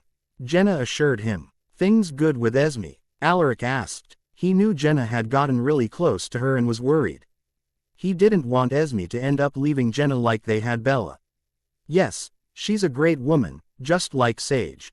She has the same passion about decorating as I do. We're thinking of going to business together. Jenna explained enthusiastically. That's great, I'm happy for you. How are we dressing up for tomorrow's thing? He asked her. I'm not sure. Jenna replied. Maybe I can stay in uniform and be a sheriff. Alaric suggested. No way, that's too easy and just not right. Jenna complained. How about we both dress up as pirates? He suggested then. That's a great idea. I know where we can find what we need. She agreed as she jumped up, clapped her hands and dragged him upstairs to get their costumes together. Jasper and Rebecca had taken a walk in the woods and ended up under what they all now called the demon tree. After the fire, it had regenerated and the tree was in perfect shape. Thank you, Jasper, she blurted out. For what? During the fight, I know you got bitten a few times because you were trying to protect me. You were trying to make sure I had nothing to do and I'm very grateful for it. I've never had anyone wanting to protect me like this before and, well, it feels good. She explained softly. You deserve to be looked after, Rebecca. I told you before and I will tell you again. I will always be on your side and I will always try to protect you. He promised with an intense look in his eyes. I love you. Rebecca had told him those words in a tone that showed it meant much more than what she had said. It wasn't a simple, I love you, it was an, I will always love you, forever, and they both knew it. Knowing she wasn't comfortable with things like that, Jasper smiled at her and kissed her softly before things heated up and they ended up having sex against the tree. A few hours later, they were snuggling and Rebecca asked, What do you want to dress up as for tomorrow's party? I was thinking I could put my old uniform on. He replied. Great, I think I still have a dress from back then too. She agreed with a bright smile. Just like that, they had decided how they would use for costumes. Rebecca was happy she had found Jasper. He was the man she had dreamed of her whole life without ever really knowing who he was or if he was even real. He was her soulmate, she was sure of it and didn't need a Cupid to tell her. Carlisle and Esme were finally alone. It was rare lately, there was always someone around but they had to admit that they loved it. They had thought about buying a house of their own of course, but Damon and Stefan had insisted that they were more than welcome in the boarding house and so they decided to stay. Do you like this costume party idea? He asked her. Of course I do, it's going to be great. She told him. You're so happy lately, I love seeing you this happy. He confessed with a soft smile as he kissed her. I am happy, yes. We have a whole new family with people that need me. I actually helped Damon and Stefan. I'm a mother again, Esme replied happily. And how do you want to dress for the party? He asked. I'm not sure, maybe a shepherdess, Esme suggested before she added. I like that idea. It suits you. He nodded. What about you? I could just dress like a doctor. No, you cannot. You can't dress like what you already are. They were very clear about that. She scolded him softly. What do you want me to dress like then? He asked. Isn't there anything you would like to dress like? Come on. Time to awake the child in you. Esme joked. Okay then. Maybe I'll dress like, oh, why not a Greek god? Carlisle suggested. That's perfect. Esme cheered, clapping her hands and pulling him out of the house to go shopping for their costumes. They walked through the doors in time to see Stefan and Damon coming home. They wouldn't have to work very hard on their costumes, which is why they chose to dress like Ted Mosby and Barney Stinson. The next morning, Bella woke up with a big smile on her face. She had spent all last night watching movies. In Klaus' arms and it was the best thing in the world. She knew she would never feel more comfortable anywhere else in the world. Only the safety of his arms would make her happy now. She was still surrounded by her cloud of bliss and happiness when she got down for some breakfast. She still had a smile on her face when she answered her phone. It was a call from Elena. Hey Elena, what's up? Bella asked, her cheerfulness audible in her voice. Bella, thank God you answered. Bonnie and I have a big problem. We're at her place. I spent the night there so we could work on our costumes, but, please, you have to help us. Alina's voice sounded urgent and panicky. Bella lost her smile instantly. What's going on? Bella asked as she grabbed her purse and left a note on the kitchen counter saying, "Going to kill Elena and Bonnie. We'll be back soon. We did some magic to help us with our costumes and, you were right. There are always consequences. Just, please hurry," Elena begged before she hung up. As she drove, Bella was mad. She was having a great morning, a very happy morning until she got that phone call. Didn't she warn them about this situation? She remembered pretty well saying "E-word the day before. Spells done for your own profit always backfire." Why did she always have to repeat herself around those two girls? Why was it that they couldn't understand a simple rule? She parked her car in front of Bonnie's house and rang the doorbell. She waited, and when nobody answered, she rang again. Then she knocked. She was about to turn back, very pissed off that they have her come here for no reason, when she got a text message on her phone. "We can't get to the door. Come in." Rolling her eyes and even more pissed off, Bella got in and heard Bonnie's voice. "We're in here." Bella rolled her eyes again. "We're here" was far from being a location. She followed the noise and found the two girls on the floor of Bonnie's bedroom. They were both changed into mermaids and had 2 empty bottles of water with them. Their skins looked dried up, about to fall off, and they appeared to be in deep pain. They were obviously in need of water but unable to go and get some. "Bella, thank God you're here. We're in so much pain right now," Elena exclaimed. Belle didn't answer immediately and looked harshly at them. "Bella," Bonnie started in a weak voice, knowing what was coming. I don't want to hear your explanations. Didn't I warn everyone yesterday about using magic for personal gain? I told you it would have bad consequences. You two really need to stop being selfish. And you need to start listening to what people tell you. I'm tired of having to clean up after you, and this is the last time I do it. You better learn your lesson." Bella really was mad. "Come on, Bella, you can't be mad at us for this. It's not our fault," Elena argued. Bonnie had the good sense to look guiltily at the floor. "Yes, I can, Elena. You're selfish, and you know what? You're acting more and more like Catherine with every passing day. You might as well curl your hair for tonight's party and be done with your costume. You're exactly like her. You do what you want for yourself without thinking about anyone else. You don't listen to warnings and act the way you think is best when you don't know anything." Bella yelled. "This is exaggerating. It's not like you need to help us every day. We're only asking for your help this one time," Bonnie argued, not quite believing her own words. "Just this one time. How many times did one of you come to me at school to fix a situation that you two created? I'm done. I'm helping you get out of this just this one last time because your life is on the line, and after this, you better stay away from me until you're ready to apologize and learn your lessons. Next time you'll have to get out of this on your own. The next time you find yourselves in mermaid bodies, I'll put you in the bathtub and be done with it." Bella snapped before she recited. "A spell was cast. Now make it past. Remove it now. Don't ask me how." Immediately, the two mermaids on the floor changed back into women. Bonnie looked up at Bella as the young witch was about to walk out the door. "Bella, not now, Bonnie. I don't want to hear it. I was having a great morning for the first time in several months, and you two spoiled it because you're too stupid to listen to warnings. I'm sick of it. I'm done with you," Bella snapped, giving them a hard look that reminded them of a disappointed mother and made them feel bad for a moment. When she finally got back home, Klaus was waiting for her on the front porch. "Any casualties?" he asked, knowing very well she wouldn't kill anyone. "Unfortunately, no, not this once. They didn't listen to me and used magic to create mermaid costumes. Like I warned, the spell backfired and they became real mermaid, trapped on the bedroom floor without any water." "You changed them back?" he asked as he escorted her to the living room. "Of course I did, but I warned them it was the last time I fixed their mistakes. They never listen. It's like they are the only one who knows what's right. I keep on fixing their mistakes over and over again, warning them every time to be careful, but they keep on with it. It's infuriating. Bella explained as Klaus handed her a hot cup of freshly brewed tea. I wasn't aware you had to help them so often.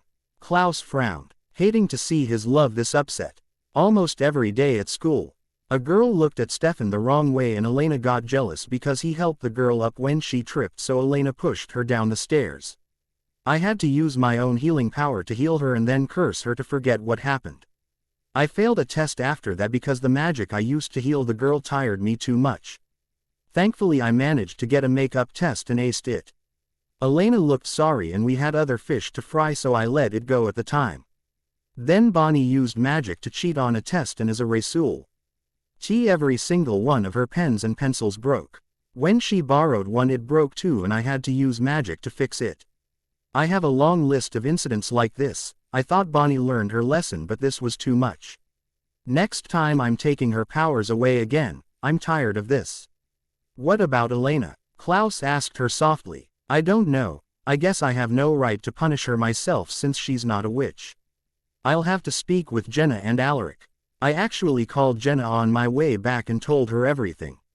She said she'd get on it and get back to me later. I'll call her back to see what she did later. Talk to her about keeping a closer eye on Elena. The young witch explained. Not the best of mornings then. Well, it started out great. I'll put it behind me and think about something else. She replied as she put her cup of tea on the table and turned around to kiss her boyfriend, who didn't hesitate and kissed her back, hoping it would help her have a better day. Isabel was in her bedroom with her mother, putting on her costume, and she was very happy. Her parents had bought her the perfect costume and Elijah had given her a very shiny and sparkly necklace along with bracelets and jewelry to put in her hair, and he assured her she would be the prettiest. She always loved it when Elijah gave her things, but she did her best to behave and not to take advantage of things. She wasn't blind to the fact that he felt their bond much stronger than she did, and she knew that he hated seeing her sad. How was she supposed to resist? Of course her parents told her not to take advantage of it, but she couldn't resist. She loved that he wanted to do everything for her. She had a pink princess dress with big white angel wings attached in her back and a black pointy witch hat with pink stars on it. You're the prettiest, honey, Rosalie assured her daughter. Thanks, Mommy, the little girl replied with a bright smile as she watched her mother changing into an angel costume. She knew her father was dressing as a devil and Elijah was dressing as a knight, just like she had asked him. Maybe he'd even get her a white horse like she wanted. I really don't know how Isabel got Elijah to agree to this. Klaus told Bella as they both arrived at the boarding house for the party. They had left Elijah to ride over with Rosalie, Emmett and Isabel. It's simple, Isabel asked him to be a pink sparkly knight and he can't say no to her. Bella replied, a hint of laughter in her voice. Well, I have to say it was hard to keep the laughter in when I saw him. Klaus confessed before he added, however, as soon as I saw you, I've never seen anyone more beautiful than you, Bella. You're the prettiest by far, he complimented, making her blush. Bianca's dress had fit Bella perfectly, and after adding a few well-chosen pieces of jewelry, Klaus swore he had traveled back in time. You look very handsome yourself, Bella replied softly after kissing him before adding with a mocking smile, just be glad I didn't ask you to dress as a pink knight in sparkling armor. I'm sure I would have happily done it, for you, Klaus replied, knowing that what he felt for Bella was as permanent and strong as the bond that tied Elijah to Isabel. As soon as she spotted Elena and Bonnie, Bella hardened her look and made it a point to ignore them. Bonnie was dressed like a native American girl and Elena was dressed as an oriental belly dancer. Bella knew Damon and Stefan had asked them why she was ignoring the two of them, and she saw Bonnie looking guilty while Elena had her usual, I didn't do anything and I don't understand why I'm being blamed for it, look. Bonnie explained everything to them. Damon is taking your defense and Bonnie understands and agrees that they went too far. Elena, however, is arguing with Stefan. She doesn't really like that he is agreeing with you. She's taking it as a personal insult. Klaus whispered in her ear while he had his arms wrapped around her waist. Well, maybe she will end up learning a lesson, Bella replied with a shrug of the shoulders. The rest of the party went down very well. Bonnie came to apologize and promised to be more careful. Elijah was happy to make Isabel happy and hoped that nobody had taken picture of his like this, but knew they had all taken several of them. Caroline and Cole had been very successful with their costumes. Everyone had played along and found an original costume, and they had a lot of fun. Sage and Finn were dressed as ancient Rome's emperor and his empress. They both looked really imposing and good in those costumes. Before it was too late, Emmett and Rosalie took their daughter back home to put her to bed, and slowly, the party died out. Klaus walked Bella up to her bedroom door and she had a hard time letting him go. Making out with him against her door was something she loved, and she had a very hard time letting him walk away. "Would you stay with me tonight?" she asked him after she finally opened her door. "I thought you weren't ready," he asked softly, still kissing her neck. "I'm not. I just would like to have you close to me, if you don't mind, I mean." Bella added as she looked down with a blush on her face. "Don't look down, Bella. I would love to stay with you tonight," he assured her as he pushed her head back up and kissed her softly and lovingly on the lips.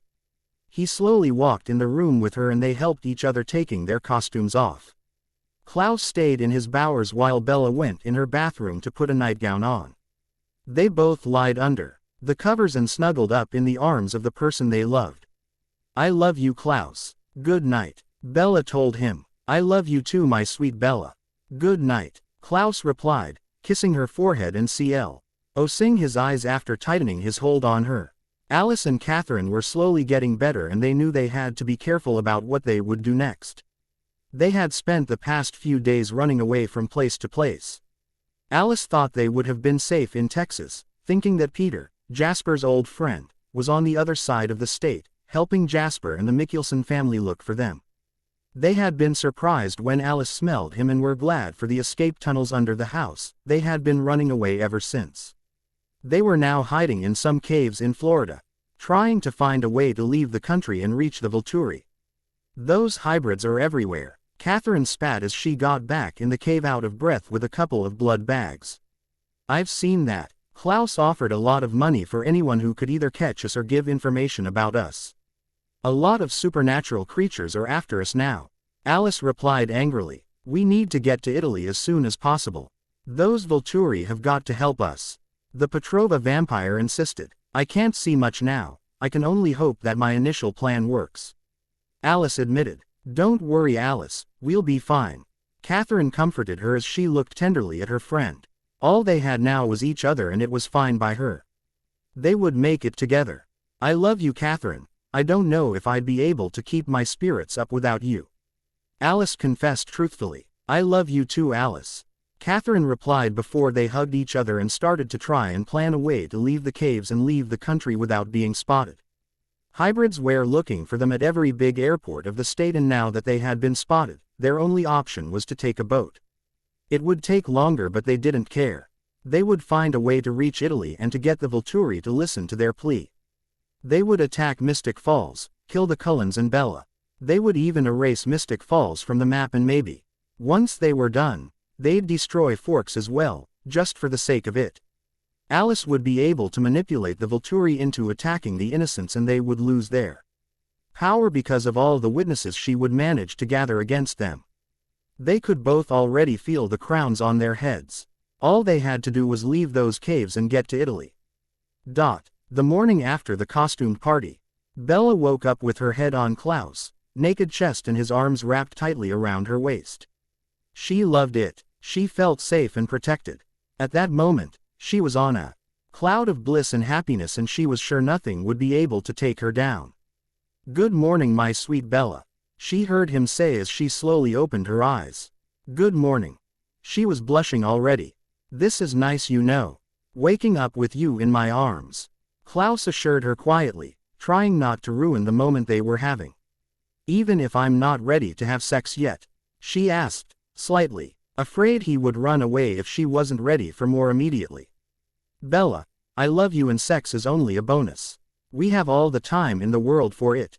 Don't worry about a thing. I'm fine without the sex until you're ready," he promised as he caressed her back lovingly. "But you want it, right?" she asked him uncomfortably. She remembered Edward telling her that it would never happen between them. That he couldn't and wouldn't have sex with her. She might know that Klaus was different from Edward, Bella was still afraid that he'd have the same opinion and wouldn't want to have sex with her, ever. Of course I do. I'm a man, Bella, and you're a very attractive young woman. He replied with a chuckle before he kissed her. Of course Bella answered to the kiss, and soon, he flipped them both and she was trapped under him. They were both enjoying this moment when suddenly they heard a big commotion downstairs. What's going on? Bella asked her love. I don't know, I hear too much different noises to tell them apart. Emmett and Elijah are cursing, which is very unusual and troubling coming from Elijah. I think Finn and Sage are chuckling, Isabel is right out laughing, Rosalie is yelling at Emmett to catch it. He told her as they both got out of bed and ran downstairs quickly, still in their nightwear. They better not have let a flea-infested cat into the house. Bella muttered. When they arrived in the living room, Klaus in only his boxers and Bella in her nightgown, both with messy hair, everyone stopped to look at them. What's going on in here? Bella demanded in an angry A.N.D. surprised voice when she saw the scene in front of her. Emmett and Elijah were both face down on the floor, while Isabel was between them laughing. Everyone else was all around. The rest of the room was a mess. The door to the garden was wide open and there was dirt all over the room along with broken furniture. Why don't you ask my husband? It's his fault, Rosalie replied. Bella looked at him, not intimidated in the slightest that she was in her nightgown and that the people in the room might think she had sex with Nicholas. Well, little Bella isn't so little anymore. Emmett teased her with a smirk. We just slept, nothing happened. Bella exclaimed, still glaring. I knew my brother was soporific. Cole joked, making everyone laugh as Bella threw him against the wall. I'm not in a mood to laugh. I was having the best morning ever and you all ruined it. Now, what's going on in here? Bella asked as Klaus smirked at the sight of his brother against the wall and pet his arms around Bella's waist to calm her down while he put his head on her shoulder. Well, I heard a weird noise in the backyard so I went down to check it out, and since Isabel was up and ate breakfast I took her with me while Rosie got ready. When we got down, we saw a weird-looking horse. Emmett was interrupted by his daughter. It was a very pretty unicorn, Aunt Bella, like the picture in the book. She assured in her child voice. Yes, a unicorn. It was eating your herbs and walking in your flowers and I knew we couldn't let people see it so I decided to hide it inside the house. I opened the door and I didn't have anything to do, it just walked in on its own. The big cold one explained. Then the unicorn started to put dirt everywhere and to break things and Mom, Cole, Elijah, Finn and Sage came down. My Elijah tried to help Daddy catch it but it was too fast and now it ran out of the room. Isabel continued. Where is it now? Bella asked. Somewhere in the house, we're not sure. Rosalie replied in annoyance. In case this happens again, Emmett, you should know that a unicorn is a very powerful magical creature that has its own magic powers. There is a reason Ans think it is mythical and doesn't exist. They can hide themselves. Bella explained as she slowly made her way to the door of the basement that had been burst open. They all followed her all the way down the stairs and found the unicorn trying to find a way out. Everyone out now, only Isabel can stay, Bella ordered. Why is that? Emmett asked with a childlike pout on his face. Because unicorns are afraid of men and only are comfortable around virgins. Bella replied. Klaus kissed her forehead softly, asked her to be careful and led everyone outside, leaving a clear path for Bella from the basement to the backyard. Aunt Bella, why did she come here? The little girl asked. I don't know, she might simply be lost. Bella replied before she added. We'll try to find this out later. Right now the priority is to take it back outside. I don't want anything else to end up broken. The witch replied with a small smile before she slowly walked up to the beautiful creature. Slowly, with lots of kind words and soothing touches, they both managed to get the unicorn calm enough and outside. Isabel had ridden it the whole time and was happy. By the time they reached the backyard, Klaus was dressed in jeans and a t-shirt and ready to get started on the cleaning of the inside of the house. However, Rosalie had decided it would be Emmett's responsibility since it was his mistake. And the cold one was almost done already. Once the animal was in the backyard again and then in the woods behind her house, Bella went back inside to take a shower and get dressed. After that, she and to check in the Book of Shadow and found out that unicorns were usually cared for by the elves. When she came back down, she took a quick breakfast and went back to the animal with Isabel who wanted to spend as much time as possible with the rare creature while she could. What do we do now, Aunt Bella? Isabel asked before she added hopefully, can we keep it? It's not the kind of creature one can keep, sweetie. Elves usually take care of them according to the book. We need to call them. Bella replied. How do we do it? A spell. The little girl was very enthusiastic. There was no spell in the book. I guess nobody in the family had to call them before. I need to make one up, she explained, shaking her head. Can we stay here while you do it? Of course. Bella agreed. She understood her niece's curiosity and sat down, trying to come up with a good spell. It was hard to concentrate with the noise the beast was making and the little girl giggling, so Bella decided to do it the quick way. Okay, I've had enough. Screw the elves. Take this beast before I end her. Ship her back, return to sender. Bella recited forcefully as she stood in front of the unicorn. Suddenly, a lot of little golden lights appeared, surrounded the creature and took it away from them. I'm going to miss her so much, Isabel exclaimed theatrically with tears in her eyes. Not me. Come now, I'm sure we have a lot to do at home. Bella told her before they both walked back to the house. Is it done, love? Klaus asked her when they arrived. He was working on fixing her garden up after the beautiful creature had destroyed it. Yes, I've sent it back where it came from, Bella announced as Isabel added. I'm so sad now, I'm going to see if Elijah wants to play the unicorn with me. She truly looks sad, Klaus said with concern. She wanted to keep it. She'll get over it soon enough. She has to learn that she won't always get whatever she wants. Bella replied before she went to help Klaus with the gardening. What's on your mind, Bella? Klaus asked her after a few minutes when he saw how thoughtful she looked. I'm just thinking that I didn't get any bills in the mail in a while. I hope I don't get trouble from it. She replied. Oh, that, he realized, making her look up. What? She asked. Well, you know how the mail comes while you're at school. Well, when we get it we usually take care of the bills immediately. He explained. He knew she would react strongly about this, but he also knew he should have told her the truth a long time ago. What? Why are you doing this? I have money, you know. I don't need people taking care of my bills for me. Why didn't anyone tell me sooner? She exclaimed slightly angrily as she stood up. I'm sorry, my Bella. We just wanted to do so. Nothing to help, and we didn't tell you because it just never came up, he replied, trying to soothe her. Klaus could feel a big fight coming about this, and he knew he had to do his best to calm her down now. It never came up. Seriously, you never found the time to tell me you were paying my bills for me? She asked. Klaus couldn't help but think she looked hot when she was mad. It's not just me who pays the bills, Bella. Rosalie and Emmett pay some of them, and so does Elijah. We all want to help you so much. You did a lot for us all, and it's the only thing we can do for you. Please don't be mad, he pleaded, looking at her tenderly. It was silent for a while, and Bella looked at Klaus' pleading eyes. How could she ever stay mad at him?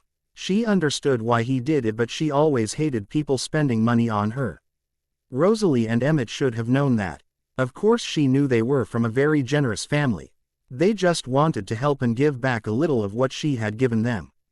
Fine, I'm not mad, but you can't do this again, she replied. I love you, he simply replied with a kiss. She knew why he didn't promise not to do it again. She knew he would do it in a heartbeat. It was in his nature to take care of her, and in a way she liked it.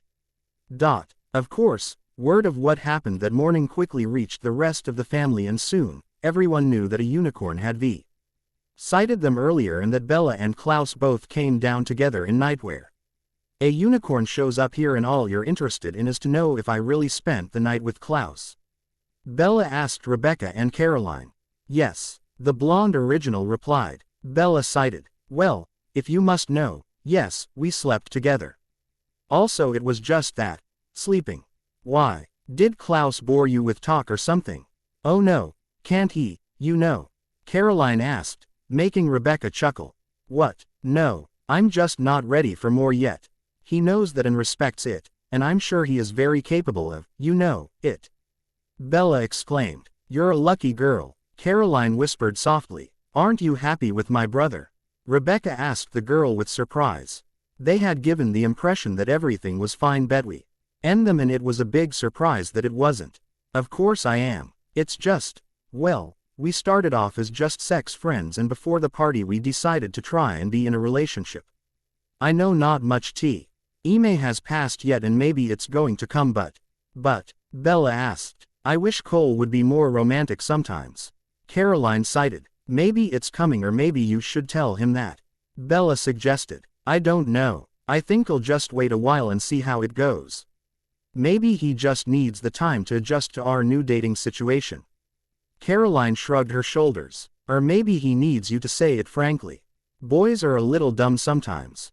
Especially my brothers. You should tell him what you want. Rebecca suggested. Maybe. I'll see how it goes. Caroline replied before they changed the subject. In Forks, everything was going for the best for the wolf pack and Charlie Swan and his new girlfriend. When Leah and Mason came back in town along with the rest of the pack, they Avenue Liz a lot of her belongings and gave them news of life in Mystic Falls. They even got a very vivid description of the battle. I can't believe Bella fought against such creatures. She definitely has changed since she moved to Mystic Falls. Charlie commented. Well, I guess getting her powers must have pushed her to grow up faster.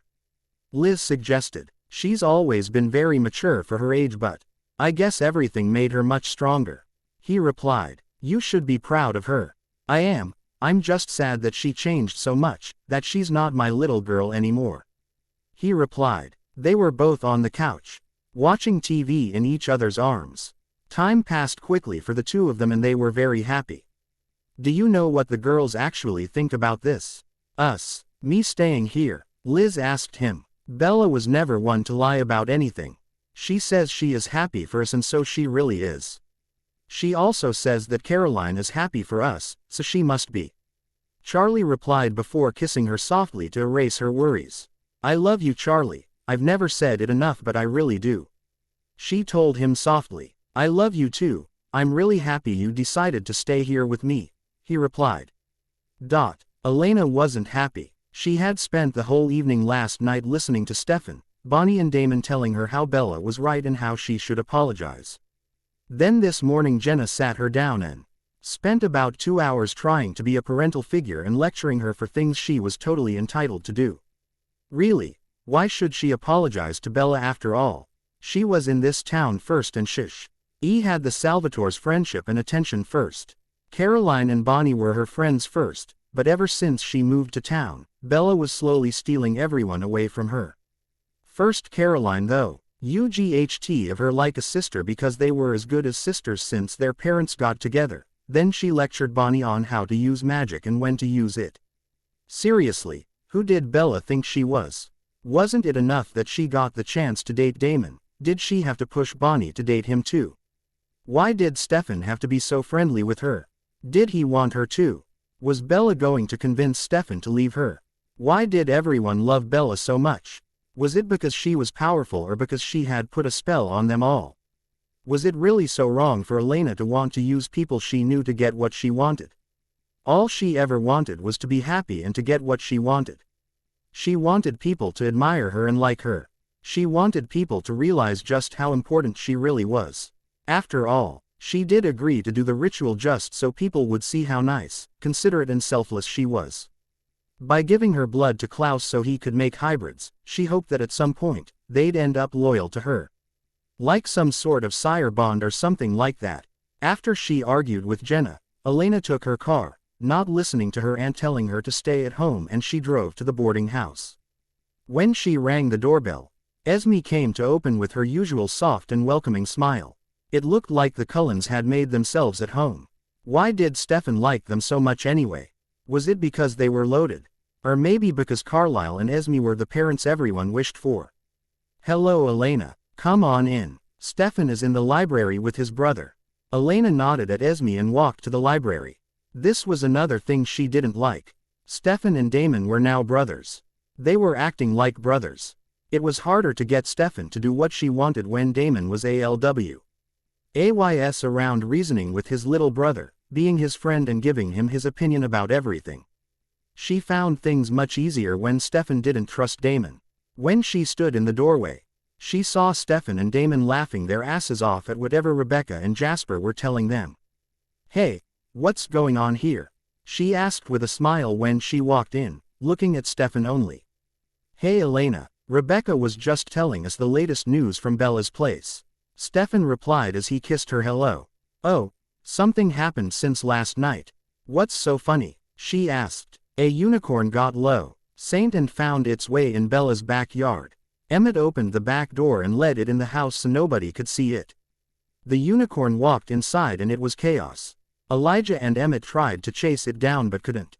A lot of furniture was destroyed and the best part is Bella coming down in her nightgown followed closely by Klaus in his boxers." Stefan explained quickly. "Why couldn't Emmett and Elijah catch it? Aren't they supposed to be like, really fast and really strong?" Elena asked. "Unicorns are really powerful magical creatures, Elena. They can be tricky and, apparently, very stubborn too," Jasper explained. "Are you sure it was a real unicorn?" Elena asked again, not wanting to believe it.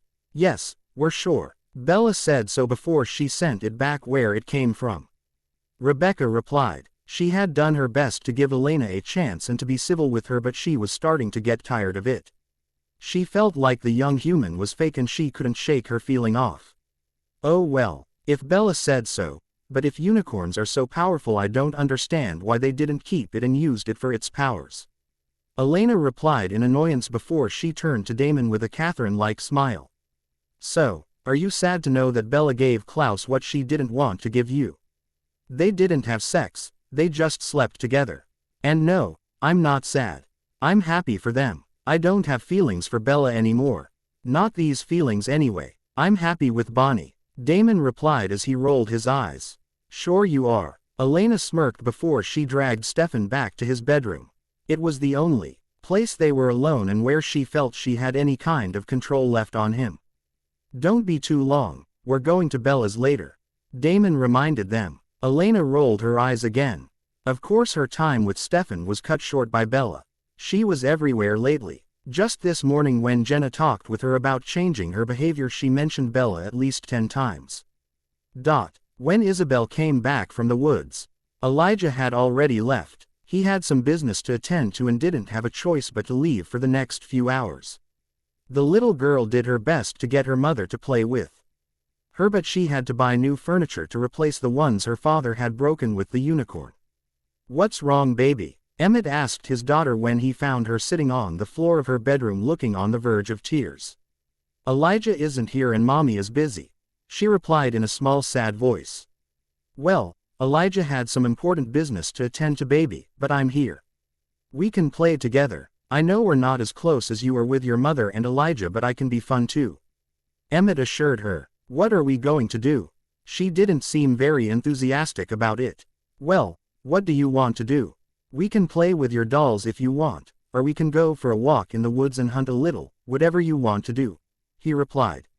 "I don't think you will be good at playing dolls," I sobbed. Elle told her father with a frown as she looked him up and down. "Well, we can find something else," he promised. "I really wanted to keep that unicorn, Daddy," she replied with sad eyes. "Do you want tea? Oh, go to the animal store so we can get you a dog or something," he asked. "No, I want something magical, something special and unique that nobody else has and that makes me very special. I would get it for you if I could, baby, but I really don't know where to look," he replied. "We could use the book," she suggested. "You mean you want to go to your Aunt Bella's magic room without her knowing it? And do a spell to find a magical creature?" She nodded. "That sounds like trouble, baby. I'm sorry but I can't do it. Your mother would kill me, put me back together and cut me off for a whole year if I did that with you." He shook his head. Isabel climbed on his lap and gave him what could be qualified as the puppy eyes. "Please don't look at me like that, baby," he pleaded. He hated when his daughter looked like that. It was the same look the cat had at a moment in Shrek, and he knew that she knew what she was doing. Just like her mother, she knew how to get to him.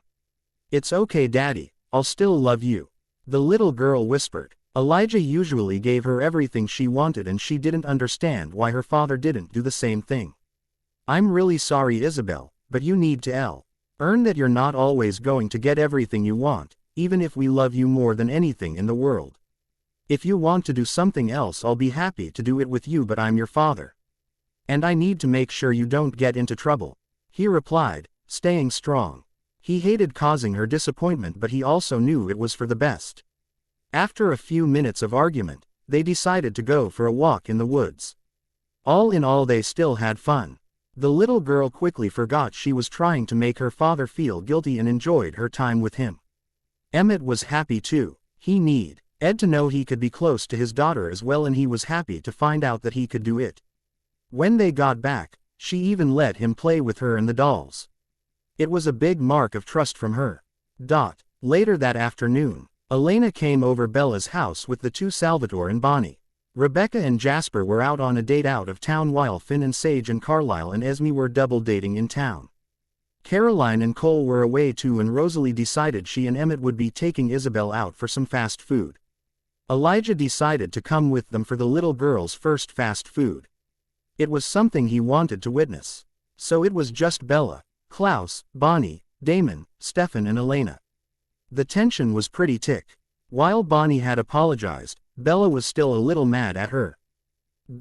Ani knew she had done something wrong, but she didn't understand why Bella was so head-set on making everything right, so she wasn't talking much. She was also still ashamed that she let Elena control her so much. Which was the reason why she wasn't speaking to her ex-best friend anymore. Elena was mad at Bella and was doing a very bad job at hiding it, even if she tried to act like she was perfectly okay with everything. Earlier, she had talked with Stefan and her boyfriend had told her she was being immature.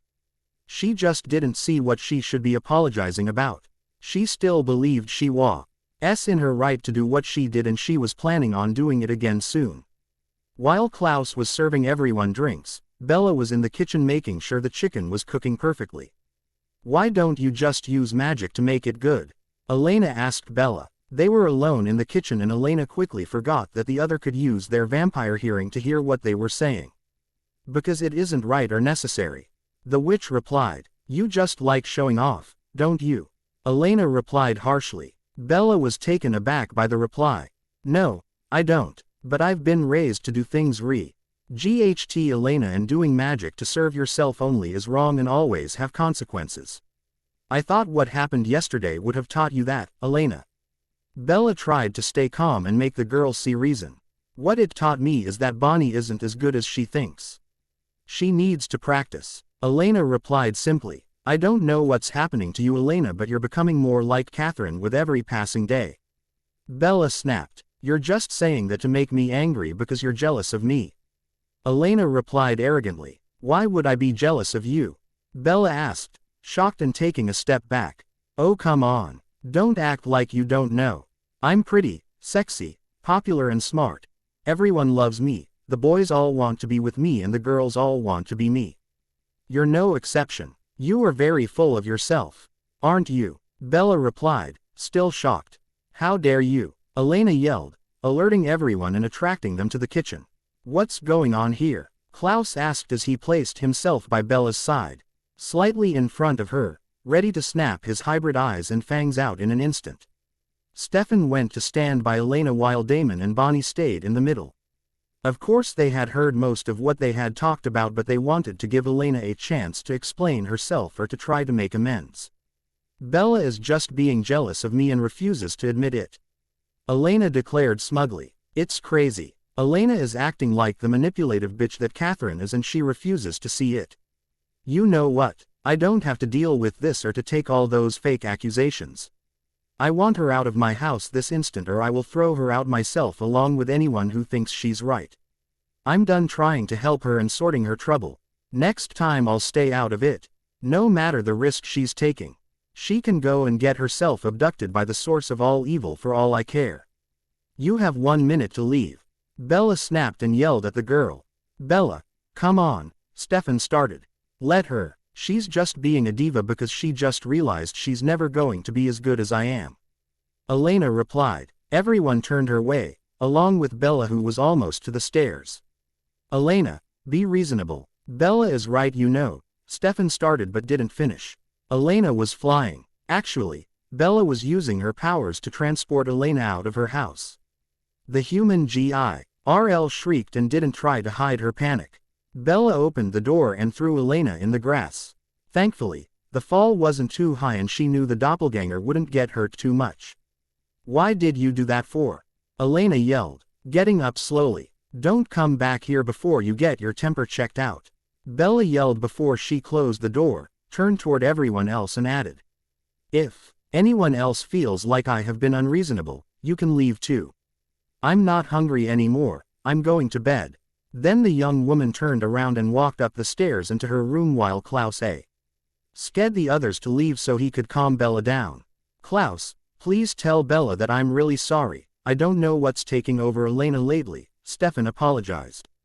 The Swans had been his secondary family for so long. He didn't want to lose that because of Elena's poor temper. "I will, but right now she needs to be alone." Klaus nodded. They all nodded and left, apologizing for Elena's behavior. When they opened the door again, they realized that Elena was gone again. "I think I'm going to leave her alone for a while. She gives me the creeps when she acts like this," Stefan stated as he went in the car with his brother and Bonnie, who nodded their agreement. "Are you okay, love?" Klaus asked as he came in his girlfriend's bedroom with a warm cup of tea. Bella was on her bed, crying. "I'm just upset. I know she's not taken over by a dark creature this time and I don't understand why she's acting this way." Bella shook her head, giving him a smile to thank him for the tea. He sat by her side and took her in his arms. "Maybe it's part of being the doppelganger. I remember Tatia acting just like that in the weeks before our mother killed her." "But why did it come out sooner for Elena?" Bella asked, wanting to understand. "Maybe it didn't come out sooner because she was young. Now that she's reached an age closer to the one Tatia was when she acted the same." "You think it's natural, part of her being a doppelganger and that it can't be stopped?" Bella asked him sadly. "Yes, that's what I'm saying. I don't think we will be able to help her change unless she wants to." He replied softly. "Does it mean she'll end up having a child out of marriage too?" Bella asked, thinking of the heartache awaiting Stefan if she did. "I wouldn't be surprised if that happened, especially since I'm sure Stefan won't stay with her much longer now." He nodded. The next morning, Bella woke up in Klaus' arms once again, but the bliss from the previous morning wasn't there. She remembered why she had asked him to stay, and Elena's hurtful words were still fresh in her memory. "It's all going to be okay, Bella. Don't think about it, my love. It will all be okay eventually, I promise." Klaus whispered in her ear as soon as he saw that she was awake. "Did you sleep at all?" she asked him softly. "A bit, I wanted to make sure you had a good night," he replied in her ear while he stroked her arms and back. They stayed in bed for a while before they decided to go downstairs and have some breakfast. When they reached the kitchen, everyone was already up and obviously aware of what happened the night before. Damon and Stefan told Jasper, Carlisle, Esme and I when we got back last night. I warned everyone else. Rebecca explained in a small voice. "I'm just trying not to think about it. I've put a spell on the house so she can't come in anymore, no matter what happens. I'm the only one that can break this curse," Bella declared before she made herself a plate with the breakfast Rosalie had cooked earlier. "Bella," Sage started. "Sage, I don't want to talk about her. I don't even want to think about her." Bella snapped. "Okay then, why don't we talk about the fast approaching end-of-year exams?" "Are you ready, Bella?" Finn asked calmly. "I think so," Bella replied. "You think so? Come on, Bella, you're going to graduate as head of the class," Sage complimented. "What? Of course I'm not. There are a lot of other students who deserve to be head of the class more than I do," she replied. "Well, I'm proud and happy to be with you, no matter what," Klaus whispered in her ear, making her blush. They all ate breakfast in good spirit, and after that, it was time for school again. Bella did her best to be the same as she usually was, except that she was now avoiding Elena. She soon realized that everyone else was avoiding the doppelganger. Even if part of her felt bad for Elena, who was now hanging out with a group of football players, she was glad everyone else could see the girl for who she truly was. After school, Bella sent a message to Elijah and asked him to meet her at the grill where they worked on her book some more for the first time in a while. Klaus was busy training his hybrids but sent a message to Bella, wishing her a good afternoon and a fruitful work session. Here, I like this part where Bianca is talking with one of her childhood furry ND who is married and the woman tells her what the nurse told her daughter. You should put it here. Elijah pointed to the right part. Okay, so we've got this. Bella nodded before she started to read. Today, Galicia came to visit me. She was worried about her daughter's future in this world. She had good arguments too. I remember exactly what she told me. Do you know what my daughter's nurse told her today? That in a girl's voice lies temptation. It's a known fact that eloquence in a woman means promiscuity.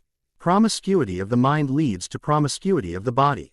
Of course she doesn't believe it yet, but she will. She will grow up just like her mother, marry, raise children and honor her family. She will spend her youth in needlepoint and rue the day she was born a girl. And when she dies, she'll wonder why she obeyed all the rules of God and country, for no biblical hell could ever be worse than a state of perpetual inconsequence. She wanted me to teach her daughter to be a coward.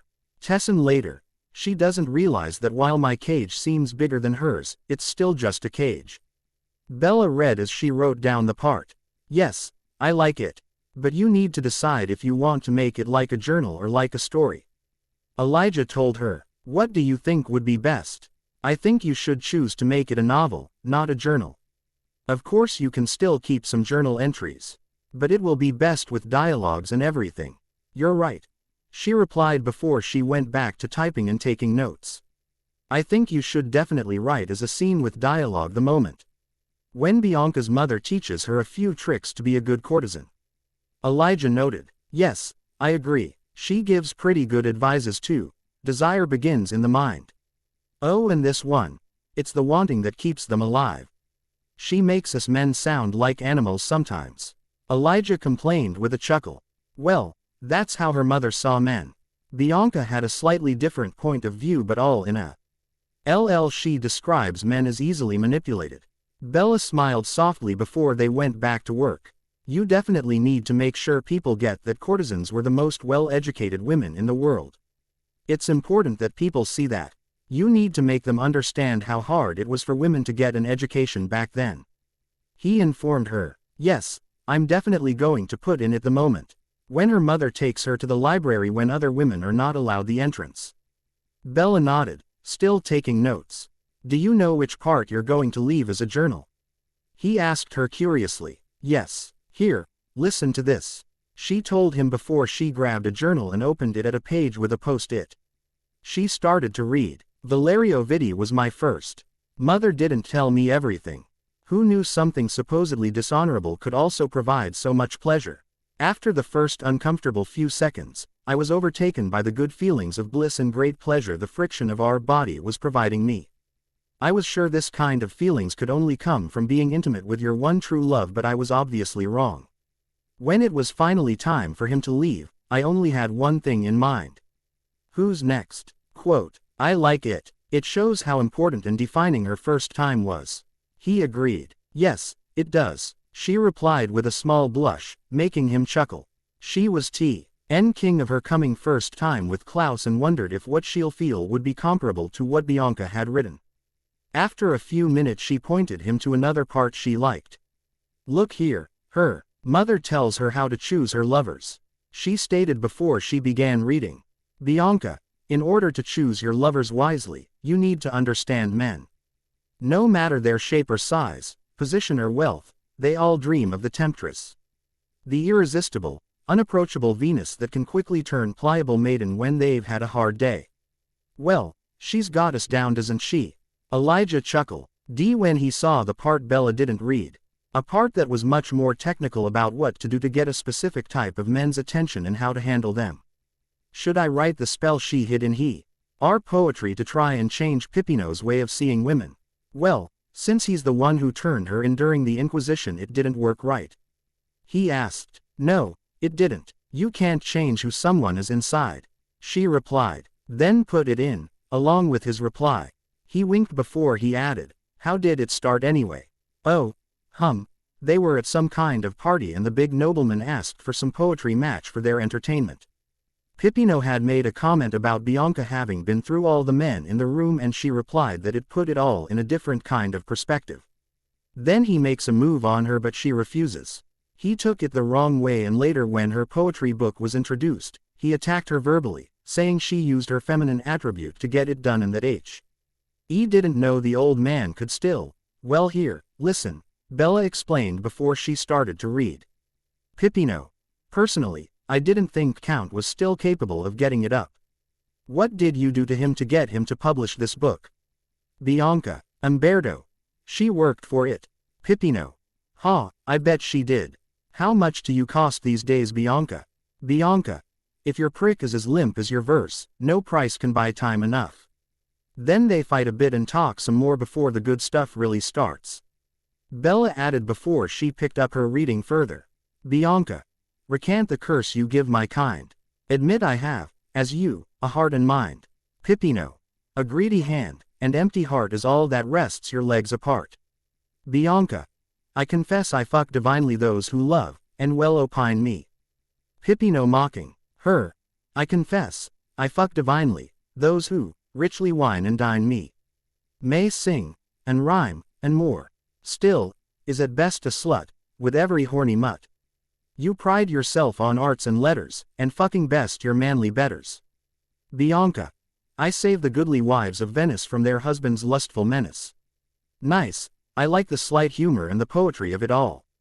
He nodded. Me too, I really do. She replied with a smile. After a few more minutes of hard work, they were distracted by a loud obnoxious laugh. They didn't need to turn around to recognize Alina's laugh. Let's go back home, I've had enough of this place for today. Bella announced as she got up and put everything back in her bag. Elijah nodded and walked her out into his car.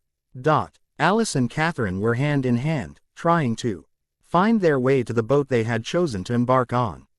It was going to France but they knew that once there, they would be able to find a way to Italy with more ease. They were both hiding in a dark alley in front of the port, trying to hide from the couple of hybrids that had spotted them and escaped their attack on the group. We need to create a diversion so we can jump on this boat before it leaves. Catherine repeated in annoyance. I hate to say it but they are stronger than us. We can't kill them. Alice shook her head, trying to analyze any possible outcome. Look, I'll just compel this girl here to keep them busy while we run. Catherine decided. Be careful please, Alice added with worry as she watched Catherine sneaking up to a pretty young woman and compelled her to keep the two hybrids busy. It worked pretty well and while the hybrids tried to help the woman gather what she had dropped and finding her way, Alice and Catherine, still holding hands, ran to the boat and jumped on it just as it left. When the two hybrids turned around, it was too late, they were already too far to catch up to them. I'll call Klaus now, one of them decided as the other nodded. Klaus was in the back porch, spending some time with his brother Elijah while he was watching Isabel running after butterflies, when his cell phone rang. Yes, he asked, not recognizing the number. Klaus, it's Tom, one of your hybrid from Miami. I've got bad news on Catherine and Alice. The man announced on the other end of the line. What is it? He asked. Well, we were a group of 8 and we had a nag to corner them but the bitches are sneaky and they managed to kill 6 of us. We couldn't stop them from jumping on a boat. Do you know where the boat is going? Klaus asked. Mario is getting more detailed informations right now. I'll text it to you as soon as I have it. Right now all I know is that the boat is going to France.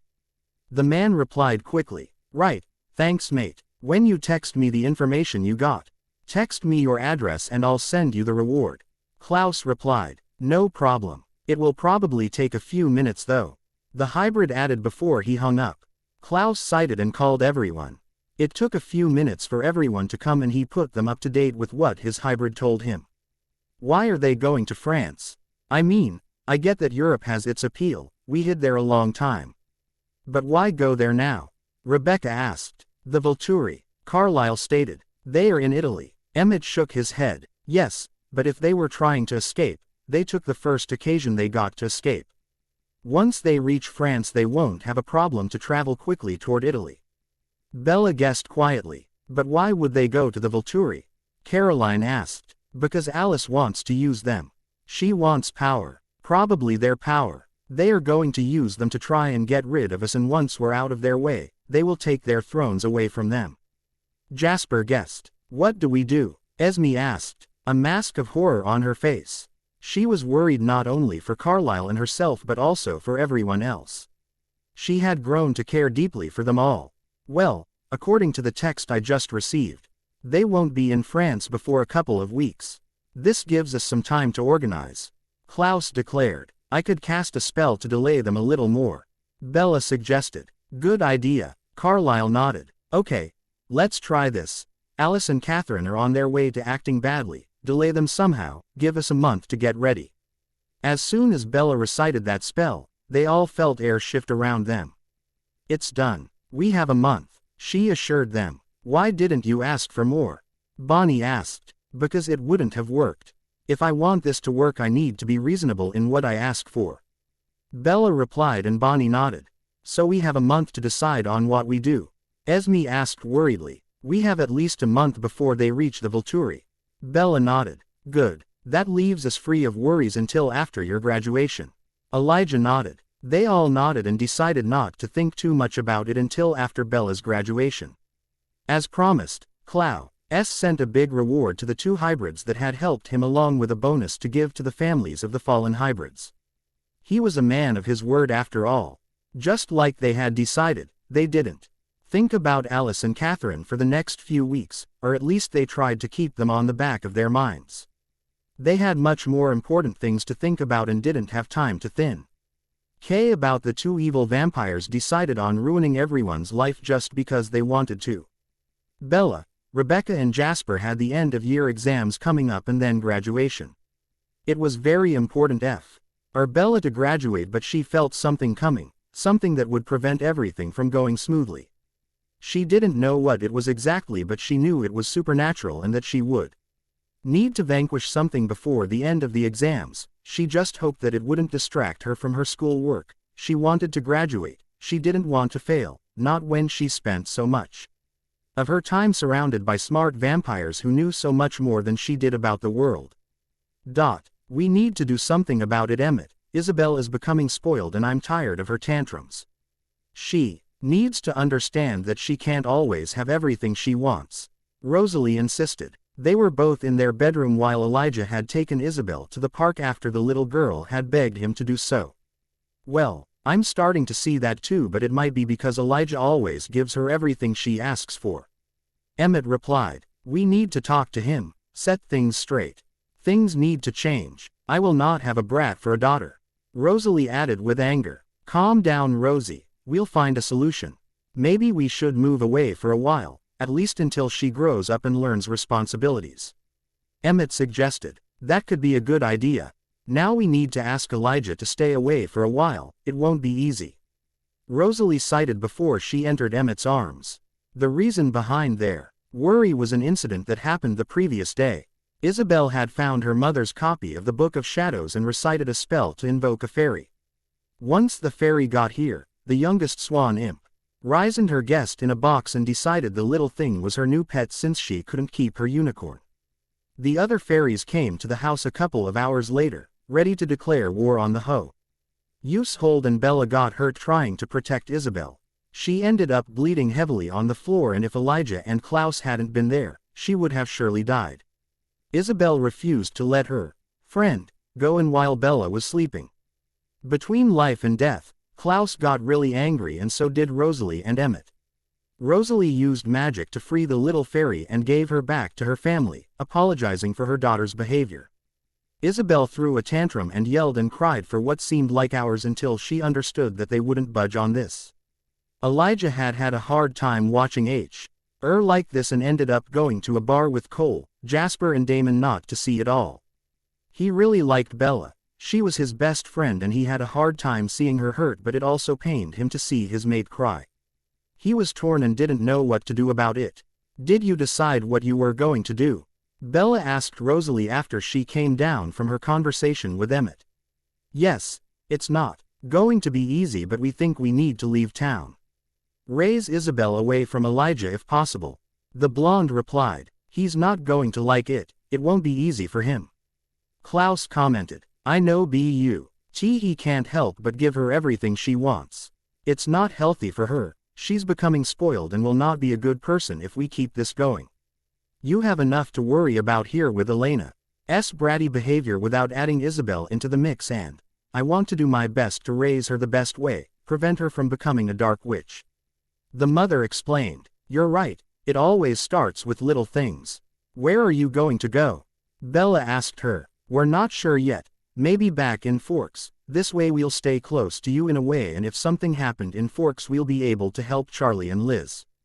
Good idea. Bella nodded before Klaus asked. Now who is going to inform Elijah? Rosalie and Emmett decided to inform Elijah of their decision together while Isabel was in her room, packing sadly. They wanted to leave as soon as possible, and the little girl knew it was her fault. It was her punishment for what she did to the fairy, and she didn't really understand why it was so bad. Elijah, I'm really sorry, but we need to talk. Emmett started softly. I heard. Elijah replied. He was in the living room, drinking some bourbon and looking quite depressed. He had grown attached to having the little girl around, and he knew that he shouldn't have given her everything she wanted, but he couldn't help it. We're really sorry, but we don't see any other options. Rosalie apologized. I know. Don't worry. It hurts, but I understand that it's for the best. Elijah replied reasonably. It's not forever. You'll be able to come for a visit from time to time, and as soon as she's older, more reasonable. We'll come back, Rosalie assured him. I know. Don't worry. Elijah smiled sadly. As Emmett and Rosalie started to turn around, the most serious of all originals called back. I hope you don't mind, but I don't think I can say goodbye, it hurts too much. We understand. Hopefully it will help Isabel to realize just how her actions can have heavy consequences. Emmett nodded. For the past few weeks, Klaus had been spending his nights with Bella, just holding her in his arms, and he loved it, but he couldn't help get worried when he saw her tossing and turning in her bad dreams for the past few days. Now, the morning after Rosalie and Emmett left, he decided to try and find out more about those dreams who made her restless. Do you want to talk about it, Bella? Klaus asked her after another night of Bella being restless during the night. It's not really a nightmare. I'm in some sort of forest, I don't know where exactly, but it's sunny and quite hot around. I'm not alone. There are a lot of other girls around me and we're all dressed weirdly. Bella started. How weirdly? He asked curiously. Like the Amazons from the Book of Shadows. Bella added. Really? Yes. And I know it's them, and I'm one of them. I'm the adopted sister, daughter of the queen, and we're hunting centaurs away from our land when tonight one of them shot her close to the heart. She gave me her rite of caste just before I woke up. That's quite an exciting life you have in your dreams, love. I wish I could join you. Klaus mused as he kissed her neck softly. That's the thing, I don't think it was a dream. I've had similar dreams ever since I was a little girl, and it always feels so real. I actually feel pain, like I had just lost my mother. Bella explained. Maybe you should try to find a spell to get an answer. Klaus suggested. You're right, I think I'll do that right now. I want to know what this is all about, I've waited too long. Thanks, Bella replied before she headed into her magic room. Do you need anything, or do you want me to leave you alone? He asked from the doorway. No, that's fine, thank you. I think it might be best of me to do this on my own, but you should keep an ear out in case I end up shouting for help. She smiled before she kissed him on the lips and watched him nod and leave the room. After finding the spell she needed to use in her trusty Book of Shadows, Bella placed the required number of candles around the room and a bowl in front of a big purple candle. She took a piece of paper and wrote, I want to know more about my Amazon's dreams. Then she placed the paper near the flame of the candle and let it catch fire. As she placed it in the bowl, she recited, My heart is strong, my spirit is weak, it is an answer that I seek. The question burns within the fire, so that I can find the answer I desire. As soon as she said the words, she saw the smoke from her piece of paper expand in the room and leave behind the mother she had watched die during her sleep. Bella, my sweet child, it's very nice to see you in your element, the spirit of the dead woman told her. In front of Bella stood a tall brunette woman with long brown hair. She was dressed just like she had been when she had died the previous night and was smiling softly. "Alkaya, is that you? How is it even possible?" Bella asked, still in shock. "My sweet little Bella, it is time for me to explain everything to you. Maybe you should sit down, princess. Do you remember when the first time you came to us during your dreams was?" The tall Amazon woman asked Bella. "I think I was 6 or 7. Mom wasn't paying any attention to me, and it's around the time I had to start cooking for myself. I had just understood that I would need to be the adult in Rais. Myself when you appeared and took me in. Yes, and around that time we learn of your prophecy. We were told you were also going to be the one who will lead our people forever." Alkaya explained. "What do you mean? How can I lead you people? I have responsibilities here." Bella shook her head. "I know that, sweetheart, but just like you came to us in your dreams when we needed you, we will come to you when we need you now. My sister Bremusa will hold your place until there's something big happening that requires your presence. When the time comes to defend our territory against the centaurs or the men come again, they will come and find you, this time in your real world. Bella, I took you under my wings because your destiny is far greater than one of a witch who becomes a vampire and lives forever. Last night you reached your destiny, my Bella. You're now the ultimate Amazon queen. You're not only the queen of the tribe that raised you in your dreams, honey, you're also the queen of every Amazon tribe in the world." Alkaya revealed. Bella was shocked and couldn't do anything besides stare. She never knew this kind of thing would ever happen to her.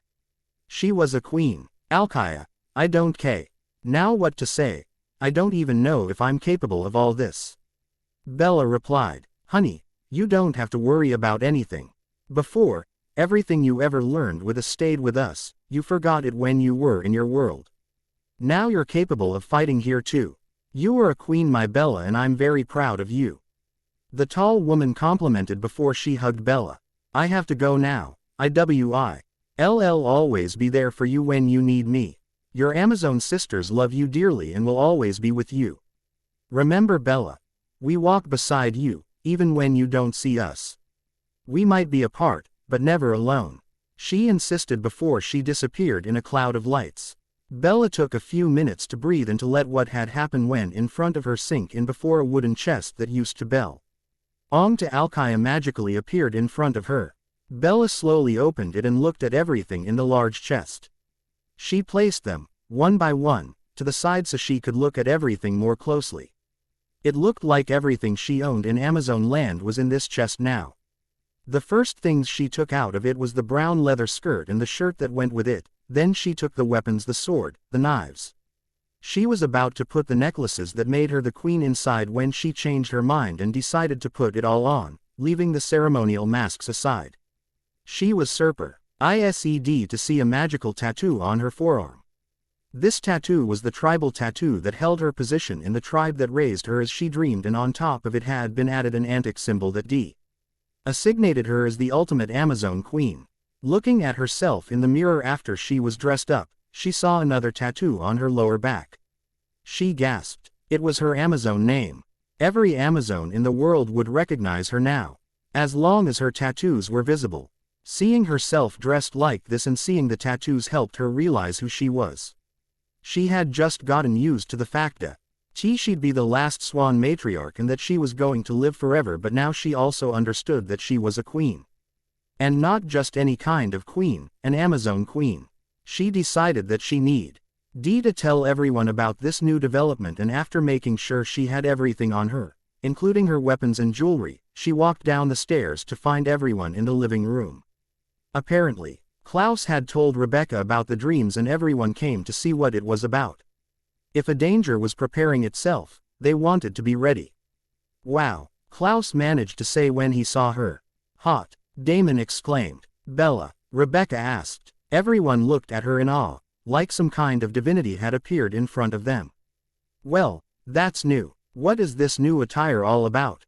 Need more attention," Elena muttered, but shut her mouth as soon as everyone glared at her.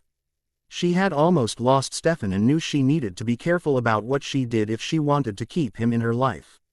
Bella had allowed her back in her house. She couldn't spoil it by angering her again. She needed Stefan in her life. "What is this, Bella?" Caroline asked as she circled her friend and almost sister. When did you even get a tattoo? Damon asked. You didn't have any when I left the bedroom, that's for sure. Now you have two, Klaus exclaimed. He had to admit that he was a little turned on by his girl, she was hot. Of course she always was hot, but he found her even more attractive now, especially since her dress showed her neckline in a way he had never seen her show it before.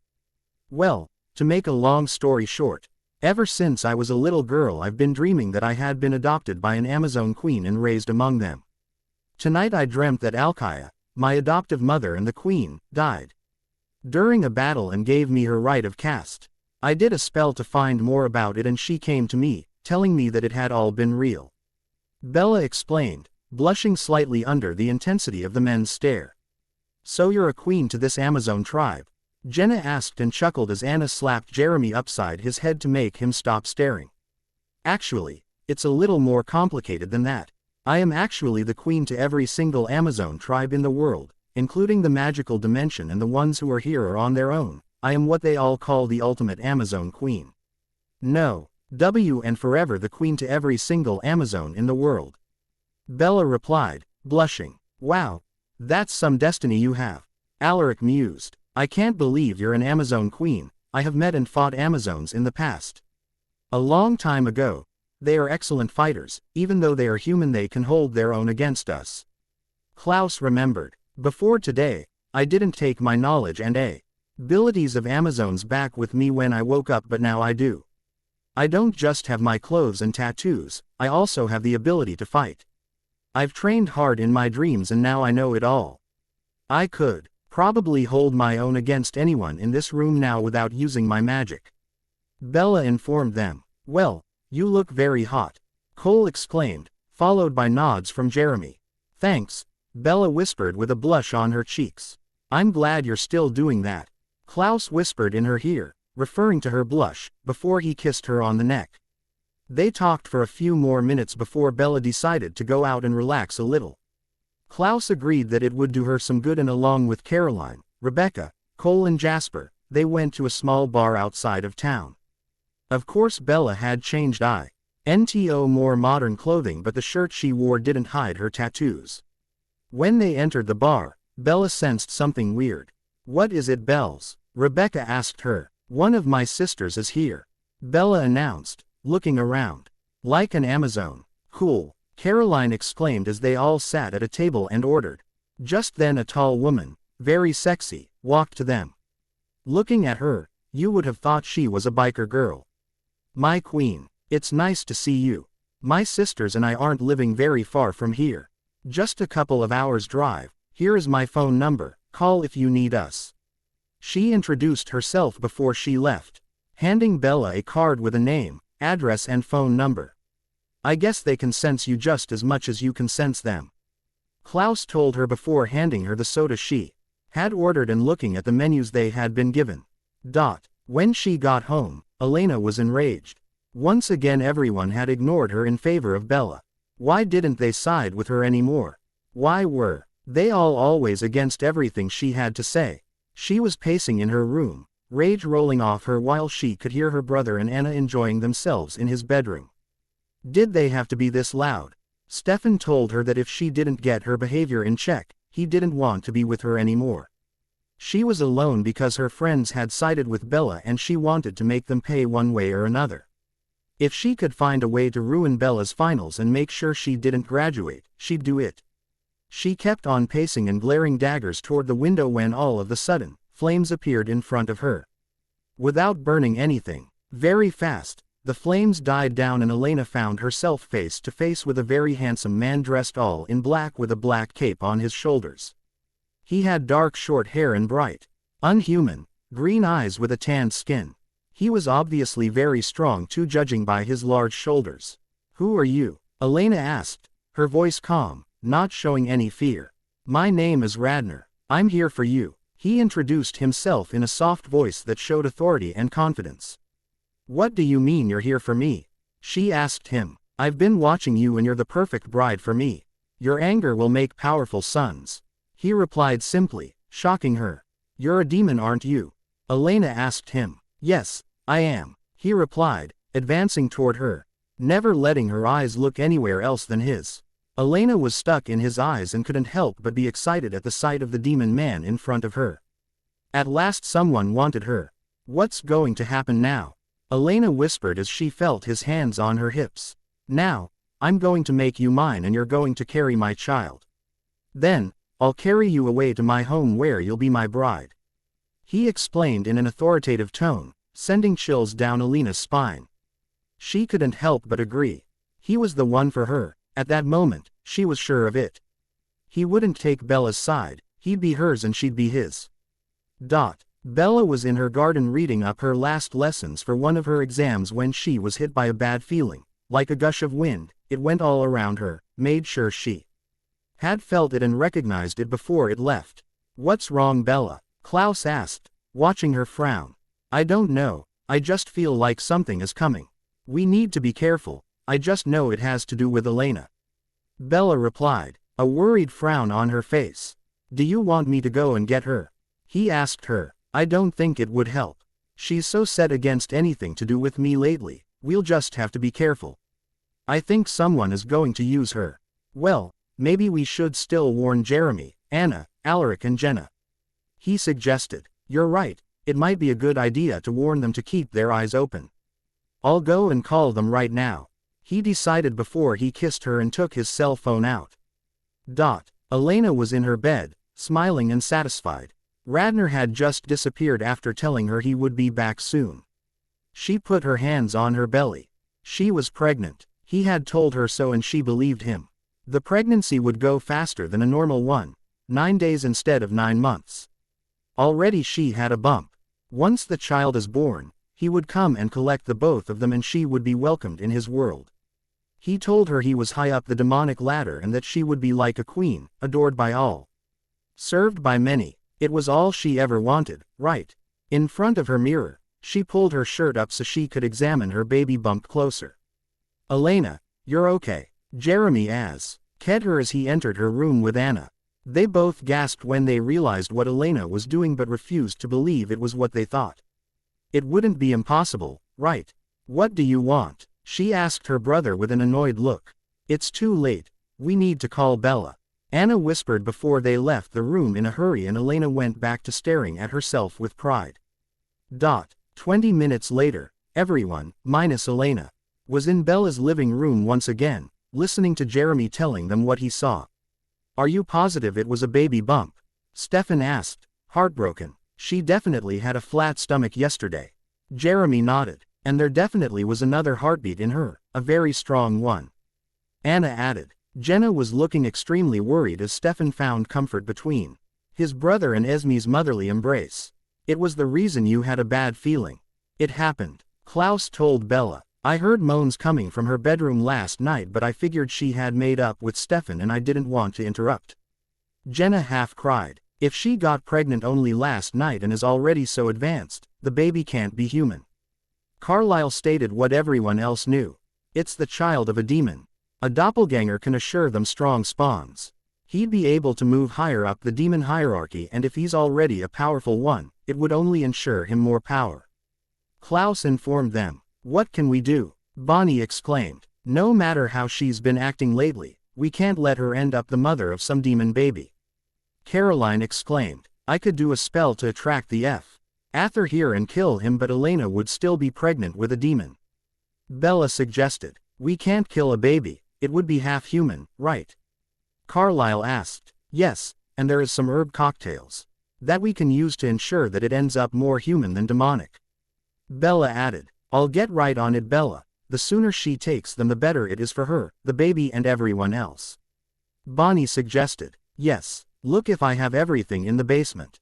If you have to get some somewhere else, take Damon with you. Bella advised, in full Super Witch Amazon Queen mode as she went upstairs to look for the right spell. Before she climbed the stairs she turned toward Alaric and Jenna. Bring Elena here. Knock her out with a sleeping potion. She asked of them as she threw them a small bottle. That was among the ones she stored all around the house in case of a surprise attack. They nodded and left while Elijah and Klaus followed her up the stairs. They weren't willing to risk her life. Belle, La walked in front of the book and turned a few pages before she decided to create her own spell. Okay, let's try this. In this time and in this hour, I call upon the higher power, bring to me the man who wants to be her mate so that I can save Elena from her dark and evil fate. Bella recited. Immediately, flames grew in front of her and a man dressed all in black appeared in front of them. Hold have guessed you wouldn't let me have the doppelganger, which? He snarled. What do you want with Elena? Bella asked after she threw at him a truth potion. I want her to have my child and be my queen in the underworld. With her as the mother of my children I would be unstoppable and create the most powerful dynasty in hell. He replied, obviously mad at himself for not being able to resist. I won't let you. Bella replied before she used her blasting power. Only his right arm exploded and he threw a fireball at her. She used her powers to throw it back at him and his second arm burned off. She kept on blasting him until he finally was dust while Klaus and Elijah threw divers destroying potions at him. He was quite powerful, so his child will be also. She noted. Do you think why? Oh, you can save Elena's baby from being evil? Elijah asked her. I hope so. Bella nodded before they made their way back down the stairs to see that Elena was trying to get away from them. The sleeping potion didn't work for long. Alaric informed her. That's because of the baby she carries. Bella replied. Radner help me. Elena was yelling. Yell all you want. Radner won't come, I just killed him. Bella replied. You little bitch. Evil murdering slut. Elena screeched. Oh, shut up a second will you? You're carrying the demonic child of a demon and Bella is trying to make sure this baby will turn out more human than demon. The least you can do is to be grateful. Jeremy snapped at his sister. Or we could simply kill the child. Cole suggested. If he didn't want to let it show, He was worried for Caroline and his family. He wanted to protect them all and if in order to do that he had to kill a baby before it was even born, he'd be happy to do it, damned be the consequences. Don't you dare touch my baby. Elena snapped, looking scared and putting her hands protectively on her belly as she slowly backed up into the wall. That's not what we want, Elena. We're going to make Sue. You can have this child and keep it as human as we can. Bella replied as calmly as she could. I don't want your help. Elena screeched, glaring daggers at Bella. How about mine? Bonnie asked as she came back with a bottle of herbal tea.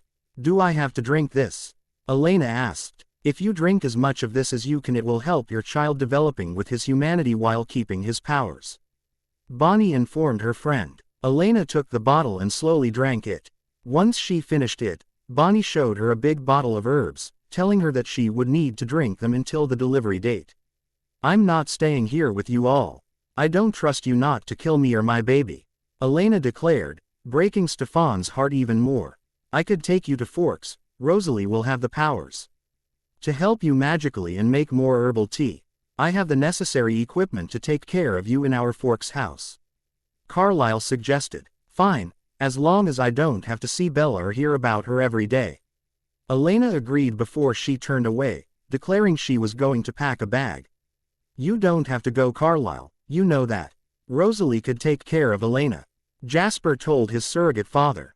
I would feel better if I could be there, watch over everything directly. The good doctor replied. It would be his second supernatural pregnancy in the past few months but he didn't mind, he was excited. After what felt like an eternity of studying the unchanging human body, he finally could study a body that he didn't know everything about. It was a challenge for him, one that he enjoyed and was very grateful for Bella over. It's a good idea to have her away from me for a while, it will give her time to recover from the hate and jealousy that surrounds her and to be the old Elena again. I feel like it will work. Bella nodded with a small smile. Stefan, you're okay, brother? Damon asked his little brother. I think I'll go with Carlisle and Esme to Forks. I want to see if there is a chance for Elena and I to get back together. The younger Salvatore replied. You realize that if you get back together with Elena you'd have to be a father figure to the demonic bunch she has in her doppelganger oven, right? Rebecca asked him. Yeah, I know. We'll see how it turns out. Stefan replied, leaving the house to pack a bag with Esme and Carlisle.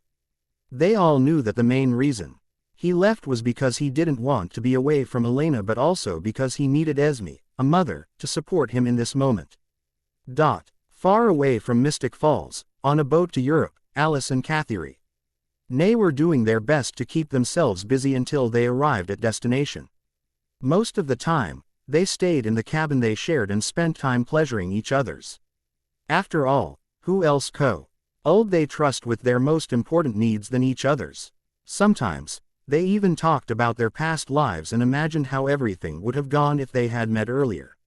Whenever they needed something, they compelled a member of the crew to bring it to them.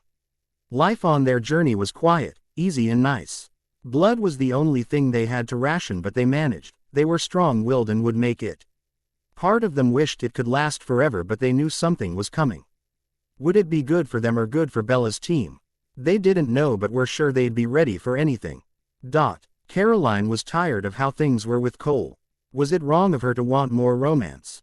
She had tried to talk to Cole about it, but he always cut her off with his abs and they ended up in bed, having sex. "We need to talk, Cole," she declared seriously, using a voice as strong and confident as she could. "About what?" he asked her, already thinking about the awesome time they would have soon. "About us." "What about us?" he asked. "Listen, I know we agreed on letting things be the way they come, but I want a change. I want romance," she informed him in a hard tone that showed him she was sure of herself. "What, like me buying you dinner or something? I thought we were fine," Cole exclaimed. "Buying me dinner? You think buying me dinner will bring more romance between us? No, Cole, I don't want you to buy me dinner. What I want is for you to show me that you care about me more than you care about having sex with me." "I don't know if I can do that," Cole replied in a very soft voice. "Then we cannot be together anymore. I'm sorry, Cole, but it's my heart on the line here. I hate to do this because I do love you, but I can't do this anymore if you're not as much involved in this as I am. You can show yourself out, you know the way," Caroline replied, tears in her eyes as she turned around and walked back to her room, not listening to Cole's calls. Cole didn't know what to do. He couldn't leave. He couldn't lose her. Why couldn't he be romantic? Why couldn't he show her some romance when he knew he wanted it too, especially with her? He knew why. He didn't want to get hurt like he had been a couple of times in the past. He had been taught to guard his heart over the years, but since all of his siblings had opened their hearts and were happy with it, with the exception of Elijah who had some waiting to do, why couldn't he? He didn't even realize that he was climbing the stairs when he found himself in front of Caroline's door. He could hear her crying on the other side and kicked himself for it. He hated it. He hated knowing that he was causing her this kind of pain. "Caroline, I'm sorry," he started to say as he walked closer to her. "I thought I asked you to leave. Please, don't make this any harder for me," she begged him. "I need for you to let me speak a bit, please. I do love you, Caroline. I know I've never said it before, but I truly do. I've been guarding my heart for so long, protecting myself from heartbreak, that I didn't realize what I was doing to the girl I love. I'm sorry, Caroline. If you agree to give us a second chance, I promise I will do my best to open my heart up to you. I'll take you out and I'll give you romance. As much as you want, whatever you want. Flowers, chocolate, jewelry, gifts, I'd give you the world if you asked it of me," he confessed, getting closer to her and finally taking her in his arms and whispering to her, "Please stop crying. I hate to see you crying, love." Caroline of course stopped crying and they just hugged for the rest of the night, promising to give each other more time and be truthful from now on. Bella was studying for her last exam before graduation when Rebecca ran in the house, looking panicked. "Jasper is sleeping. Do something," she yelled, attracting her two brothers' attention on top of Bella's. "He's a cold one. He can't sleep. He's playing a prank on you." Klaus chuckled, rolling his eyes. "You don't understand. His breathing is even and he can't wake up at all. At first I thought like you that he was joking, but it's been hours now," Rebecca exclaimed. Bella was out to say something when Elijah's phone rang and he left the room to answer it. This would mean one thing. Isabel was calling to give him news. He came back in the room less than 5 minutes later. "So, is Elena and her baby demon still doing all right?" Bella asked. "Yes, but that's not why Isabel called. Stefan and Elena were with her. Carlisle, Esme, Emmett and Rosalie are asleep. Elijah exclaimed. Well, now we know it's not just Jasper, something is definitely up. Bella exclaimed. Isabel said that she saw that the vampire that looked like Elena paid some demon a while ago to force tea. He Sandman to put muses to sleep right before your exams so you'd miss and be in trouble, but the demon misunderstood what Catherine showed him and saw the Cullens. Elijah explained. Well, I'll cast a spell to kill the demon and soon after, the Cullens will wake up. Bella decided. Do you need help? Klaus asked. No, I'll be fine, thanks. Bella went upstairs. She was mad. Couldn't she do something simply human that she cared about without the supernatural spoiling things for her?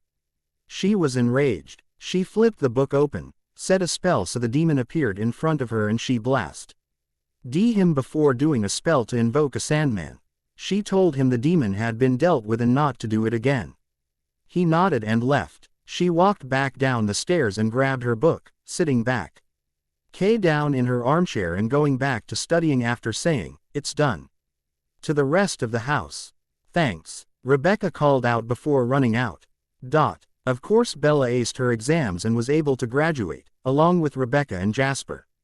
Charlie and Liz came for the occasion, to celebrate Bella's success and to pick up a few more things that belonged to Liz.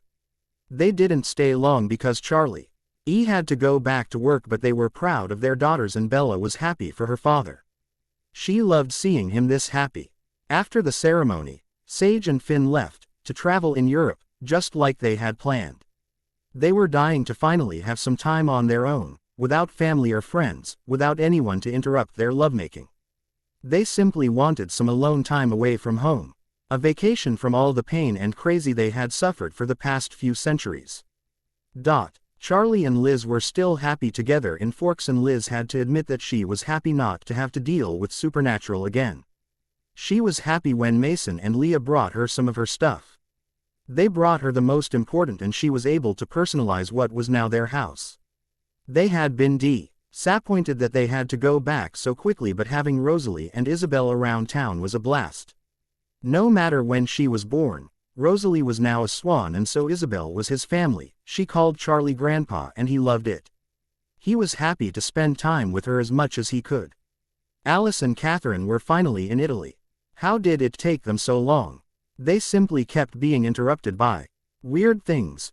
A tree falling right in front of their car on the road with a lot of people around so they couldn't use their powers to push it away. Their stuff disappearing over and over again. People being excruciatingly slow in front of them.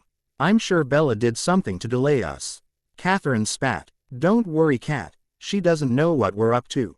Even if she cast some kind of spell so we could be delayed, there is nothing she can do against us now. We'll be in Volterra soon and the Volturi will destroy that supernaturally aware town. They have to. It's their laws that are being broken. Alice reassured her best friend and lover as they crossed the invisible border between the two countries. After her graduation, Bella knew that she needed to think about taking care of Alice and Catherine and their intention of getting the Volturi to attack the small town she had grown to love. Since her father had visited for the occasion, she waited until he left before she did anything. Once he was gone, she started making plans. Are you sure you want to go, Bella? Carlisle asked her. He and Esme came back a few days ago, telling them that Elena was fine and that she and Stefan decided to move somewhere new to try and start fresh with the baby. They however promised to keep in touch. Elena was back to her old safe and they believed that the demon had been influencing her so that she was ready for him. She felt guilty about everything she did and said, especially to Bella, and said she didn't feel ready to face them again. Stefan and her did sent a picture of her baby boy and Osily made sure it would grow at a normal rate. Under the circumstances, they were happy. Yes, I am the Amazon Queen, they have to listen to me. We Amazons have helped them when they first got their power. We helped them defeat the Romanians on several occasions. They owe us their power and their lives. Not helping me would start a war they were assured to lose. Bella announced. Well, you're not going alone. Esme shook her head with worry. Of course I'm not. I'm a high school graduate going to Europe for the first time in my life. I'm going with my boyfriend. Bella replied with a small smile. They quickly settled things and left the next day. Klaus had gotten them first-class tickets, saying that if she was going to Volterra as a queen, she should get there as one too. At first he wanted to rent a private jet, but she managed to change his mind using the excuse of global warming. She always managed to get her way when it came to him. Once they landed in Florence, they drove to Volterra in a very fancy rental car and arrived a day before Alice and Catherine were supposed to come, according to what they had heard from the many supernatural beings that were helping Bella, delaying them. They entered the bathroom in the lobby of the castle before going to the reception desk, and Bella dressed in her Queen Amazon attire. It was the best way for her to be recognized and accepted for who she was by the three kings. She was afraid that simply with her necklace and her tattoos, it wouldn't be enough. After all, anybody with enough knowledge would be able to forge some copies, and she really needed to impress them. Surely coming with the original hybrid as her boyfriend would surprise and impress them, but she couldn't help but want them to be in awe of her. She needed them to do what she wanted and to stay on her side. "Welcome to Volterra, how can I help you?" a human receptionist asked them in a bad English as soon as they arrived. "Please inform Arrow that Isabella Swan, Queen of all Amazons, is here with Klaus Mikkelsen, original hybrid, and that we wish to see him as soon as possible to discuss important and official matters," Bella demanded in an imperious voice. She had practiced her queen tone and was very proud of it. She knew that she needed to act differently when she was in her queen skin. She needed to act like a queen if she wanted to be respected like one. "Of course," the woman exclaimed in a squeaky voice before taking her phone and speaking quickly in Italian. After only a couple of minutes, two tall vampires came to them. "Your Highness, we apologize for the wait you had to suffer. Arrow would be happy to see you right away, please follow us," the first one declared before informing her that his name was Felix and that his friend's was Dimitri. Both Bella and Klaus noticed how Felix checked Bella out, but Bella decided to ignore it while Klaus simply placed his hand around her waist, showing that she was, indeed, his. They walked out several long and sometimes very cold corridors before they finally arrived in front of two big wooden doors and were welcomed in what appeared to be the throne room that would belong in a Renaissance painting. "Welcome, welcome. My name is Arrow, this is Marcus, and this is Keys. You must be the long prophesied ultimate Amazon queen. It is truly an honor to meet you." "Thank you. You can call me Bella, and this is Klaus Mikkelsen," she introduced, "a member of the original family of vampire. It's very nice to meet you. I know that Keys is excited to meet you as well, Klaus. Now, what can we do for you?" Arrow asked Bella. Bella found it weird to see those three kind talking to her like she was the highest ranked in the room, like she somehow had power over them. It was both pleasing and disturbing. Bella took about a half hour to explain the situation to them. "Well, those two need to be dealt with quickly." Keys enraged while Marcus kept on looking at Bella in an intense look. "Ice has the power to see the future based on the decisions you take. I've cast a spell to prevent the people in this castle to be seen in her visions, but I'm not sure it's going to work right. We need to be careful," Bella warned them. "What is it, brother? What has you so taken with Queen Bella?" Arrow asked Marcus, bringing all the attention to the sad and quiet ruler. Klaus went to stand closer to Bella, showing everyone that she was his, even if he hadn't marked her yet. There was no way he'd let a cold one, no matter his rank, take her from him. She was the one he had been waiting for his entire life without really knowing it, and he wouldn't let her go. "I'm not sure, the queen looks somewhat familiar." "Familiar? I've never been around here and I don't remember ever meeting you," Bella asked with confusion evident on her voice. "Not in that sense, no, but you have my mother's eyes, and my sister's hair," Marcus replied. "So she's some distant relative? Family from several generations over?" Keys asked him, looking at Bella too, trying to see the resemblance. "I think so," Marcus replied with a small smile nobody had seen on his face since Didymi died. Bella was uncomfortable with this conversation. She felt it could take their focus away from the important things, so she spoke. "Listen, I really need Alice and Catherine out of the way so the people I love can be safe again.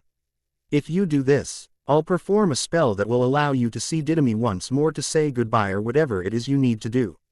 I will also perform a spell so you and your higher-ranked guards don't sparkle in the sun anymore," Bella suggested. "You will?" Arrow asked with surprise. "Yes, I will. According to a spell I did, they should be here tomorrow morning, around 7, and I would really like tea. I'll be able to deal with them the way I please. Bella announced. Why don't you and your friend go and stay in one of our best rooms? You can use the afternoon to visit the town. We'll deal with the misfits together tomorrow. Arrow suggested. Thank you, Arrow. Bella nodded. Anything for you, dear Bella. Your arrival was prophesied a long time ago and you're a legend already. Simply meeting you is an honor, but helping you, having the chance to prove ourselves to you, now that's the real honor. Arrow complimented while Keys nodded, and Marcus, understanding her reservations, added. We shall speak tomorrow, young one, after the misfits are dealt with. Bella nodded with a soft smile and left. Klaus and Bella discovered their room, and after seeing how truly luxurious it was and setting their luggage down, Bella changed into more tourist-like clothes and they left the castle to go on a tour of the town and simply enjoy the Italian sun together. Your Highness, Arrow wants to know if you wish for an escort while you visit the town. The vampire named Felix came and asked her as they were about to leave the castle. We'll be fine, thank you. Bella replied with a smile. As you wish. Felix added with a small bow before he left the place. Arrow likes you, so does his guards apparently. You seem to be very popular anywhere you go. Klaus told her as he wrapped his arms around her waist. Well, you don't need to be worried. You're the only one I see, no matter where we are. Bella reassured him softly before she kissed him.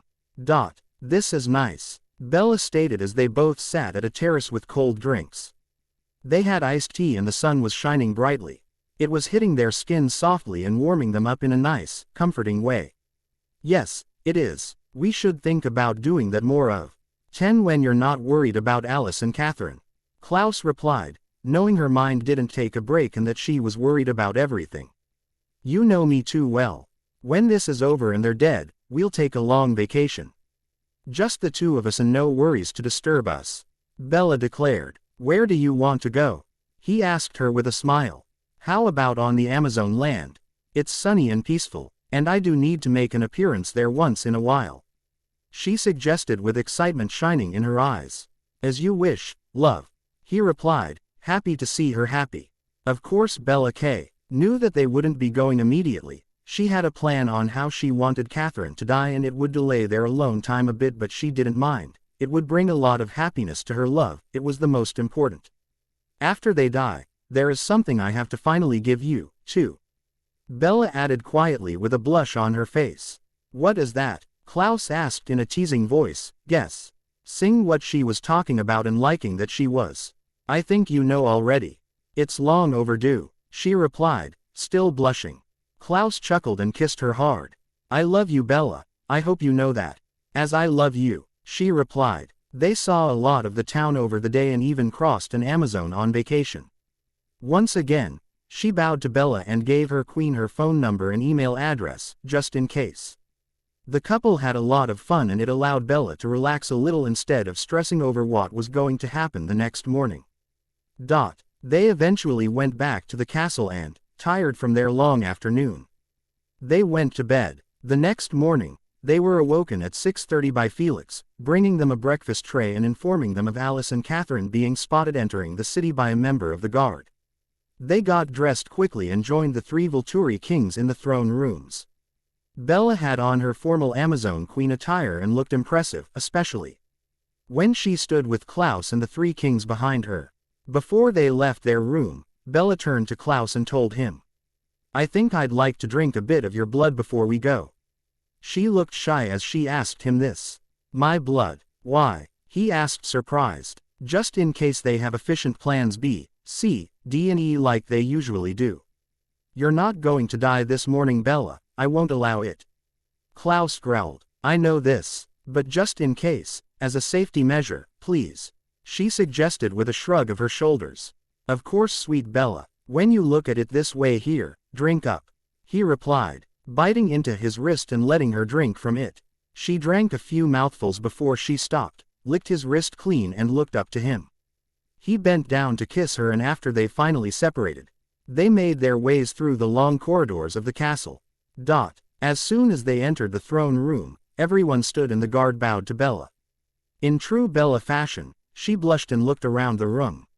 When her eyes landed on the three kings, she saw that they stood, too, and were probably waiting for her to sit down to sit as well. She immediately saw that a fourth and fifth throne had been added.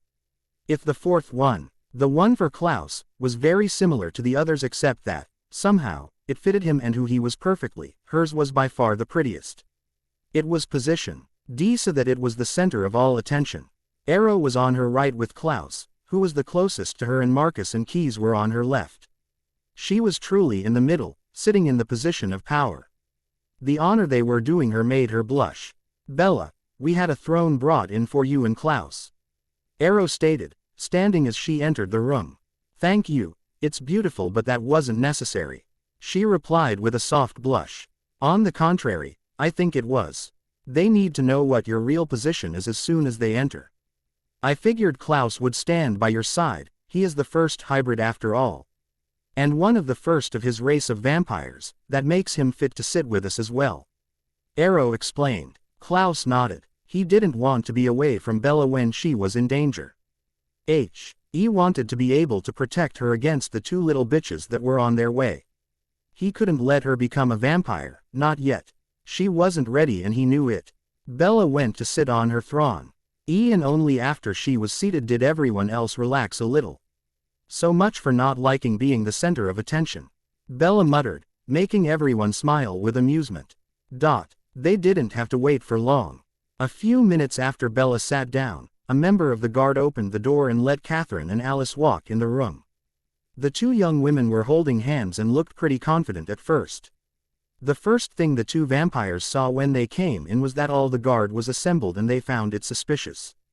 The big double door closed behind them before they had time to look further, and a couple of guards stood behind them, blocking any chance of retreat. Turning back around to the front of the room, they wondered who was on the two new thrones when they recognized Bella and Klaus. They both stopped in their confident walk forward and looked worried for a minute before Alice squeezed Catherine's hand reassuringly and motioned for them to walk forward. So this is Alice and Catherine. You two have some nerves attacking a queen and coming here to ask us to help you killing her and her people. Keys growled. Since when do you take pathetic humans as royalty? Alice asked smartly. She figured that they were already condemned by the look of things. She might as well try to do things with fashion. Catherine tightened her hold on Alice's hand too.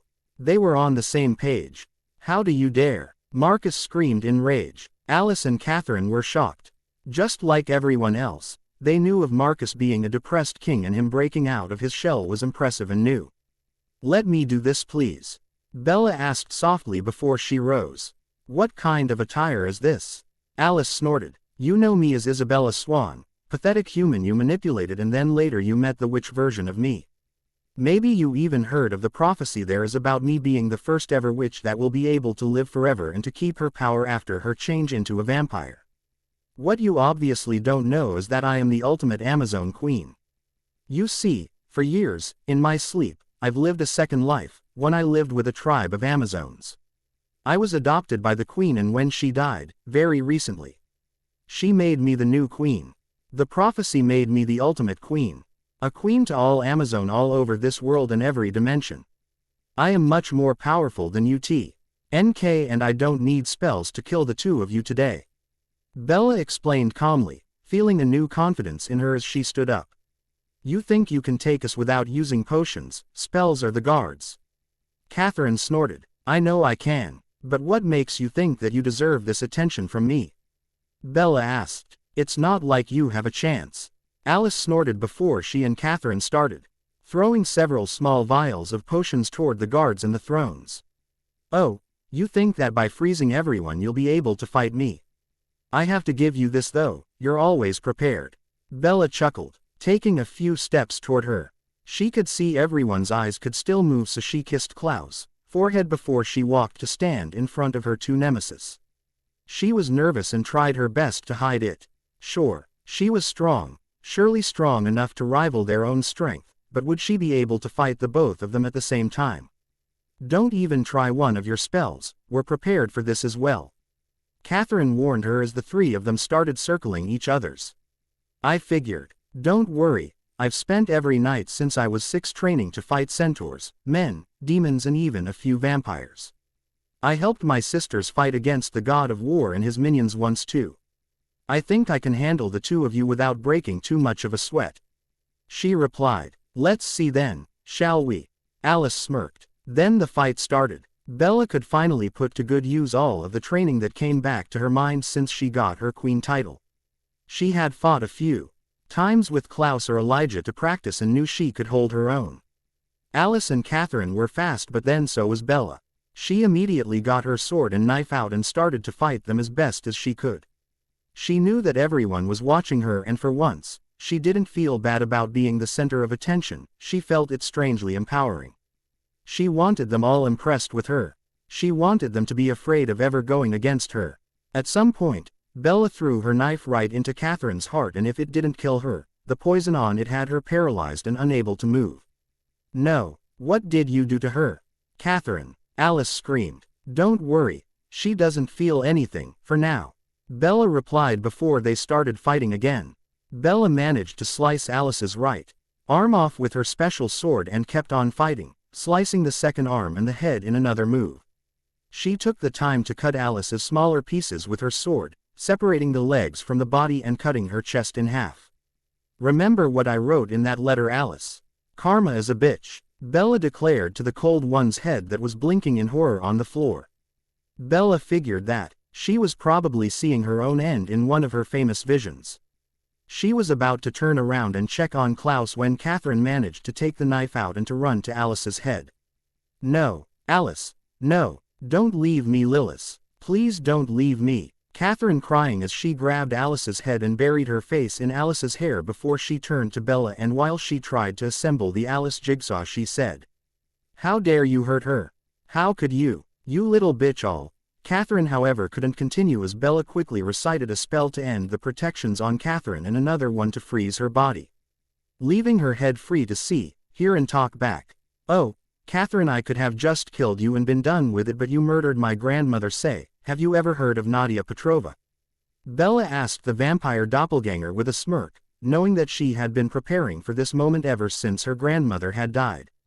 "Never heard of her," Catherine replied in a snarl, probably hoping that her not knowing the person would throw Bella off. "That's too bad because she knows you and she's been looking for you for over 500 years, but then again, it's only natural for a daughter to look for her mother. Isn't it?" Bella smirked, thinking that her smirk would make Damon proud. "What are you talking about?" Catherine asked, suddenly more serious. "The baby that as ripped from your arms hours after she was born. Well, she became a vampire after she learned that you were one and she's looking for you. She wanted to get to know you, to spend time with you. She knows everything you've done, and yet, like every child, she loves you, her mother," Bella confessed. "How do you know this?" Catherine asked. "I'm a witch and your daughter runs with travelers. Wanna see her? I just so happened to have received a video of her about a week ago," Bella replied before she took her cell phone out from between her breasts, where she had hidden it, and played the video for Catherine, who had tears in her eyes. "My baby, please, I have to get to her," Catherine begged Bella. "I could have freed you if you hadn't murdered my grandmother, but you did, and so you're going to die today and you'll die knowing that Klaus and I will go after your daughter and kill her too." "No, please no, not her, please," the condemned vampire begged. "Shish, don't yell now, Catherine. You won't die in vain. Your death will help me bring a very precious gift to Klaus. And since Alice isn't completely dead yet, I can also use her to bring back someone else. Isn't that grand?" Bella explained in fake enthusiasm. While Catherine was begging for her life, Bella lifted the freezing spell that was on everyone and asked for candles and a bag she had in her room. Felix and Jane brought everything to her quickly, and while Klaus wondered what she was going to do, Bella settled everything. "Klaus, you should take the stone and warn Ansel to be ready. Marius, think about Didim as hard as you can. The harder and the most people will think about her, the more chance there are that she'll hear it and come." Bella asked. "What are you going to do?" Keys asked her curiously. "Well, resurrection spells are pretty specific. It has to be a life for a life. Catherine's death will allow Ansel, Klaus's father, to come back to life, and Alice's sacrifice will allow Didim to come back to life. I had planned this for Ansel only and didn't know when or if I'd be able to do it because I didn't want to sacrifice just anyone, but since I have the occasion to do it, why not? After all the bad they've done, we can at least do some good with them now," Bella explained as she kept on preparing everything, not waiting for anyone to reply and seeing that Klaus was staying quiet not to disturb her. Bella started the ancient ritual she had modified for Ansel and quickly adjusted it for Didim. Everyone was in awe when they watched the two guilty vampires slowly disappearing while, in the circles of candles, two human shapes formed. "Didim," Marius whispered, walking closer to Bella, just like Klaus did. Arrow and Keys stayed near the thrones, but they were standing up, in awe of the powers Bella had shown and kept on showing. It took Bella about 20 minutes, but eventually, Catherine and Alice were gone, spirit and body, while Ansel and Didim were back in the land of the living. "Welcome back," Bella told them, and, after being hugged by the two freshly risen people, she watched them hug their loved ones. "Bella, love, you're one extraordinary woman," Klaus told her with his father by his side. Bella was about to reply when she was applauded by everyone in the room for a job well done in her great show of power. She felt a bit sorry for Alice and Catherine. Surely, if their human lives had gone differently, they would have led different lives, maybe as good people fighting for what was right, maybe as simple normal people. Their bad human pasts had dictated their evil future, and that made her a bit sorry for them now, but she didn't regret doing what she had. Two good people were back, two bad ones were dead. Well, that was short, but very productive. Keys commented. "You almost sound disappointed, brother," Marcus stated, his long-lost wife safely in his arms. "It's not every day we get to watch such a great show. I was hoping for it to last a bit longer." The blonde ruler replied honestly with a small smirk. "Well, I'm glad it was this short. I hated not being able to move and end Katerina's life sooner, though I'm glad her end resulted in my father coming back to life." Klaus growled. Bella called her friends and family with the good news of what she had done and spent the rest of the day in Volterra before she and Klaus grabbed a plane to Spain, where they were going to spend a few days before touring the rest of Europe and visiting the Amazon land and the tribes all over the world. At first she wanted to keep Ansel with them a few days, but he offered to thank her by giving them a few weeks on their own. Felix would escort him back to Mystic Falls and, there, the other Mikkelsons would help him adjust until Bella and Klaus came back. Of course Klaus agreed. He'd have his father with him forever now. He had time and he wanted, more than to spend time with his father, to spend some alone time with Bella. Before she left the beautiful castle, Bella took the time to speak with Marcus and, with a simple spell, they found out that, indeed, she was one of his descendants. One of her favorite ancestor, Bianca, was the granddaughter of Marcus. She also did the spell to give the kings, their wives and their higher-ranked guards the ability to go in the sun without sparkling. They now had her phone number and, if the spell ever needed to be adjusted, taken from someone or put on someone new, she'd come back and do it, if she felt like it. "Please come and see us again soon, fair Bella. This castle is your home too now," Arrow told her as they were saying their goodbyes. Of course Bella promised to come again soon. At the moment though, she could only think of what she was planning to do with Klaus once they reached his house in Spain. They traveled by plane once more and after a short but peaceful ride, they finally arrived in front of a small but beautiful house. "I called ahead and had the maid prepare everything," Klaus told her as they entered. The house was simple and just big enough for the two of them. It was isolated and the perfect house for them to have their small break from reality. Of course they had called Mystic Falls to make sure that Ansel had arrived safe and sound and, after confirmation that he hadn't already had a cell phone, they hung up, knowing that everything would be fine in their short absence. "It's getting late already. Do you want to take a shower to wash off the plane trip or go to bed immediately?" Klaus asked her after the tour of the house when he realized that it was almost midnight. "I think we should both take a shower," Bella replied with a light in her eyes that turned the vampire on immediately. "After you, my love," he replied with a smile as they made their way to the bathroom, undressing each other between kisses on the way. When they entered the shower, Bella suddenly realized that she was naked in front of this man for the first time, but Klaus didn't let her be self-conscious as he immediately told her just how sexy she was and how much he wanted her. They took turn washing each other and used this opportunity to get to know the other's body better, slowly, softly and sexily. After about an hour in the shower, they both got out and, once they dried each other off, all the while teasing each other and chuckling, Klaus carried his love to the bed and took his time making love to her for the first time. It was perfect for the both of them, and unable to help himself, Klaus ended up marking her on the shoulder. The next morning, Bella woke up to an empty bed. She was just starting to wonder where Klaus could be when he showed up with a well-furnished breakfast tray. "Good morning, my sweet Bella." He greeted her with the smile of a perfectly happy man. "Good morning. You didn't have to make breakfast, you know, I could have done it." She assured him. "I know, but I wanted to," he replied, setting the tray down and sitting next to her so they could eat together. At some point, when they were almost done with the breakfast, Bella told him, "You know about Bianca's journal? I was thinking, I can't really publish it until I've tried at least a few of her tricks." She was blushing, but the mischievous light in her eyes told everything. "That, my dear, is a very good idea.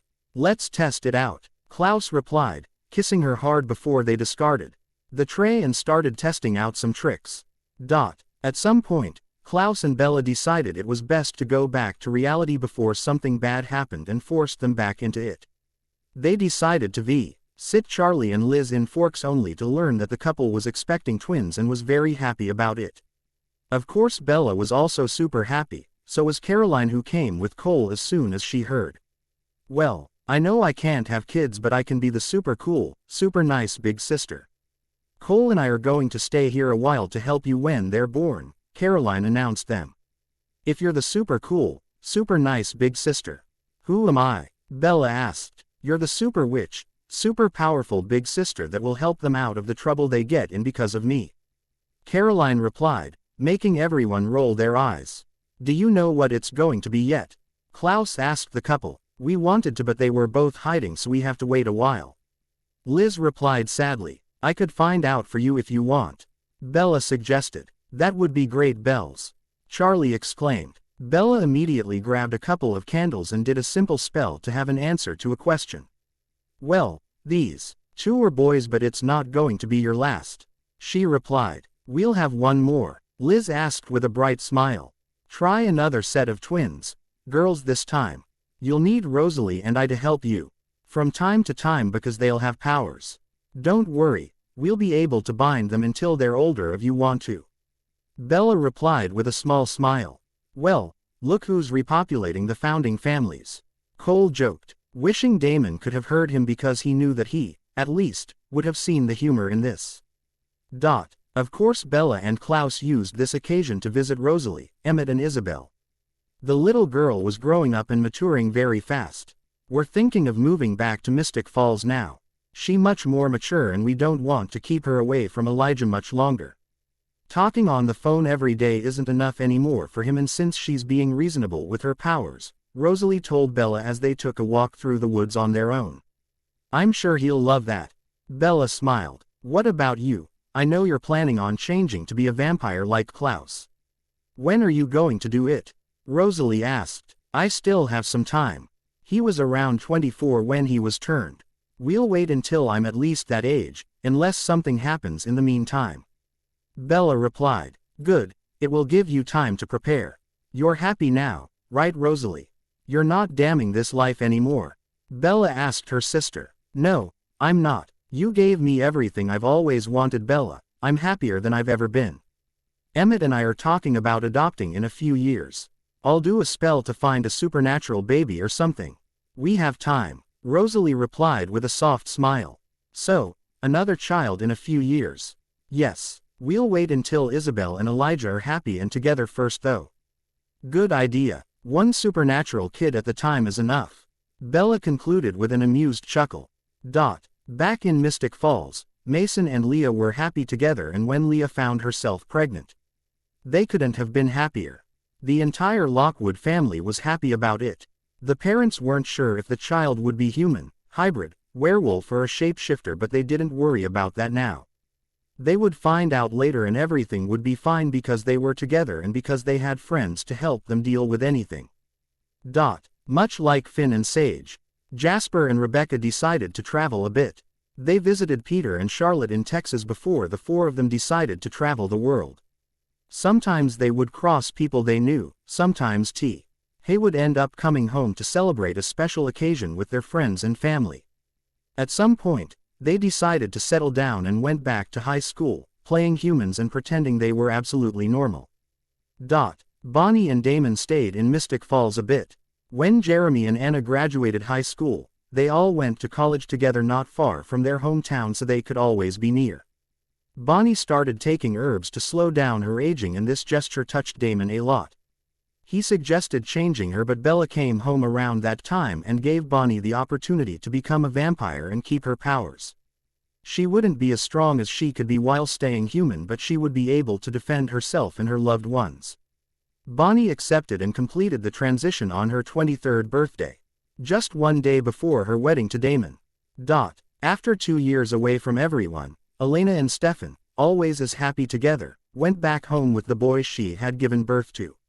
Elena was back to her caring nice self, and after truly apologizing to everyone, they all went back to being one big happy family. Elena and Bella never got really close, but at least Elena had her friends Bonnie and Caroline back. Everyone was surprised that Stefan had given his last name to the boy, but they didn't question it. He loved the boy and the boy loved him. It was the most important. If she didn't want to become a vampire in the past, she had now changed her mind, mainly because her son would stop aging when he turned 18, so she asked Stefan to change her before they got home, and he did. Bonnie provided her friend with a ring so she could walk in the sun, and everything was right for them. Alaric, now official sheriff of Mystic Falls, and Jenna were also very happy together and started a family at some point. They were very good parents and knew how to protect their children from the supernatural, while knowing to give a chance to people before judging them to be evil. Lyle and Esme spent some time on their own before they started traveling. Most of the time, they lived with Rosalie and Emmett, but sometimes they would move with the Salvatore. They had a big family, and even if they didn't have children of their own, they were able to give all their love to the children around them. After Isabel and Elijah got together, when Rosalie looked for a kid to adopt, Esme asked her daughter to do it for her too, and they both found needing supernatural babies that were in need of a loving family. While Rosalie adopted a baby girl and boy that were twins and half Cupid, half witch. Esme adopted a 2-year-old half werewolf, half cold one, and her baby brother who was half cold one and half fairy. It wasn't always easy, but they did their best and always had help from their friends. In a home where love and understanding dominated, it was hard to turn evil. Elijah and Isabel started dating when Isabel looked to be 17, and they never let go of each other since that day. They didn't argue much and were really happy. Their happiness seemed to be able to bring out the happiness around them too. After they were together for 5 years, Isabel got pregnant, and they both got ready to welcome into life this new Swan witch. Bella's book became a series of bestsellers, and she used the money to do as much good as she could around her. She was growing very powerful and popular in the supernatural world. Of course, over the years, she had to escape from a few demons' attacks, but she always won, even if she sometimes needed help from her friends to save the day. She met up with a few Amazon tribes over the years too, and visited them once in a while to check if everyone was doing okay and if there was no war starting with enemy tribes. She always went to see them for official ceremonies, knowing that it was an honor to her people to have her present for such an occasion. She also visited the Volturi, and even though she wasn't a cold one, she was an honorary queen, and whenever she would go there, her word would become law. The 3 kings knew that she was more popular than them, and they did their best not to anger her. Bella never got any more news from her mother. She found out at some point that Renee and Phil had had a few children of their own, but she never saw them and was never told of their existence by her mother. She was fine with it though. She had made her peace with the fact that Renee hadn't been her mother. To Bella, her mother had been Alkaya, the Amazon who made her queen. She stayed the matriarch of the Swan witch Lynn. Ian made sure to teach all the young ones how to use their powers and about right or wrong. She even made them all their personal version of the family book of shadows for their 16th birthday. A few days after she turned 19, Bella learned that she was pregnant, and this brought back a question the Mikkelsen had put in the back of their minds lately. What would they do about Freya and their Aunt Dahlia? Bella had celebrated her 19th birthday just 3 weeks ago when she found out that she was pregnant with her first child.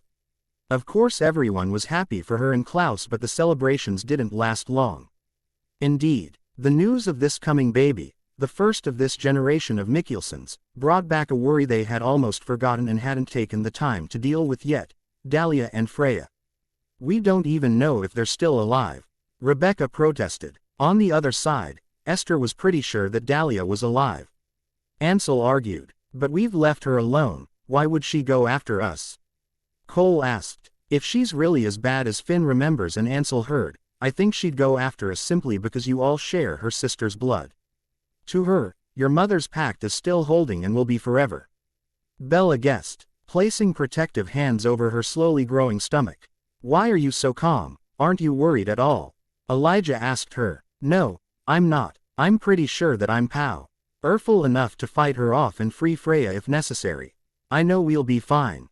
It might not be an easy fight, but we'll be fine, I know it. I mean, take a look at our allies.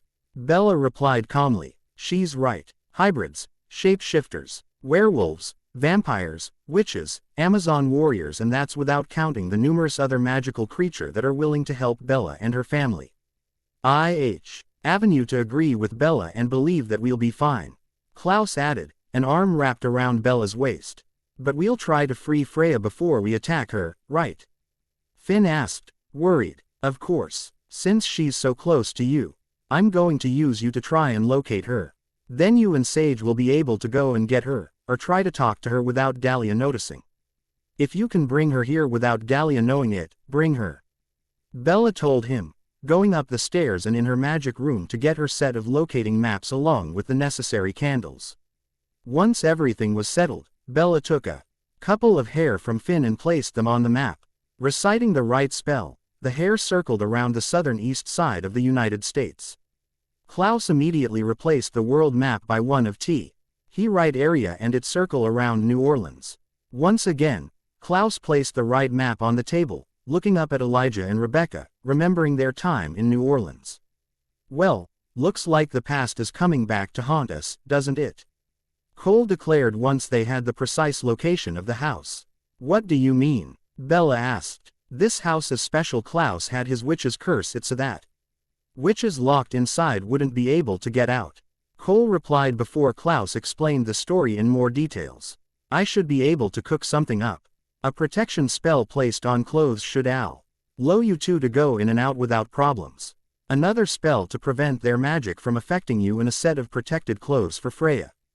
It should work, Bella replied after thinking a few minutes. What if Dahlia is inside as well? Sage asked, worried. Well, if she's inside her magic won't be able to affect you and you'll be able to just leave her inside. It would actually solve our problems. Bella shrugged her shoulder, looking for the right protection spells in the large book. What if Freya is under Dahlia's control? What do we do? Rebecca asked. I'll give you a bracelet that you'll place on her wrist. It will prevent her from using any magic until I take it off. If she's good, she should understand that it's for the best. If she's under someone else's control, we should be able to clean her mind, so to speak. Once she's here, don't worry, I have a good feeling about this. Bella replied. While Bella looked some more in the book, everyone moved to the side to discuss the plan would be once in New Orleans, and it was decided that Jasper and Cole would join them. Rebecca and Klaus couldn't go back there, not with the memories of Marcel and the way Mikhail had killed him. Ansel had wanted to go to help, but it was decided that a werewolf in New Orleans wasn't a good idea. It took Bella a couple of days to prepare everything for her family to go to New Orleans. She even got a couple of her Amazons to go along, just in case they were needed in a fight. She added a few freezing potions, a couple of exploding ones and a couple of vials filled with protection potions. Just in case they needed to protect someone else against magic. She also gave them 2 vials of potions that would be able to break a small spell or curse. She would have liked to go herself.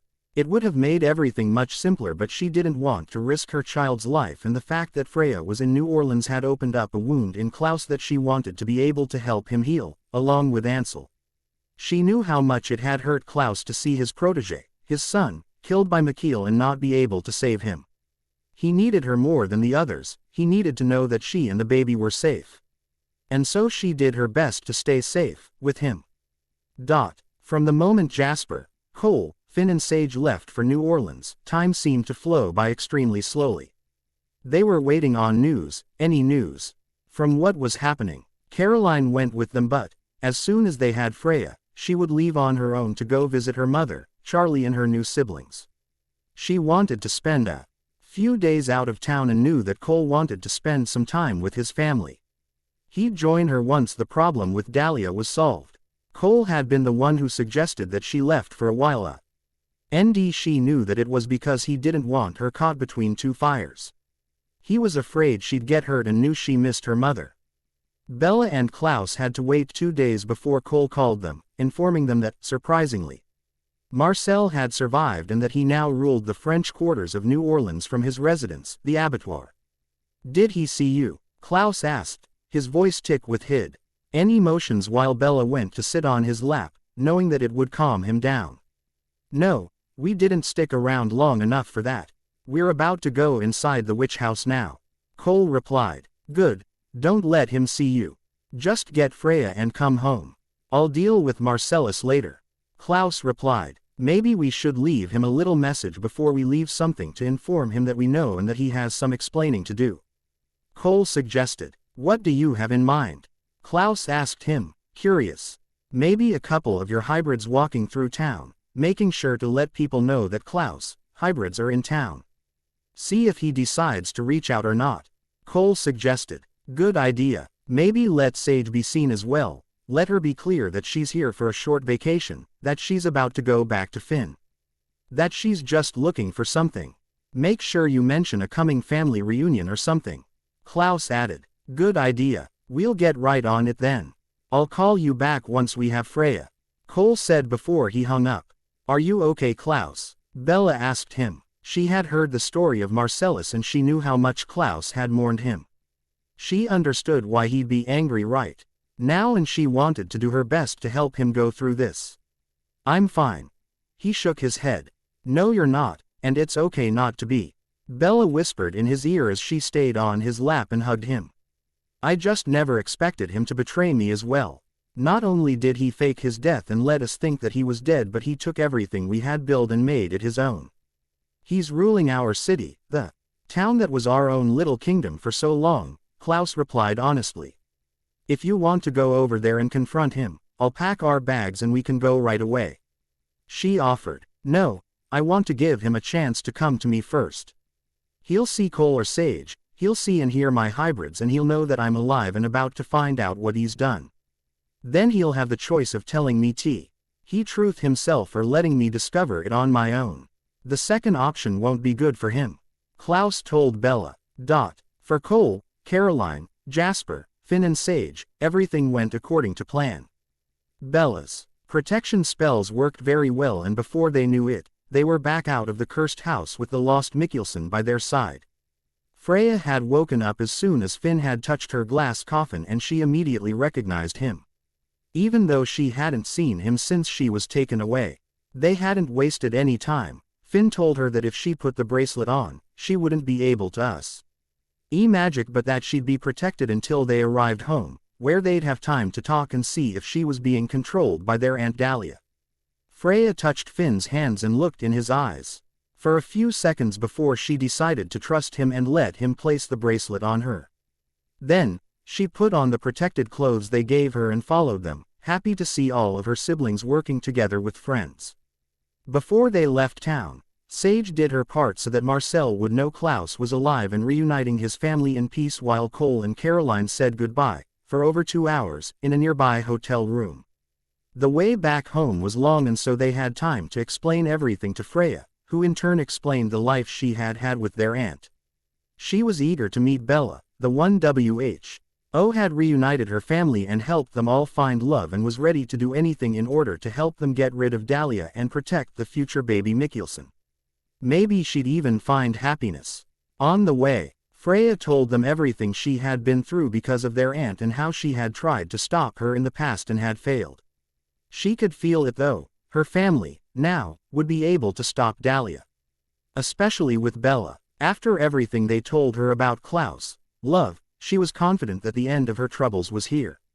She'd finally be happy and free. Freya also felt guilty, because if she hadn't killed her baby all these years ago, Dahlia wouldn't be going after Bella and Klaus' child now. She was worried that maybe the future parents will be mad at her for this, but Finn reassured her that Bella was a very forgiving and loving person, that she'd understand and wouldn't even think of being angry. As for Klaus, they made sure she knew that he had calmed down and that Bella would be able to calm him down if necessary. When they finally arrived in the Mystic Falls ancestral Swan house, everything was ready to welcome them. Over the past few years, the house had been enlarged. The Mikkelsen had convinced Bella to let them pay for it and she had agreed, letting them add another floor so they'd all have their own bedroom and a few guest rooms. Freya's room was simple enough. Mainly because they didn't know enough about her to decorate it, but they had made sure she had everything she'd need and that she'd be able to change it later. Even though Cole lived with Caroline in the Forbes' family house, he still had a room in Bella's house. Sometimes, he and Caroline used it when they wanted to spend some time with the family and were tired of being alone in their house. Rebecca and Jasper also had a bedroom in Bella's house and used it part-time. They shared their time between the Salvatore boarding house, where Jasper now had an official room, and Bella's house. They were happy this way and loved changing room every once in a while. Sometimes, they even went all the way to Forks to visit Carlisle and Esme or to see Peter and Charlotte in Texas. "It's very nice to finally meet you," Bella told Freya with a smile. Bella was reassured to see that Freya was able to cross the threshold of her house. If she had had any intention of hurting them, she wouldn't have been able to come in. When they shook hands, Bella didn't get a bad feeling, which was another little reassurance. Apparently, her ancestors didn't see anything wrong about Freya's present, because the candle she had placed with a warning spell was still unlit. It was all a good sign, but it wasn't enough yet. "Thank you, it's nice to meet you too. I've heard a lot of good things about you on the way here. I think we'll get along well." Freya smiled. "I hope so. Come, we'll go to the living room and check that Dahlia has no control over you. We'll talk and then we'll have some dinner." Bella told her, "Of course, I understand your need to make sure my aunt isn't controlling me. She isn't, but in your position, I'd want to check too." Freya smiled, following Bella to the living room where everything she'd need had been brought. Everyone stood around the room while Bella used a few spells to make sure Freya wasn't controlled by Dahlia and that they could trust her. It took half an hour. Freya felt Bella's power. She saw that it was even greater than Dahlia's, and after everything her siblings had told her about the young woman, she just had to respect her. The girl could make her disappear if she wanted to, and she had armies of Amazons to back her up, in addition of Klaus, hybrids who'd do anything for her too. "I'm sorry Freya, I hoped I'd be able to easily break your link to Dahlia, but it's going to be a little more complicated than I thought.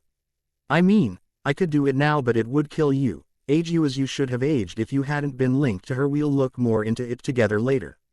I think we'll need her to be present for me to do it. For now, you can take this bracelet off and be welcome in my family home." "Your new home," Bella told the elder Mikkelsen, telling her clearly that she was allowed to use magic if she wanted to and reminding her that it was her house first. "Thank you, and congratulations, for the baby." "Thanks. Now come on, let's all go and eat. Klaus cooked and I can tell from the smell that the baby will love it." The family ate and got to know Freya while she got to know them. Once they were done eating, they played Monopoly together and decided to look into the Dahlia problem in the morning. "Are you sure you're okay, Klaus?" Bella asked him once they both laid in bed together. Her bedroom hadn't changed much since she arrived in this house. The only differences were Klaus, things all around the room, and a couple of his paintings on the walls. "I am. You worry too much for me." He smiled before he kissed her. "If you ever want to talk about Marcel, even if it's to say things you've said 100 times before, you know I'm here, right?" "I know, love. Don't worry. I love you," he replied with a smile. "I love you too," she nodded. "Did you find the spell you were looking for to repress the baby's magic during your pregnancy?" he asked her. Not yet, but I still have a couple of weeks before signs of magic are shown. I'll find it later, though I'm not sure I want to use it. If I don't find this one, I hope I'll at least find the recipe for the potion to lessen the symptoms of the magical pregnancy. Read a part when Bianca burped butterflies. It wasn't as pretty as it sounds. Indeed, as she read her ancestors' journals, one thing became very clear to Bella. Her family's babies often showed signs of magic while in their mother's womb. The stories she had read had convinced her to look for the journal filled with pregnancy tips her ancestors had filled. If she ended up having to fight for her life during her pregnancy, she didn't want to suddenly make flowers appear when she meant to blow something up. This was another reason why she made so many offensive and defensive potions to keep all around the house. She wanted to be prepared for anything. It's probably somewhere in the attic. Klaus reassured her. He had offered to help her look. They all had, but she insisted that it wasn't you. Argent yet and that she'd be fine looking for it on her own for now. Kissing his pregnant love goodnight, Klaus heard Elijah, in the living room, on the phone with Emmett after having talked with young Isabel for a while. In the morning, after a good breakfast prepared by Sage, Bella and Freya went into the magic room to look into locating Dahlia and, if possible, getting rid of her without her. Ting Freya before she started being a problem for them. Usually, to solve a problem I don't understand I'd call upon my ancestors for help, but they couldn't really help for this problem. They haven't crossed this kind of magic before. I think few people have done what your aunt did. The price for it is too high. Not many people are willing to pay it, and those who are often stopped before they can do it. Bella shook her head. She never let me know the specifics of it. She never let me know anything about this spell that I could use to break it. Freya frowned. Don't worry, there are other ways. First we'll locate her, then we'll do a spell to get the answer to a general question. It might not work, but we'll see. There are a few possibilities in this book. Of course, there's always a last resort solution, but we'll consider that only if we really don't find anything else. Bella replied. Last resort solution? Freya asked her. Turning you into a vampire. It would take your magic away, and if you're not a witch, you're not linked to her anymore. Bella replied. You're right, but I don't think I'm ready for that yet. Freya shook her head. I know, don't worry. We'll think of that later. Bella smiled. She took several maps and, with Freya's blood, they tried to locate Dahlia. That's not good, Freya stated as they watched the small drop of blood slowly making its way in their direction. It's moving too slow to be searching for her location. It must mean that she's awake and coming for us. Bella frowned. She probably woke up when I did. She can sense my presence. Since I moved, she thinks I'm planning something against her again. She can't feel your baby yet, but she'll know once she gets close enough. You're right. Bella nodded before she took out everything she needed for her spell to get an answer. It's not working. Bella frowned once she tired asking how to break the link between Dahlia and Freya. Maybe we should ask another question. Freya shrugged. And so they tried to ask for an answer for over an hour before they gave up. I should try to write my own spell. We'd have to wait until she gets here to cast it, and I'll have to be very careful in my wording, but it should work. We'll use a few freezing potions to keep her in place, stick the bracelet on her wrist so she can't do magic, and destroy her and unlink you in one go. Bella decided. You can do it. I think so, yes. I mean, I've written or combined spells before. I can do it. She nodded. Can I help? Freya asked her. Not really. Not for this, but maybe you can reinforce the protections around the house. There are simple things that can be done, like using apples. Cole will show you everything downstairs. There's also a potion we can pour all around the house. We need to EU some more, and I have everything needed in the basement. Bella suggested. I'll get right on it, Bella. Thank you. Freya smiled before she hugged Bella and rushed downstairs. Freya understood why. Bella wanted her kind of magic being the only one who protected her house. It was stronger there, and the eldest Mikkelsen knew that if she performed a protection spell, Dahlia would be able to cancel it rather quickly. Since the weather was nice, Bella grabbed one of her notepads to work on the spell, and she settled in the garden, under the sun and near the enchanting scents of herbs and flowers mixing together in the air. Klaus was carving a bed for their child, and he had settled a little closer to the woods that bordered the property. After a while, she saw Freya and Cole walking out of the house, and she smiled when she noticed that Cole was showing his older sister how to reinforce the magical protection of the house by placing suitably cut apples with bay leaves. Bella had already blessed all of them, which is how they were allowed to use them. Cole loved that he could still do a bit of magic this way, even if he had to wait for Bella to bless it. He could mix potions, collect ingredients and place protections. He didn't know that, for his birthday, Bella was working on a way for him to do magic. So far she found a way for her to fill a piece of wood with some of her own magic. It had been popular a long time ago and was at the beginning of the legends about magic wands. It would make her tired for a couple of hours, but Cole would be able to use the wand to practice magic. Of course it would only be small spells, but at least he'd be happy, and it's something she'll be able to do for him once in a while. Bella, there's a package you need to sign for at the door. Elijah came to tell his sister-in-law, who was relaxing in the garden. I'm coming, she smiled, following him. Once she signed for the box, she realized that it was from one of her distant relatives. Over time that had passed since her grandmother's death, a few of her distant relatives had contacted Bella one way or another to introduce themselves to the new and most powerful matriarch of their family. She had even visited a few of them a few months ago because she was needed in some ceremonies. What is it? Klaus asked her. Some rare plants that don't grow in these parts of the country. They reused for rare and complicated but very powerful protection potions. Bella replied while examining the dried herbs and flowers. They want to stay on your good side. Elijah stated. True, but this will be useful to protect the house from Dahlia. Bella nodded. Bella, our aunt's dot is not far now. She should be here in no less than 2 days, maybe quicker. I'm not used to today's travel speed. Freya exclaimed when she rushed in the room. Good. The spell is ready, the potions are ready. We're all set. She'll be gone long before this baby joins us. Bella declared. I'd be surprised if she even had the time to fight back. Klaus chuckled. It's true, we are well prepared, and I doubt she knows what to expect. Bella smiled. I didn't even know your kind of witches existed. I doubt she does either. She probably thinks I simply ran away to try and find my siblings. Freya nodded. It was a few days later when the alarms placed all around the house warned them that Dahlia had arrived. To say that their aunt was pissed was an understatement. The witch soon realized that she was trapped, that she couldn't move, and her anger rose even higher when Freya placed the cursed bracelet on her wrist.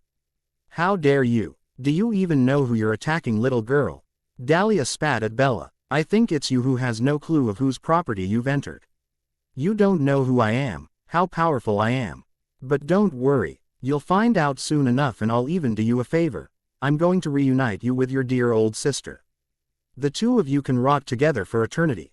Bella replied with a confident smirk. You won't win. Not against me, Dahlia assured her. Really, I think we already have. Freya declared, feeling completely confident that they'd win. Too bad you have to leave so soon. Klaus added as his siblings were lined up behind Bella, showing her support. Power of the witches rise, course unseen across the sky. Come to me who calls you near, for justice is needed here. Bella started her spell, throwing a first potion at the trapped woman. Oh, how nice, you're doing poetry. Dahlia smirked. In this time and in this hour, I call upon the ancient power, break E-Link holding Freya prisoner and reunite Dahlia with Esther. Bella continued, ignoring completely her aunt-in-law's words as Cole threw the second potion, knowing it was the right moment for it. Wah, that, Dahlia exclaimed as she felt magic working around her. She could feel how powerful it was, and it scared her. Already flames that could only have come from hell were growing all around her. In the same hell they can rot, but haunting us they cannot. I call upon the higher power to free Freya from the bother. Bella chanted. Freya smiled. She could feel the magic working, and by the look of horror on Dahlia's face, she knew that she could too. Knowing that the future would be brighter for her, Freya drank her own dose of potion, knowing that this was the perfect moment for it and that it would help free her. Power of the witches rise here and give Freya her life with those she holds dear. In this time and in this hour, I call upon the ancient power. Power of the witches rise, course unseen across the sky. Come to me who calls you near, come to me and settle this here. Bella finished chanting, smiling as her magic did its job and destroyed the evil woman who would have hurt her child. They all stood around the front yard for a while, watching the fires of hell and magic disposing of their old aunt. What now? Rebecca asked. Now, everyone's free. Bella smiled. Sage and I will leave in a couple of days to travel, but we'll be back before the birth. Finn announced. I'll join Caroline in Forks and I think we'll travel a bit too before coming back here so she can take a few classes in college. Cole added. I have no idea what I want to do. Freya shook her head. You've been trapped under Dahlia's rules for so long, maybe you should take a few days here to adapt to this world. Then enjoy your newfound freedom and travel. You could start with Cole or Finn, spend some time with our friends and family so you're not completely alone. Know that you're always free to come back here whenever you want. No matter what you choose to do, you'll always have a room here. Bella assured the eldest Mikkelsen. Thank you. Freya smiled. The family knew that there would be other obstacles to fight in the future. They had all created many enemies over the centuries and they were sure to eventually come after them, but they also knew that they'd be able to fight them all and stay united.